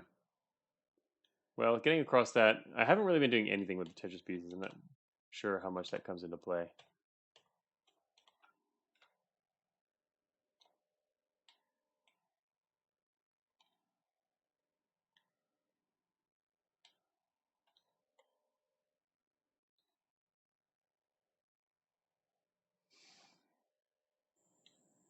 There's some kind of a whirlwind is summoned. Oh, who did that?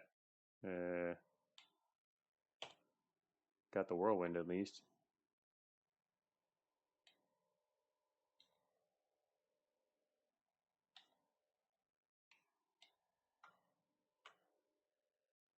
Use the potion. Yeah, it does take time. I didn't think it did at first. I'm not sure exactly what advantage we can move. We can also spend turns. I can move it downward. Moving it back and forth eventually does make time pass. So what does that do to this guy? Nothing. Okay.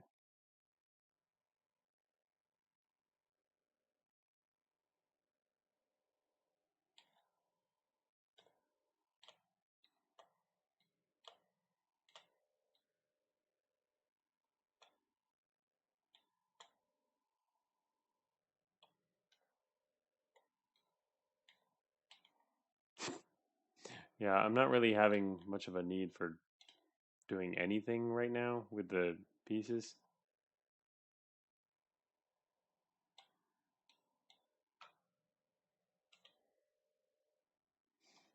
Still only a +1 bow.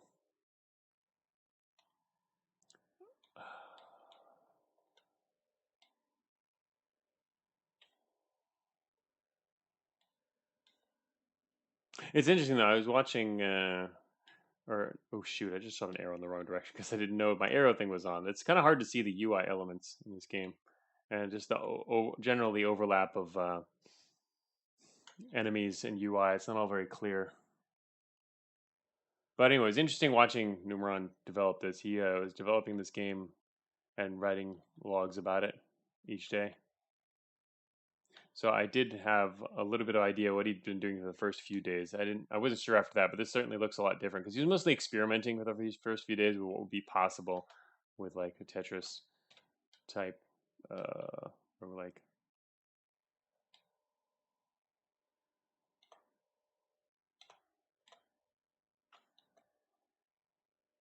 arrows hard to use. Yeah, shoot towards direction of enemy, right? They regenerate automatically every few turns. Maybe 5 turns. I think you get 1 arrow per 5 turns or something like that. Yeah, the idea that tetrominoes are falling from the north to south pretty weird for a turn-based game. Not quite gravity, but so strange. Well, I don't really mind that part of it. I think mechanically, it's not really doing anything yet, though, like at all. I'm not sure.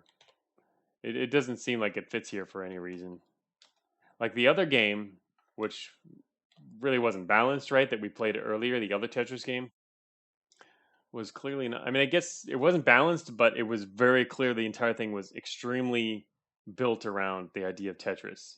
Um, this one Not really. I could see the only advantage I can see is maybe it gives you access to better weapons. Yeah, okay. Here's an example. It gives you access to better weapons off to the side. So if you can manage to do this, like we can grab this now. A dagger +1. So that might be the main mechanic here. What is that over on the west side? Is that must be some kind of enemy snake thing, or is it an item? Can't tell. Okay, it's moving. Okay, can tell now. Whoa, that first of all, it can now get over here, and now it's also casting stuff at us. Oh, I'm frozen solid. I can't move. Can't move. Can I attack? Yes. All right. Well, took care of that. Also, I can rotate. Too late to move it, but okay. So yeah, it seems like one advantage is you can. Oh, we already killed the guy over here, so I guess I'll go over here and just check it out. And there's a blue line. Scroll of lightning. There's a blue line, which means the pieces can't go beyond that, but they can appear in other places. Pretty crazy. All right, I'm gonna. What does lightning even do? Oh, okay. Now I know what it does. It casts lightning on everyone around you or something. Didn't hurt them because they were too far away, but I'm gonna summon aid. Here we go. I'm just trying to see what the spells actually do.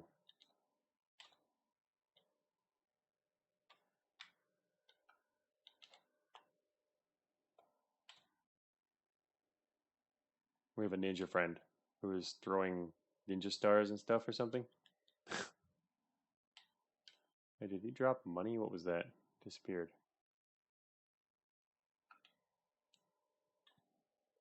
Can't drop pieces in places you haven't been. Or can't see. You can't move it beyond your line of sight. Alright. Cemetery area? I guess we go west. Alright. Made it past what might be the first zone? Maybe. Nope. Here we go. Kill him. Yes. Uh-oh.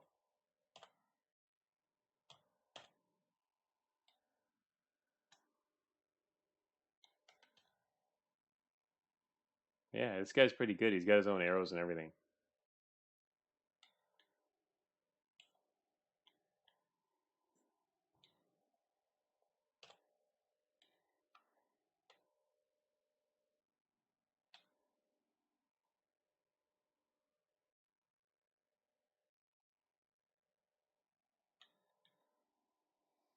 Kind of interesting drawing the pieces in. I guess you can get earlier, quicker access to areas if you can manage to. Oops, too slow. Like we can get quicker access if we pay attention to that.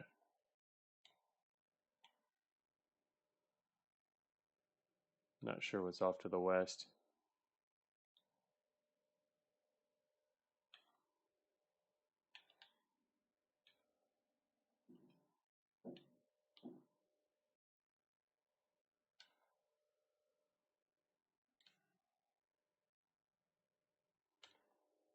Uh-oh, it's another one of those guys who can freeze us.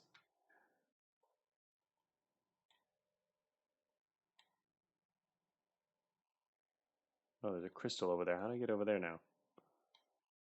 Looks impossible. Oh. Well, I don't know. Sometimes these pieces are appearing in weird intermediate places. Like if I head south here, it's almost like the pieces could appear over there. Look at that. They appeared right over there. Oops. They can appear right over there. So eventually it all gets filled anyway. Like totally filled. Actually, wait, where'd the crystal go? Did it just get covered by a piece? Also, wait a minute. That's right. It didn't say there were like enemy spawners and you can cover them.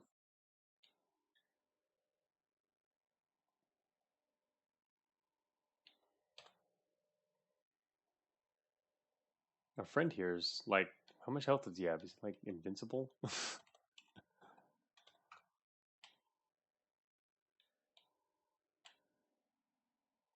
He certainly lasts forever, which is nice. Oh, we're both frozen. Good thing I have several arrows. Enough to kill that guy. How long do we have to wait? Maybe the enemy spawner thing will come into play in the next death past the ice level. Maybe. Run away! I don't have enough arrows.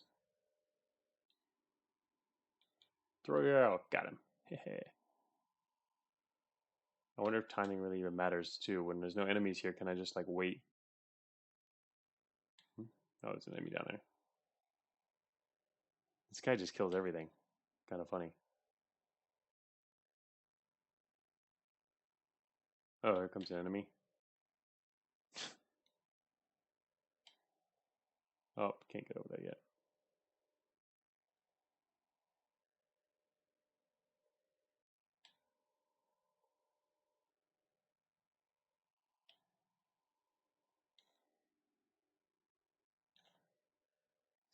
Just wanted to see if there's anything on the right side. Okay. Not yet. Wait, is my friend? Oh, he's still over here. Is he stopping? What's he doing?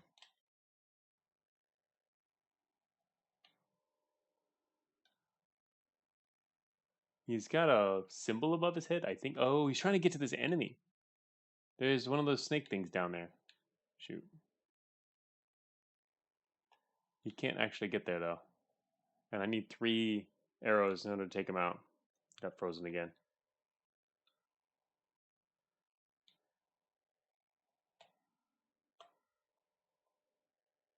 Okay.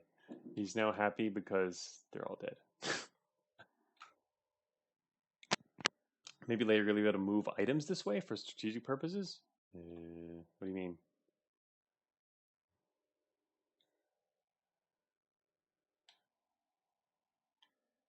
Oh, shoot. Oh, I wonder if you could get permanently blocked. I don't know. It seems like it's not super likely, but...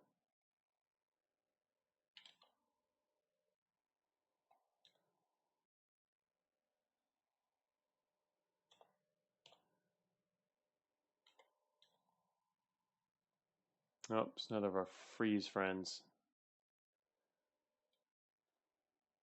Kill him. I think that due to the nature of Tetris to be impossibly permanently blocked. No, well, no, but remember, there's obstacles here, like this.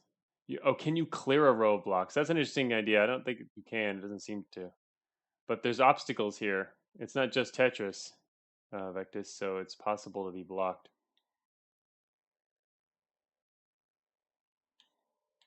I think we just have the same thing. Oh, it's a +2. We already have a +2. Just slowly, ever so slowly, grabbing new stuff. Overall, not super challenging, but maybe we'll find something new. We're being attacked by a snowman. You get him. Use our health potion. Maybe I'll throw my Tetris hat into the ring next year. We're going to check out a third one later. It seems rather hard to do, but yeah, I can see how you could perhaps do some pretty interesting things with it. A lot of room to experiment in any case. All right, we're inside now. We can close doors with C.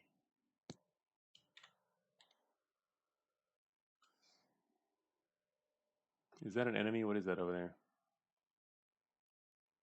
Oh, here come more Tetris pieces. Whoa, that thing takes a lot to take down. Arrows don't even do much. Ack. It won't let me rotate this piece anymore. Oh, you can attack this? No, that's my friend. Never mind. Go, friend. Kill him. I'm out of arrows.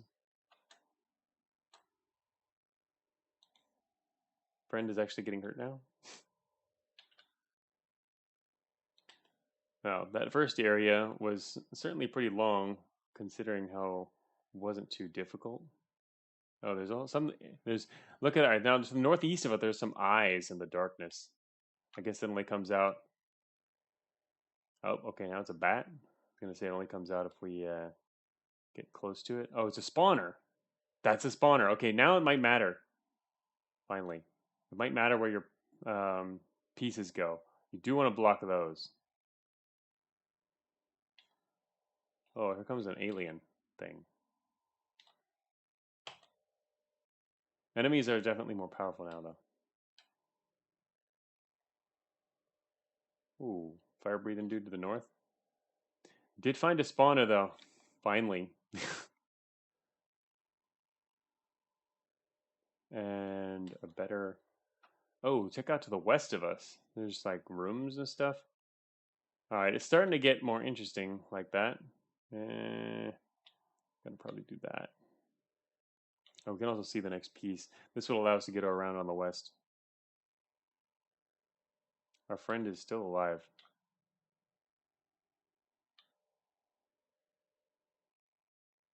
There's another spawner. Now it's finally starting to make some sense. Tiny little skeletons in here? Shoot, I need better weapons. This is definitely round 2, and I have two weak weapons. Oh, the guy to our friend is not coming down here.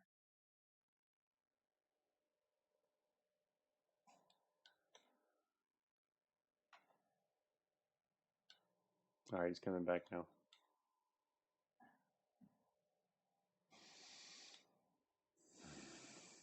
Oh no, I didn't break the spawner. I wasn't paying attention to the northeast. Oh, what's this crystal thing do? Is that a spawner? Was that just spawning enemies and that's it? That little red crystal was just spawning enemies. That was like the whole reason I opened it. Well, no, there's a scroll of flash, whatever that does. I'm not actually sure what flash does. What does flash do? Whoa! A flash of holy light confounds those around you. Okay, that's what flash does. Wait a minute. Why do I... Oh, that's not me. That's my friend, too. It confounded my friend. Hey, Jack 9. See you later. Was fun. Oh, Croissant, you too. Yeah. Stream's coming to about to an end anyway. We're going to have lunch in a moment. I do want to play this for a bit longer, though, for sure, to see what... Because even now, after... The first area was, I think, too long, pacing-wise. I didn't really get to actually use the Tetris mechanic much at all. Well, at all. Oh, you're not leaving. Oh, sorry. I was reading the whole chat backwards, Jack 9. As happens. Oh, I can do this now. I can move right onto the spawner. There we go. And now attack these confused enemies.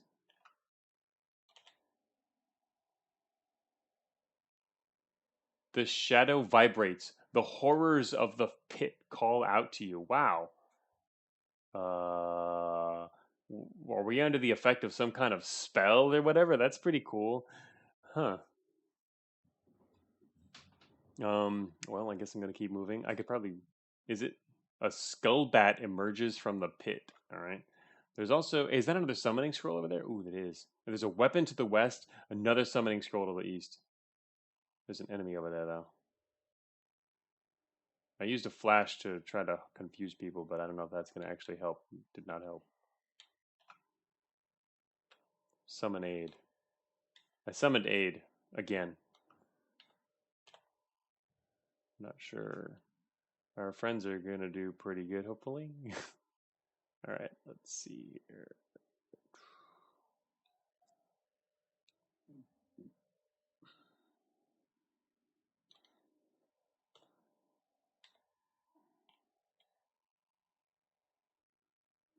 More snowy stuff outside.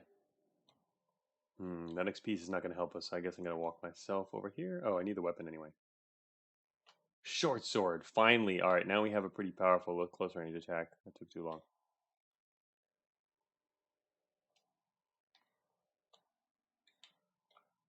Scroll of Fireball. Alright. Through the next door. What's inside?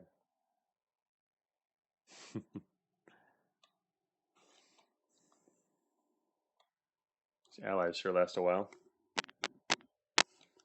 Oh my, that seems scary. Yeah, that's kind of weird. Oh no. Probably should. These things are powerful. Again, what exactly causes that? The horrors of the pit call out to you. No idea what that means.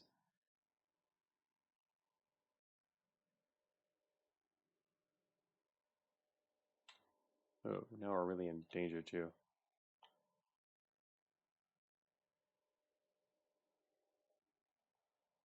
Shoot, I'm out of arrows. I'm not quite sure what these other spells were. What is this? I think it's a blink. What's number 4? Oh, 4 is the ice. Ice everybody around you. Gotcha.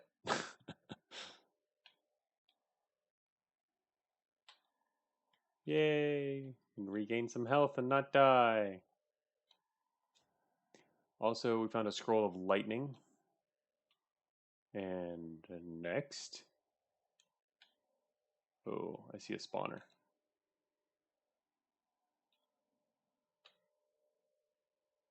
We could get that. Oh, that doesn't work. Shoot.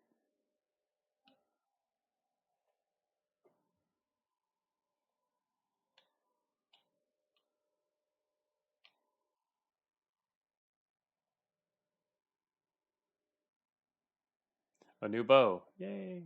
Also, the spawner's covered. Perfect. All right. You guys have fun up there. Longbow +4. Yes. Okay, we're staying above the power curve here. All right, here comes another one of those. It's a crystal. Can we destroy the crystal first?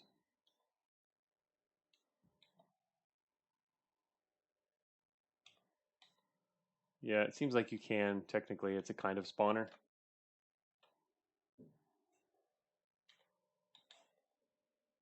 Everything's just getting filled up here.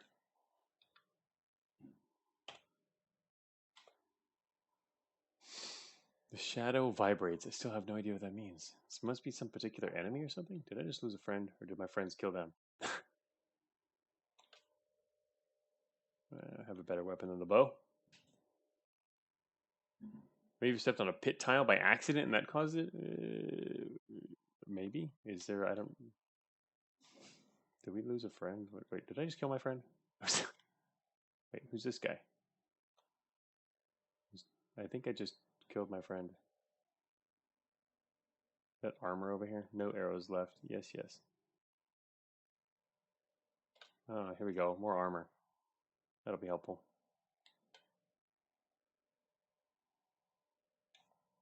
Whoops.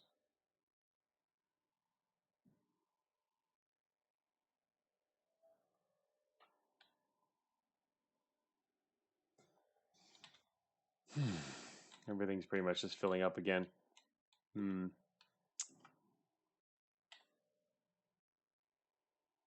Oh, spawner. Shoot. Oh no. That's a problem. How do I get rid of that? I guess if I take it a little slower, it'd be easier to deal with that. Because, yeah, now I can't deal with it. I guess you can attack it, maybe?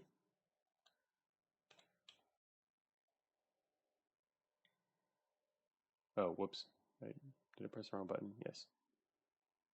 Oh, never mind. It does fill in eventually anyway. It just means you could fill it in faster. It's really weird how the pieces kind of... They don't all come from the top. It's not like Tetris in that sense. I'm being attacked from some direction. Alright, I think I killed them.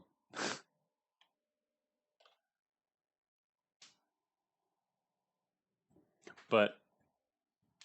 Yeah, it seems like everything's just filling up. It's not quite like Tetris, and I thought it might perhaps be that you could get blocked off and maybe the Tetris piece would move slower, but it's pretty hard mechanic to work into a game. Oh, I don't want to mess with that guy. I'm gonna have to mess with that guy.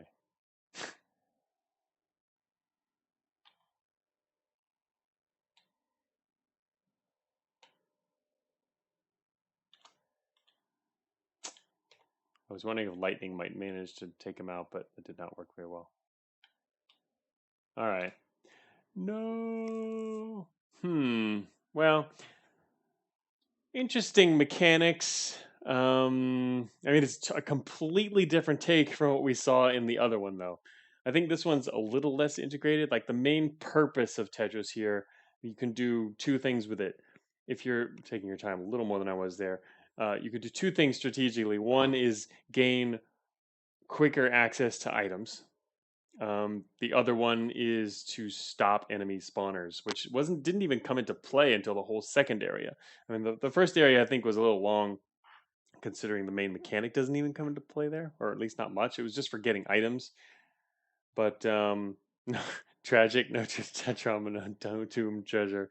And then also, yeah, it starts to later on, everything still fills in anyway. Right, normally the pieces are dropping from the top, but then once it gets all filled, they just start appearing in the middle of stuff to fill it all out. So mm, I had assumed that, for example, like enemies might start to appear on the or enemies would be enemies and obstacles and other kinds of things, interactive things like items would all be on the pieces themselves. That seems like probably a better approach for this type of game.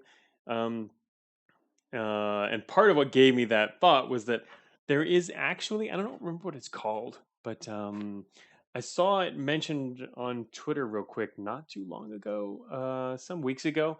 There is actually a Tetris roguelike. I think it's roguelike, or I mean, if they want to call it roguelike, I'm not sure quite how close it is, but I mean, it's the same kind of style of Tetris plus roguelike going like releasing on Steam soon, if it's not out already. There's one of these. Which is crazy. There's 370 this year on this topic, and one releasing on Steam, and it looks pretty good.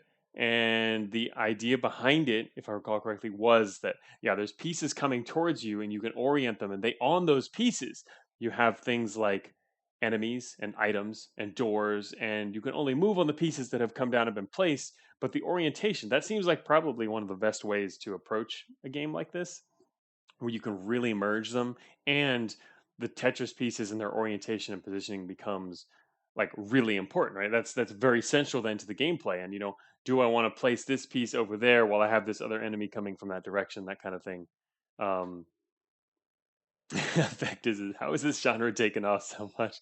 Yeah, it's kind of yeah. I agree, Vectors. That's what I felt like. The tetrominos were falling too fast. It was all happening a bit fast relative to your movement. But that's the kind of thing that can take maybe a little while to get balanced properly, especially if you want to stick this much content into the game. Of course, a lot of this stuff was reused. I mean, a lot of the animations in here, the assets, the some of your spells. These are all things that were actually like from his game from last year. So Tetris 99, maybe. Ah, yes, true. Tetris 99 also got it on a lot of people's minds, the whole Tetris game. But Tetris has always been a super famous game that a lot of people have been kind of modifying the formula over the years, but not quite in too many crazy ways. This past year has seen a lot more crazy games, as you can see from just this 70 and like I said, this other example that I saw on Steam. I had no idea what it was called. I'm sure it's probably not that hard to Google. Look up Tetris roguelike Steam or Tetris Dungeon Steam, something like that.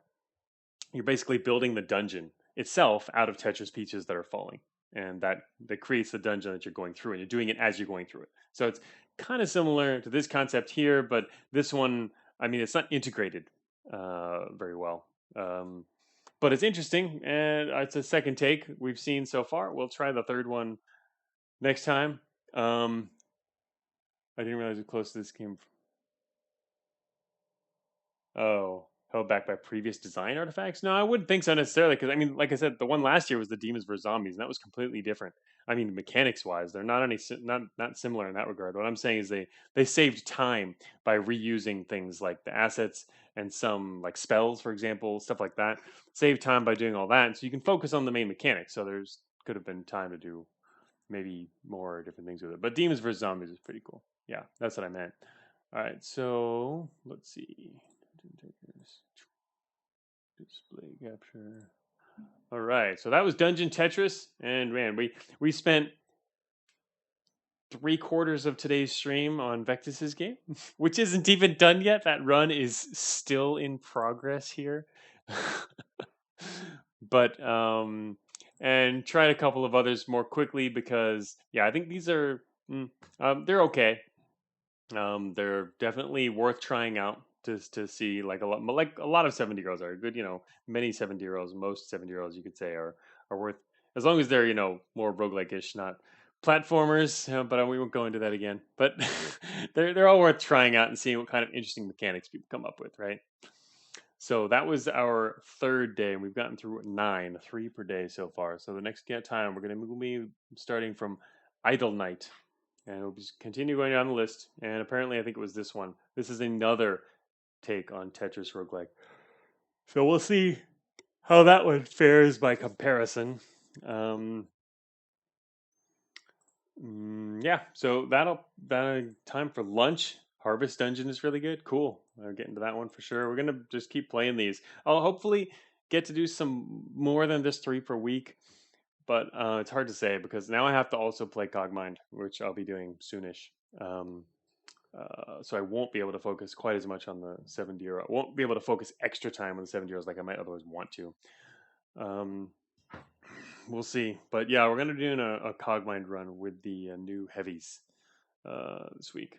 Um, but yeah, so thank you everyone for showing up. Thanks Vectus for the very interesting Amoeba Roguelike, and good luck with polishing that up further and working on your main project, which I'm now extra curious about. I don't know anything about your other project, so Kiss doesn't want to suffer from heavies by himself. That's why I released a new version this week before I streamed it. I watched everyone else suffer enough. I got my fix. But yeah, there is a new Kagwine pre-release out for patrons. I released it yesterday evening, so that you can all test it and make sure it's not still super messed up, and I can fix it again before I stream it. But no, it should be cool. I actually get more time to test the mechanics, and this time, I mean, the mechanics weren't broke. Well, okay, so yeah. Anyway, I had more time to test it out rather than rushing it out. That which I did before the weekend, so people could test it. Anyway, so yeah, thanks everyone for showing up, and we will continue with more 7D in the future.